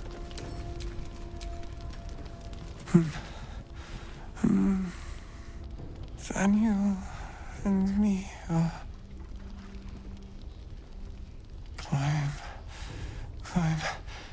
climbing up a tree. It's true then. He's met Daniel. There's no other way he'd know that name. This is just what we needed. Well done. We need to wake him. He must know something about where to find Thaniel. I mean, there could be a whole bunch of stuff happening here. He could be like, you know, having a crazy dream or something. Any ideas? If he was able to escape the Shadowfell, then it mustn't have managed to consume his spirit. Well, not all of it anyway. We need to unlock whatever's left of him, inside his head. There must be something to trigger him. A word, a memory, an item. We just need to find it. There must be another way to lift the curse. Without Thaniel, no. And I don't know how I can find him without speaking to this man. He really does sound a lot like Sir Jorah Mormont. That's like all I hear when this guy talks. I'll see what I can do. I don't deserve you, my friend. Okay, well, I'm assuming this will become illuminated to us later on, because I don't really know. We have to find some sort of item or something connecting him to the Shadow Curse. I'm not really sure what that'll be, but I'm betting it will become clear in time. In time. Seen alleyways in Baldur's Gate that are plenty worse. Alright, so we've got to ambush the caravan, which for sure they're going to be like, it's the moon lanterns, that's how we get through. And be like, well, yeah, I know. I was paying attention. I know more than you. Say the word, and we set the ambush in motion. You lead, I'll follow. Go on ahead, I'll catch up. I mean, we'll go together. Let's take on that convoy. You lead, I follow. Splendid. I'll mark your map should you lose the way. Harper's with me. Stray no more than an arm's length from your course.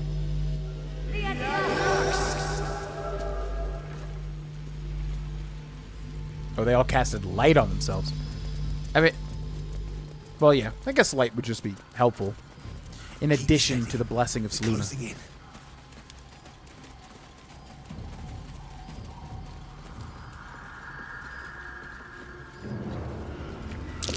Looks like they lost a fight. Okay. Looks like they... Okay. I guess we'll just keep following them. I don't know if time matters at all if we take too long. We'll explore later on.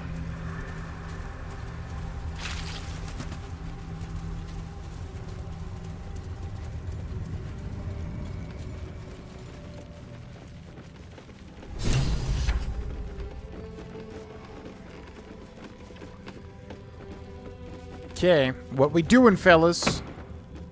Let's take the ladder. Where'd that head guy go? Is that him there? Harper Manus. Who's this? Harper Skywind. Okay, where'd that main dude go?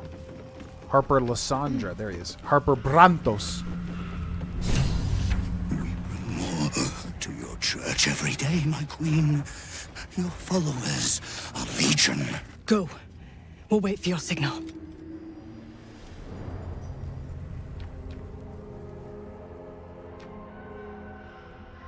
Your faithful stand ready, Majesty. Soon we march. Soon the world will bow to you. Here, we're boss. Something moved up there.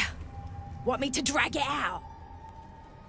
Oh man, to say that I was not expecting like a creepy ass half man, half spider, but not in a good way, like not in the Quelaag way, is an understatement. I am prepared for fun right now. Yeah, that's not what I was... I don't even know what that thing is. I don't even know what that is in terms of D&D. Man spider. Clear your throat to make yourself known. Stay hidden. Keep watching. Signal the Harpers to attack. Well, this is probably a stealth check, maybe. Signal the Harpers to attack. I mean, we're literally trying to ambush them, right? So we could definitely just get in there. Clear your throat to make yourself known. I think fear would stay hidden, even though this might lead to a stealth check. Stay in the light. They do not go into the dark. Didn't figure something as big and ugly as you for a coward. No! They will not go into the dark! Enough! Stop! They will not become shadows! They will not feed the curse! Forgive me, my queen, but I had to, before the dark got any stronger.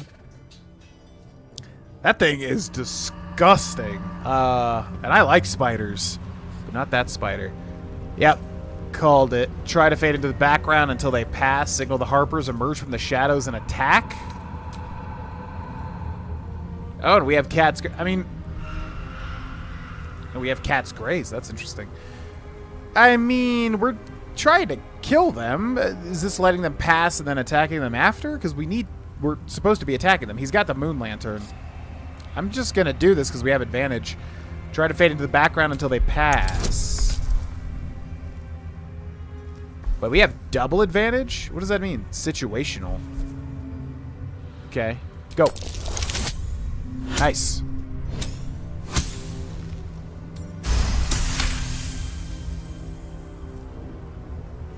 We will carry your light, Majesty. We are happy to serve. The hell's are you waiting for? Attack! Heretics! Blasphemers! Kill them all! Take out the driver! We need that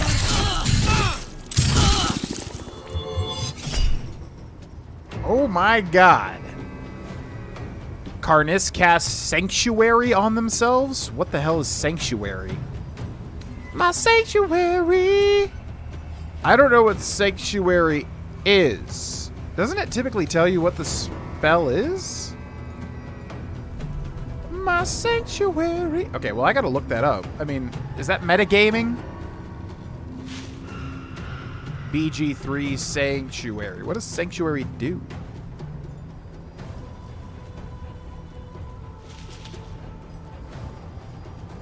If you use Sanctuary, you cannot use offensive spells. Spirit Guardian... What?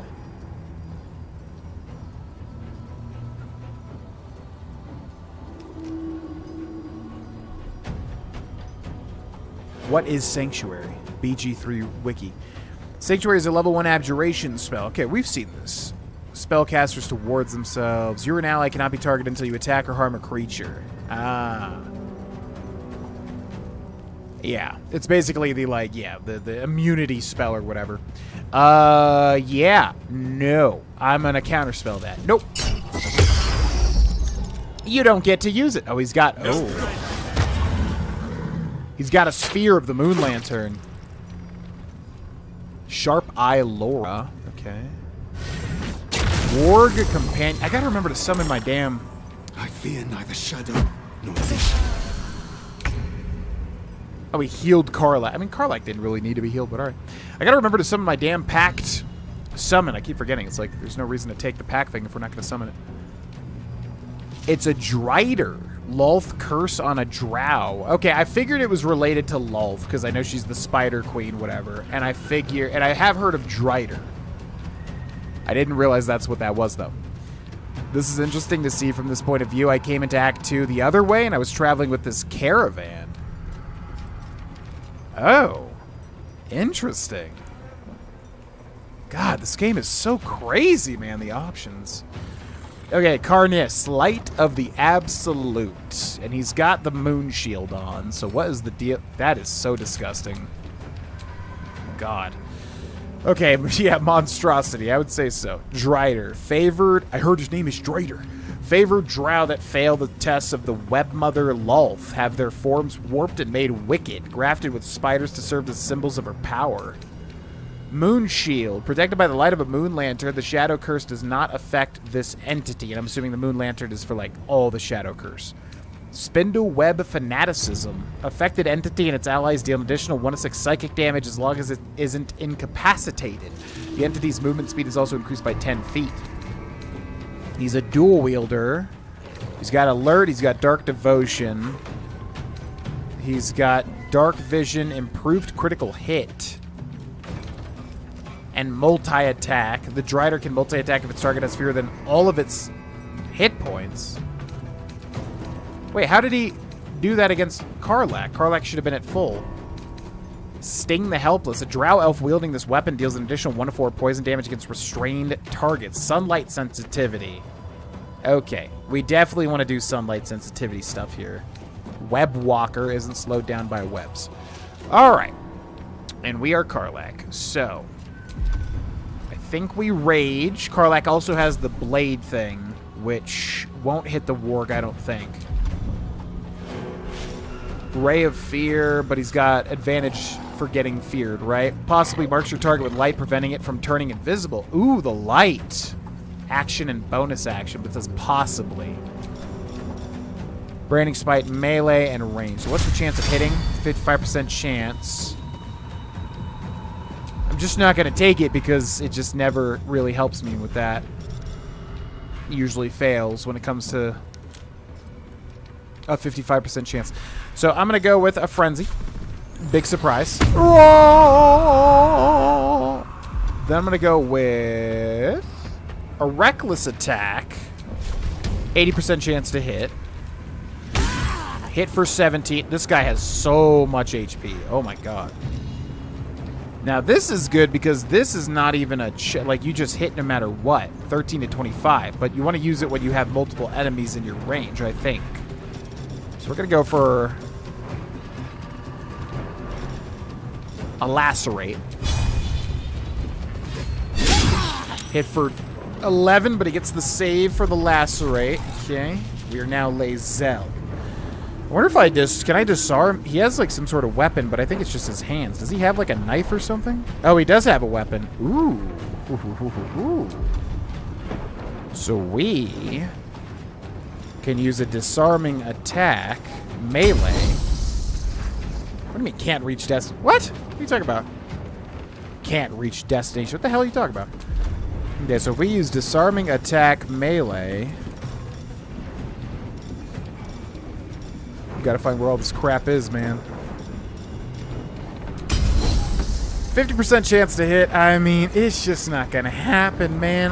We're better off using fainting attacks, honestly.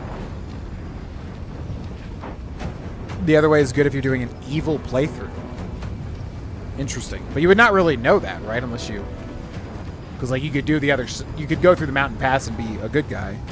But I guess you'll have more opportunities for being evil. Alright, so let's use a fainting attack to get advantage. Oof, god, 75% chance to hit.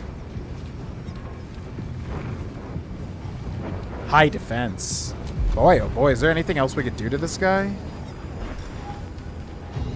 Aberrations, but not monstrosities. Alright, let's give it a shot. It's just like I know, it's like I know what's gonna happen every time. If it's below, like... okay. So we have an extra attack, but then we can action surge. We still have a bonus action. Why do we still have a bonus action? 75% chance again. Chat, if I told you how much this gets so old, like...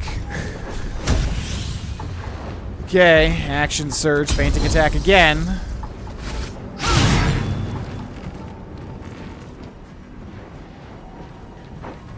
I just genuinely don't even know what to say at this point. Can we get 4 75% chance misses in a row? Like, what is happening? Why? What is this? It's so terrible. Ugh. Yeah, get the 50% chance now, I know. My god. It's like, do I need to literally just switch Lae'zel out because she's cursed? Like some sort of cosmic curse? It's so horrible. You will die. Like, are you kidding? Wills it so. Okay. Cloud of Daggers, athletics failed to shove. Oh my god, man. It's like so annoying having to deal with that. Okay. It's our best move here. This is kind of like a huge jump. We gotta get this guy killed, but man, oh man, that was horrendous on Lae'zel there. Got this guy down here, Warrior Gronag. This might be the thing where we take out the smaller guys first. Yeah, actually, Hunger of Hadar for these guys would be good. Can I hit this guy? Ooh, ooh, ooh, ooh, ooh, that's huge. Okay, let's not hit Lae'zel. Do that. Who's here? Oh, that's just like the center of it. Okay, we get a bonus action. Could drink a potion of speed.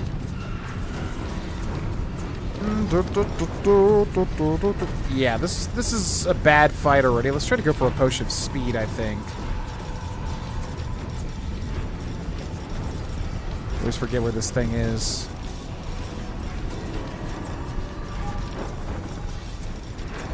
Where is the potion of speed? Oh my god. Potion of speed. I always forget what this thing looks like.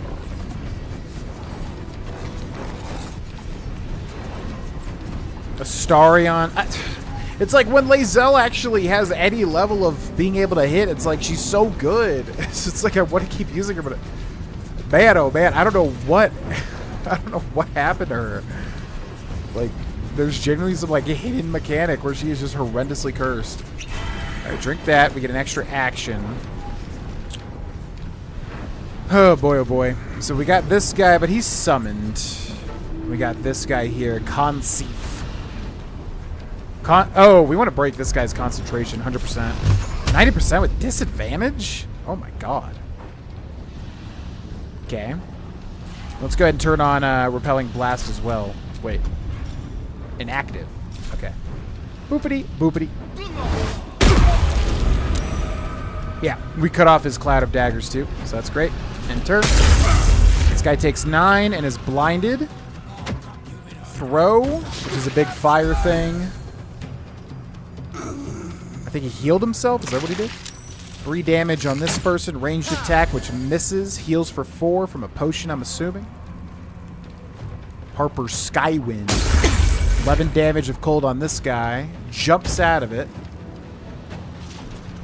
Reckless attack, and we can use Entropic Ward, which imposes disadvantage. You know what? Sure. Misses, and we get Arcane Synergy, and then we take 11. He breaks our concentration. That sucks. 12 damage from a firebolt. Not bad. Harper Lysandra, main hand attack for 10, and another 3.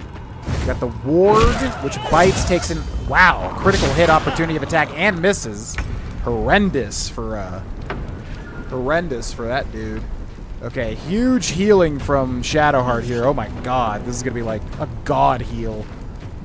Or we could just... No, we have a bonus action. Mass Healing Word. Bonus action, level 3 spell slot. This is just a bonus action. So we should definitely activate Spirit Guardians for sure. We also have Light, though, too. There's so many options here. Yeah, do that. Okay. Then we are going to bonus action, Mass Healing Word. Although that's using a spell slot, whereas this does not. Yeah, so do that. And everybody gets Blade Ward. That is... Oh my god, that heals amazing. That only happens to you, mate. Yeah, I know. Honestly, just today removed Lae'zel from my party because she was constantly missing from me too. My Lae'zel treats me right because I let her beat me up. I want to replace Karlach with Astarion, but man, this game is really trying to get me to remove Lae'zel, man. Astarion and Shadowheart are always my keeps in every playthrough. Yeah, I really like I'm really considering it. I mean, Lae'zel has the miss thing, but when she hits, she does amazing damage. Karlach does less. I think Karlach in general has less usability than Lae'zel, so I definitely like to switch Karlach for Astarion.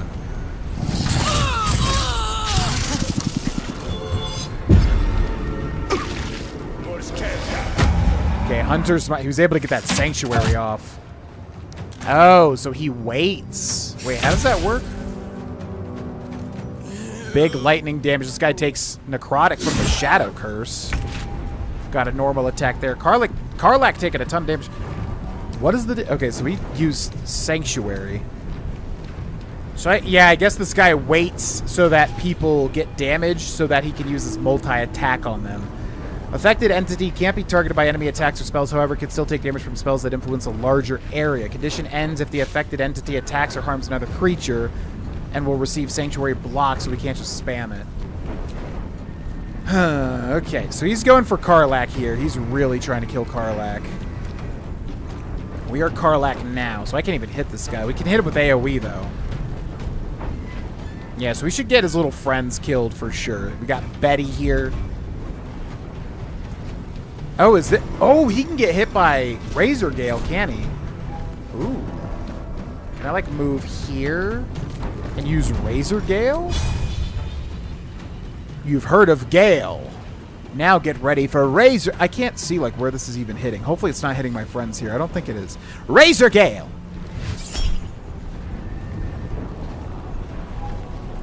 What? I thought this didn't need to make an attack roll. Okay, fine. Reckless dash. Wow! You little piece of crap! You're so lucky. Oh my god, okay. Reckless dash on this guy, then. Down he goes. And then, I'm assuming this guy can't do an attack of opportunity either. Yeah, because he can't attack. So we'll go for this guy. Frenzied Strike, 99% chance. Provokes an attack of opportunity. From the ward, whatever. Do it. Kill him! Down he goes. Okay, enter Lae'zel, who can't even hit the stupid spider guy. Man, that's annoying. Does she have any AoE? No AoE. I mean, she could do, like, Burning Hands. There's not really a lot of enemies to even kill, honestly. There's this guy down here. But we're gonna get Shadow Cursed, maybe? Yeah, I guess she should just Burning Hands this guy, because he's really the only threat here. So we're going to move here.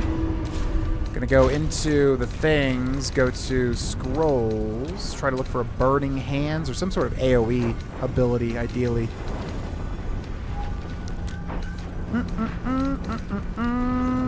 Raise a wall of non-magical solid stone. That could be hilarious if it, like, blocked him off.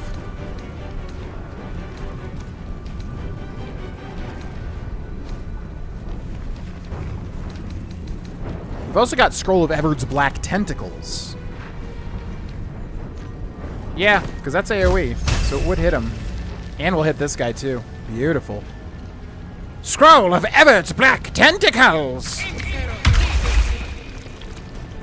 Does that not deal damage? I guess it didn't, but this guy is, like, I think, in it. Okay, then we got a bonus action. We can go for an offhand attack ranged, and if we hit this guy, 60% chance to hit, he's just dead. Lae'zel, you make me want to scream. Can't even catch my breath. You really make me want to scream, Lae'zel. You make me so... Oh, you're so annoying, Lae'zel. I have to say it. Alright. Eldritch Blast, we're going to assume that hits. And then can we hit this guy? Hell yeah. Path interrupted, though. Can I move here? Disadvantage. What? No, just move here. Huh? No. Cancel that. Move here. Okay. Eldritch Blast. You once. And you. Go. Critical miss. It was a 95% chance. Chat. I'm going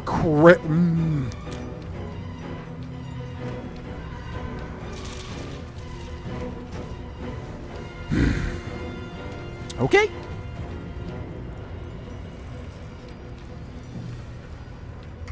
Surprised how much Lae'zel has missed for you. Yeah, every stream. I don't even know what to say. I romance a Starion in every playthrough. I tried to keep the fourth slot open for what character I feel like works the best with what I'm doing. That's fair. If I did another playthrough, I probably would use the other 3 people that I haven't used this playthrough, you know? Okay, well, we do have a Potion of Haste. I forgot about that. What is this guy doing? This guy's just... I don't even know what this guy's doing. So... Could burn this guy with Scroll of Burning Hands, but that might burn away the tentacles, which may be better.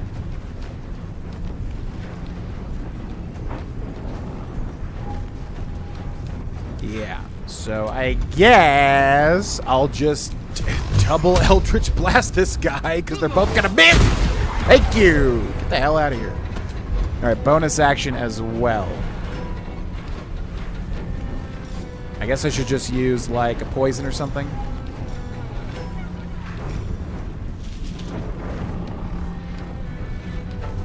Oh yeah, because we don't even have an elixir right now. Yeah, whatever. Enter. Harper Skywin. Takes fire damage, then heals from a good oh yeah, good berries. Oh, I forgot about good berries. My friend in my current campaign told me about it because it's like it heals you 1, but there's like a lot of benefits to it or whatever. It's like a druid thing, I think, right? Like a no, like a ranger thing. Yeah. Oh, so he takes. Oh, so yeah, Shadow Guardians is great here. Well, yeah, just a big old massive heal. Evoke a healing energy that restores your allies. This is gonna be huge. God, the Omega heal, and then for good measure, yeah, let's just mass healing word as well. My God, the healing. She's like a god of healing right now. Okay, loses Sanctuary.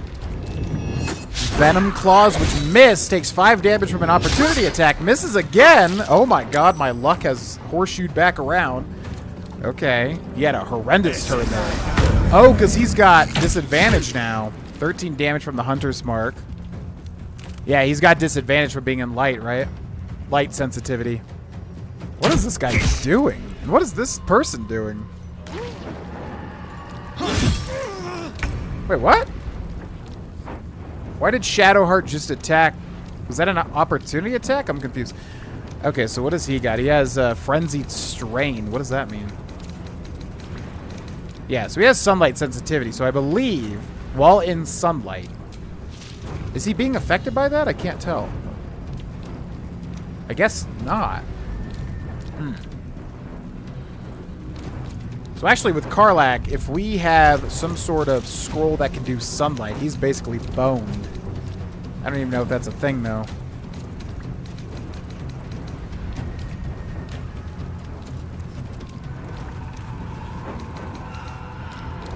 Yeah, whatever. We'll defeat him anyways. It's all good. All right, let's go for a reckless attack. 75% chance. Hits for 20. Bonus attack. Hits. See, like, Karlach will land a 75% chance hit every time. But Lae'zel, like, it's, like, impossible. She can't do it. It's nuts. It's crazy. Pick up an item or creature and use it to make a melee attack. Ooh. Nah, that's fine. Frenzied Strike. Okay, 10 damage. Entered. Lae'zel. Lae'zel, hey, baby, hey, honey. Hey, Lae'zel, hey, listen. Let's do it, okay? What do you say we do it, huh? Fading attack, listen. This will be, what, the 4th 75% chance miss in a row. Lae'zel, how about we end the streak right here? What do you say?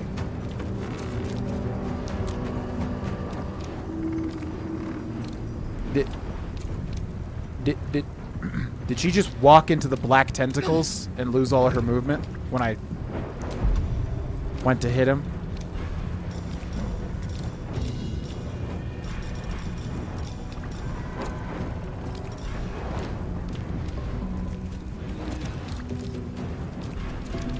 Okay. All right. Okay. All right. 9% chance to hit. Do it! 9% chance to hit. Do it! Still breathing, despite everything. Lae'zel, we're gonna have a talk after this. I'm just letting you know, okay? I don't want you to be worried or anything like that, but we're gonna have a talk, all right? All right, let's move over here. I guess just Eldritch Blast. 45% chance to hit. Man, oh man, this thing. Anybody get advantage on Fear? Force Tunnel, Repulsor. Usually these Illithid powers are genuinely very good. Transfuse Help. Okay, I'll just take it. 45% chance. Boopity boopity. Luck of the Far Realms. Ooh, they rolled a 21 to hit. Wait, isn't that just a crit? Wait, isn't that a crit automatic? I'm confused. Fear needs a 19 to hit. They rolled a 21. Wouldn't that... No, because that's a dirty 21. Okay, yeah, turn into a crit. Do it. 15 damage from the crit. We got an extra action. Go again. Boopity boopity. Miss. Okay. Offhand melee attack. 35% chance to hit. That one hits for 6 and turn. Harper Skywind, ranged attack on this guy, which misses. Does a jump for some reason. Harper Ellendale. Firebolt for 12, killing him. Nice job. Dying a horrendous on-fire death. Okay. Lysandra hit him, and then he took Spirit Guardian damage. Now he is at 10 HP. Enchant an item to shine like the sun or summon a sphere of light that dispels all darkness around it. Or I could just go for the kill, obviously. What are the chances to hit with Guiding Bolt? 16%? Oh my god. Okay, do Daylight just for the fun of it. Daylight Sphere. Wait. Yeah. Daylight. Oh! Are we summoning it? Yeah. Summon the Daylight Sphere! Now, he should be at disadvantage, right? Why is that not showing up here? Shouldn't he be at disadvantage from the... Because he has sunlight sensitivity. Maybe it just happens? I don't know. Okay. Bonus action... What is that? Blazing Retaliation. Oh yeah, this new thing. Hold it behind your shield to increase your AC by 1 and reap Scorching Retaliation upon your attackers who miss you. Yeah, do it. Blazing Retaliation! And turn. Alright, he's frightened. What the hell?! How?! Get out of here! What the... Huh? Wait, what? Oh, there's still... Oh. Oh, that person's dead. There's still one more guy. Shouldn't that guy have... Shouldn't that guy have a disadvantage with the sunlight? I'm so confused. Okay, whatever. Anyways, let's go kill this man. I'm just going to end the turn. I'm not even going to... Yeah, all right. You.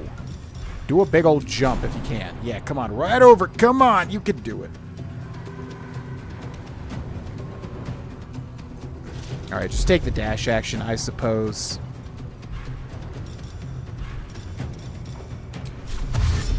Get over here. One guy left. Oh, man, oh, man, oh, man. Have you tried being luckier? After using a dash or disengage, you make a ranged attack as a bonus action. Make a ranged attack with your offhand weapon. So this is better because it goes up by 1 damage, but it's only a... It comes back after a short rest. 80% chance to hit. Hits for 6. Oh, this guy's on death's door. Just die. Use the good berry for 4 healing. Okay. Use the dash. You went and got a luck implant. I got like a negative 50 luck implant in the Fallout New Vegas clinic. Yeah. It gets the save against the black tentacles. Our turn as Shadowheart. Alright, this guy's on death's door, but he's luckily in like the worst spot imaginable for us to get to him. So we will just slowly pass the time until someone can land a shot. Hunter's Mark Quarry. Down he goes. Now all I need is that lantern. One last light in the dark. Okay, everybody relax. Everybody come over here. Come on over here, everybody. Come on. Let's get to safety. Let's short rest as well. Whew. Jesus. How does Shadowheart have mass healing word as a bonus action that doesn't use a spell slot? Is it from a perk or something? Yeah. Yeah, it's what Jotaro says. Yeah, anything that we have just as a bonus is basically just from having an amulet or something that gives us the spell pretty much. It's usually that. Okay. Yeah, I don't understand. We did sunlight. Shouldn't this guy get disadvantage on attacks from being in the daylight, or does daylight literally just not count as, like, light or something? Which you think it would, right? But maybe that's what it is. Lantern, but this is just a normal lantern, right? It's not anything interesting. Arcanic gloves. Whenever you deal fire damage, you gain 2 turns of heat. What's heat again? It takes 1 to 4 fire damage each turn, but can use heat convergence. What's heat convergence? Consume your heat to fuel a powerful attack. The next time you deal fire damage, you deal an additional 1 fire damage for every turn of heat. I mean, it sounds interesting, but it also sounds incredibly clumsy to, like, be able to actually use successfully. All right, and then Carnis, the big scary Spider-Man. Rusted weapons. Won't you help me? A great battle was fought. Yeah, I'm not sure how. An extra vicious one, I think. What just happened? No one buried their dead. Exactly the sort of battle I live to fight. Won't you help me? And the Set sort me made free. even more thrilling with a hot-hearted tiefling at my side. One less blight in the darkness. Everyone's like talking about a whole bunch of important stuff. Yeah, I'm not sure how important like having those like the extra healing is, because we really haven't used like all of the healing before resting. But yeah, it's nice to not use anything, obviously. Cruel Sting, 2 to 16 damage. Is that the pixie and the moon lantern talking? Is that what I'm hearing? Sting the Helpless, a drow elf. Wielding this weapon deals an additional 1 to 4 poison damage against restrained targets. Ensnaring strands. Oh, and it just deals an extra d6 psychic. So what is ensnaring strands? Oh, possibly enwebs your target. Yeah, that's pretty cool. I don't think that's an upgrade for anybody. So we'll send that to camp. And we got the Moon Lantern. 0 to 5 damage bludgeoning. Inspect Moon Lantern. What? Moon Shield Aura. Each frame facet of the lantern glass is pierced by lances and long tendrils of eerily beautiful moonlight. Looks like there's something inside the lantern. Inspect it closely. Oh, it sounds like the pixie. Okay.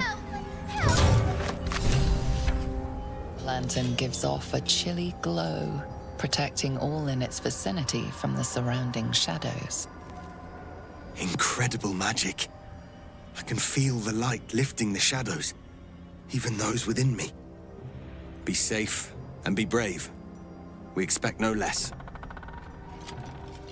You notice a tiny pixie trapped within. These fey creatures are infamous for their trickery. Sometimes playful, sometimes malicious. Oh, please! Oh, golly me, oh my! You must release me or I'll die. This lantern only lights the way when I am hurting night and day. Does it only have to speak in rhyme? Don't be mean to Bazel. I love Lae'zel. I hate Luckzel. It's horrible. It's terrible. Why'd they do to what they do to my girl? Perfect for Minthara. Oh yeah, Drow. Yeah. Drow elf. Yeah, that would be perfect for Minthara. Okay. Who are you? Your fuel for the lantern. How does that work? What's this mechanism at the base of the lantern? Release the pixie. Ignore the pixie. You'll be needing this lamp. Who are you? My name is Dolly Thrice. Now won't you free me from this vice? Release the pixie. Smash the lantern. What's this? What's this mechanism at the base of the lantern? I dare not name it, newfound friend. The faintest touch could spell my end. The faintest touch? No, she's trying to trick us to release her, I think. Moving the mechanism releases her from the lantern, right? Release the pixie, turn the mechanism, smash the lantern, ignore the pixie. We do need the lantern, but there's no way you just release her and then the game's like, well, you're screwed, you can't win, sorry. We'll release the pixie. Will be nice. Yeah. Finally! Been trapped in that coffin with no one but a mad rider and my own farts for company. Did me a good turn there, didn't you? What do I owe you? I wasn't expecting that. Need to get through the shadow curse. Can you help? What's an offer? What's on offer? Nothing. My help doesn't come with strings attached. Ooh, that's probably. Oh, yeah. Well, I mean, we're going to be practical. We do need to get through the shadow curse. I need to get through the shadow curse. Can you help? Sure I can, but will I? Yeah, sure, why not? Here, give this bell a shake. Speak the magic words and you'll get what you've earned. Protection from the shadow curse. What more could a dingus want? You're welcome. Curious little thing. We do get to see some interesting things. Almost makes the mortal peril worth it. Almost. That seemed really weird. I feel like the game tried to make like a very small character, but it like messed with the camera or something. It seemed very odd. Okay. Now she said you'll get what you'll deserve. We also have a moon lantern, which is not a broken moon lantern, so I guess we could trap a pixie and put her in there, right? Filigreed Feywild Bell. This ornately decorated bell, tarnished with age, rings with a mischievous giggle, not unlike its pixie enchanter. So I can just use this? Been blessed already, haven't you? Move on with your life. Huh? What? Did she actually do anything to me? Pixie Blessing. The shadow curse cannot affect this creature thanks to a pixie's protective magic. Okay, so she just, yeah, the bell just enables that. All right. Appreciate that. Thank you, thank you. Such a perfect intelligence check for Thier to pass because it describes him so well.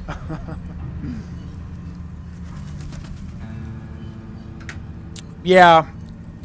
I love Thier's design, but this game has that thing where, like, it was just like Dragon Age Inquisition, where, like, you make a character and sometimes they look really good, but other times, you know, they have, like, a goofy, like, kind of look, which I hate when it shows Thier like that, because normally he looks really cool, and I think he fits very well in the world. But, yeah, it's just this type of game, obviously. Okay, let's go. Recast Speak with Dead. What the hell's going on with this guy? Carnice! Very curious to speak with this dude. Willing to speak, but not to its killer. Aw, don't be like that. Okay, that's fine. So we'll put on the Helmet of Shapeshifting, which comes from Divinity Original Sin 2. And then we will cast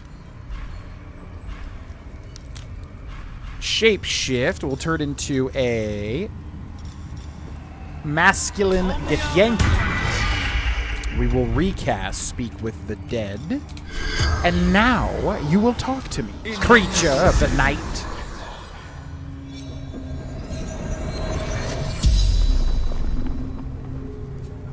The corpse regards you lifelessly.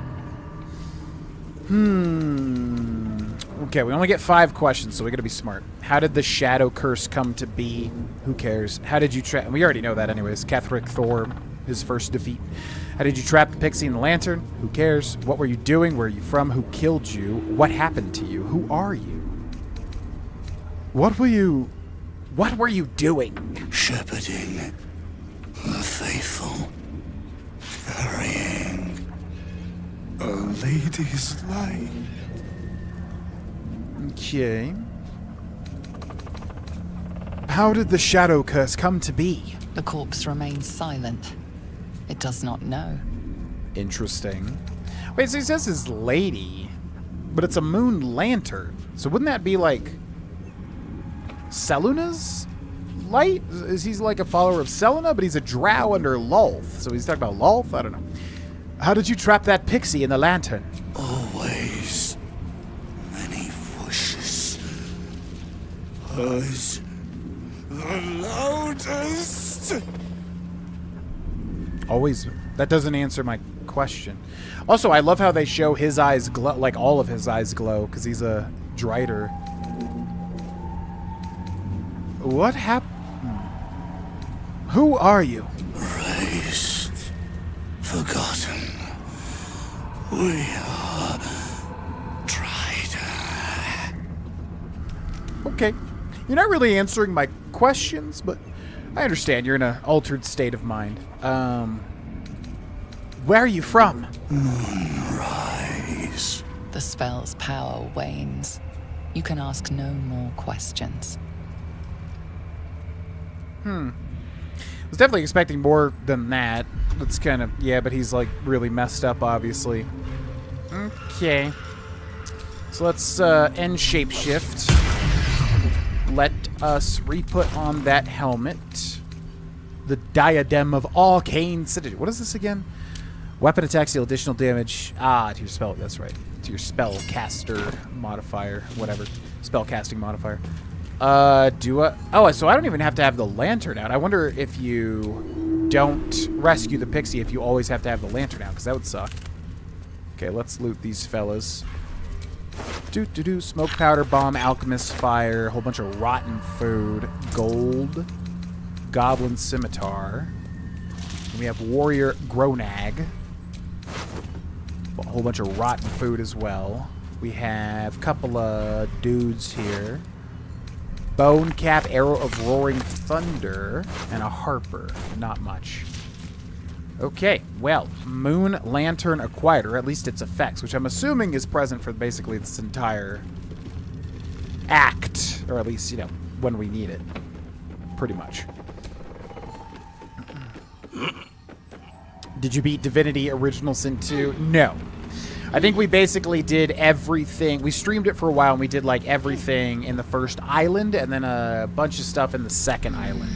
And then we basically just fell out of it. But I loved it. It was basically a lot like this, but this is much more polished. And I'm sure has much bigger budget, obviously. Okay, so let's go back over here, because I wanted to check this house, and now we should be able to go through it without dying. He's talking about his Lady the Absolute. Okay. That would make, yeah, because he's obviously a cultist, so that's the main thing he cares about would be the Absolute, which makes sense. Do we care if you tell? Do you care if you tell? Do you care if we tell you the Dark Urge interactions, or would you prefer to experience those on your own in another playthrough? It's so good. Divinity or the Dark Urge interactions? So apparently, yeah, that's tough. You know, if I do a Dark Urge playthrough, I'll probably try to... What the hell was that? There was like a flying light crossbow. I'll try to probably resist, because it sounds like that's the better playthrough, right? You play like kind of a dark evil whatever, but then also you try to resist it, as opposed to just giving in. Oh, Divinity is so good. Yeah, I mean, it's, like I said, it's a lot like this. It's just a little more rough around the edges. Not much, but I mean, it's a great game. I would love to do it. It's like this. It basically just takes over your entire life. You have to like put like 10 hours into a stream to even get any progress, you know? Yeah, you could tell me. I mean, yeah, I'll leave it up to your, you know, I'll leave it up to your, what's the word? Discretion. Yeah, feel free. Because if I do a Dark Urge playthrough, I most likely will try to resist most of the bad stuff. Okay, opulent chest, which is locked. A couple. So this should... Oh, he said ignore the chest. Oh, wait. Well, I'm not gonna ignore the chest.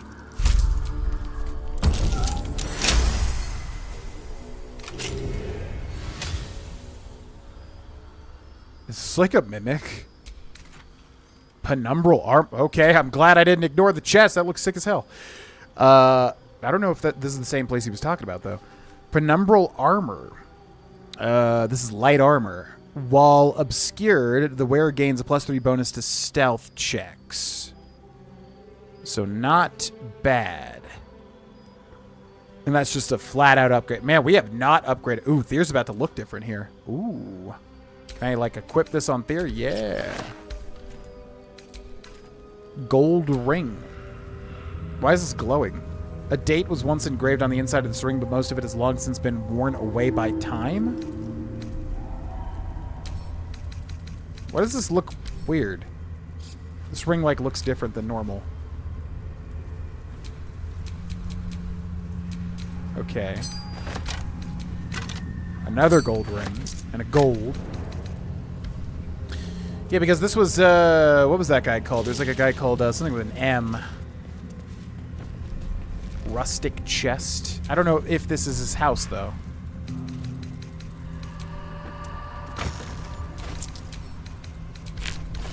Maybe not. Is that really all there is here? I was definitely expecting more.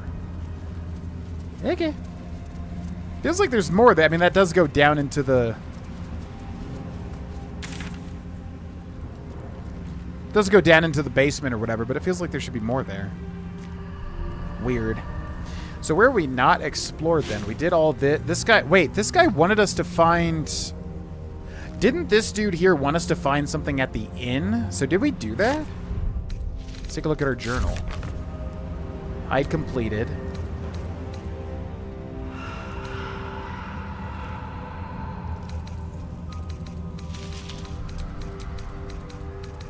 Where the heck was that? Shadow Curse Lands. Okay, Moonrise Towers. Moonrise Towers. Moonrise Towers. Find a way to wake this dude up. Moonrise Towers. Mason's Guild. I don't know where that is. Find the... Yeah, this one. He who wants to bring justice to the victims of a murderer. To do so, he needs a ledger belonging to the killer. It is hidden in the waning moon. Okay, so that's something... Yeah, that's someplace we don't know. Okay. Well, yeah, I'm really curious what happens with that dude. So where have we not explored then? So just this whole place that we ran up to. Oh, there's the... Oh, so we can see, like, everything here. House in Deep Shadows. What the hell is that? Mason's Guild there. Wake Up Art is there. Interesting. Oh, that's the... Okay, that's where we find the thing with the edgelord guy, which I'm really curious about. Toll House. There's Moonrise Towers all the way over there. And then Tieflings. So it looks like we should do whatever the House in Deep Shadows is, which sounds really interesting. Huh. Man, oh man. We've got our work cut out for us. So with that fairy, you can choose to rip its wings off and crush it as Dirge, and then you totally lose the chance to get her buff.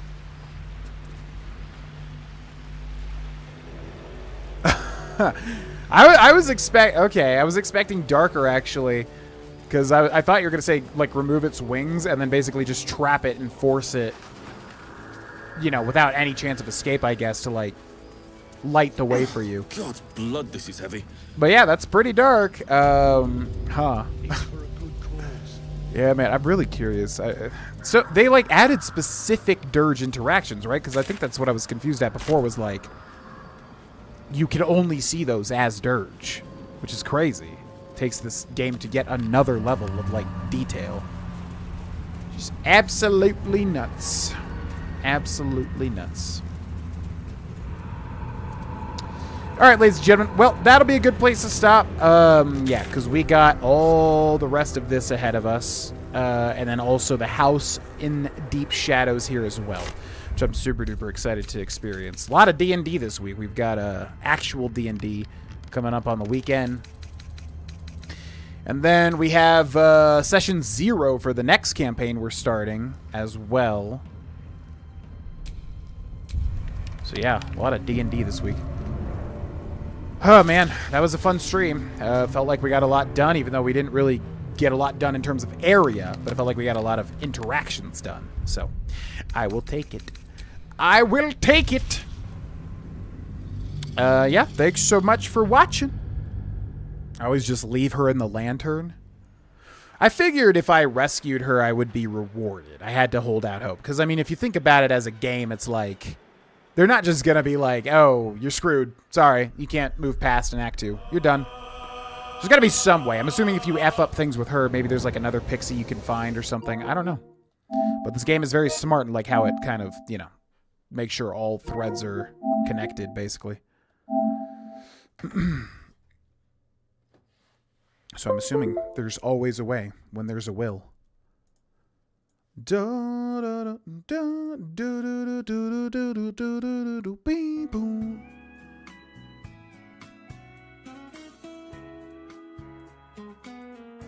Yeah, thanks for watching, folks. Specific interactions, and there's a quest line with it,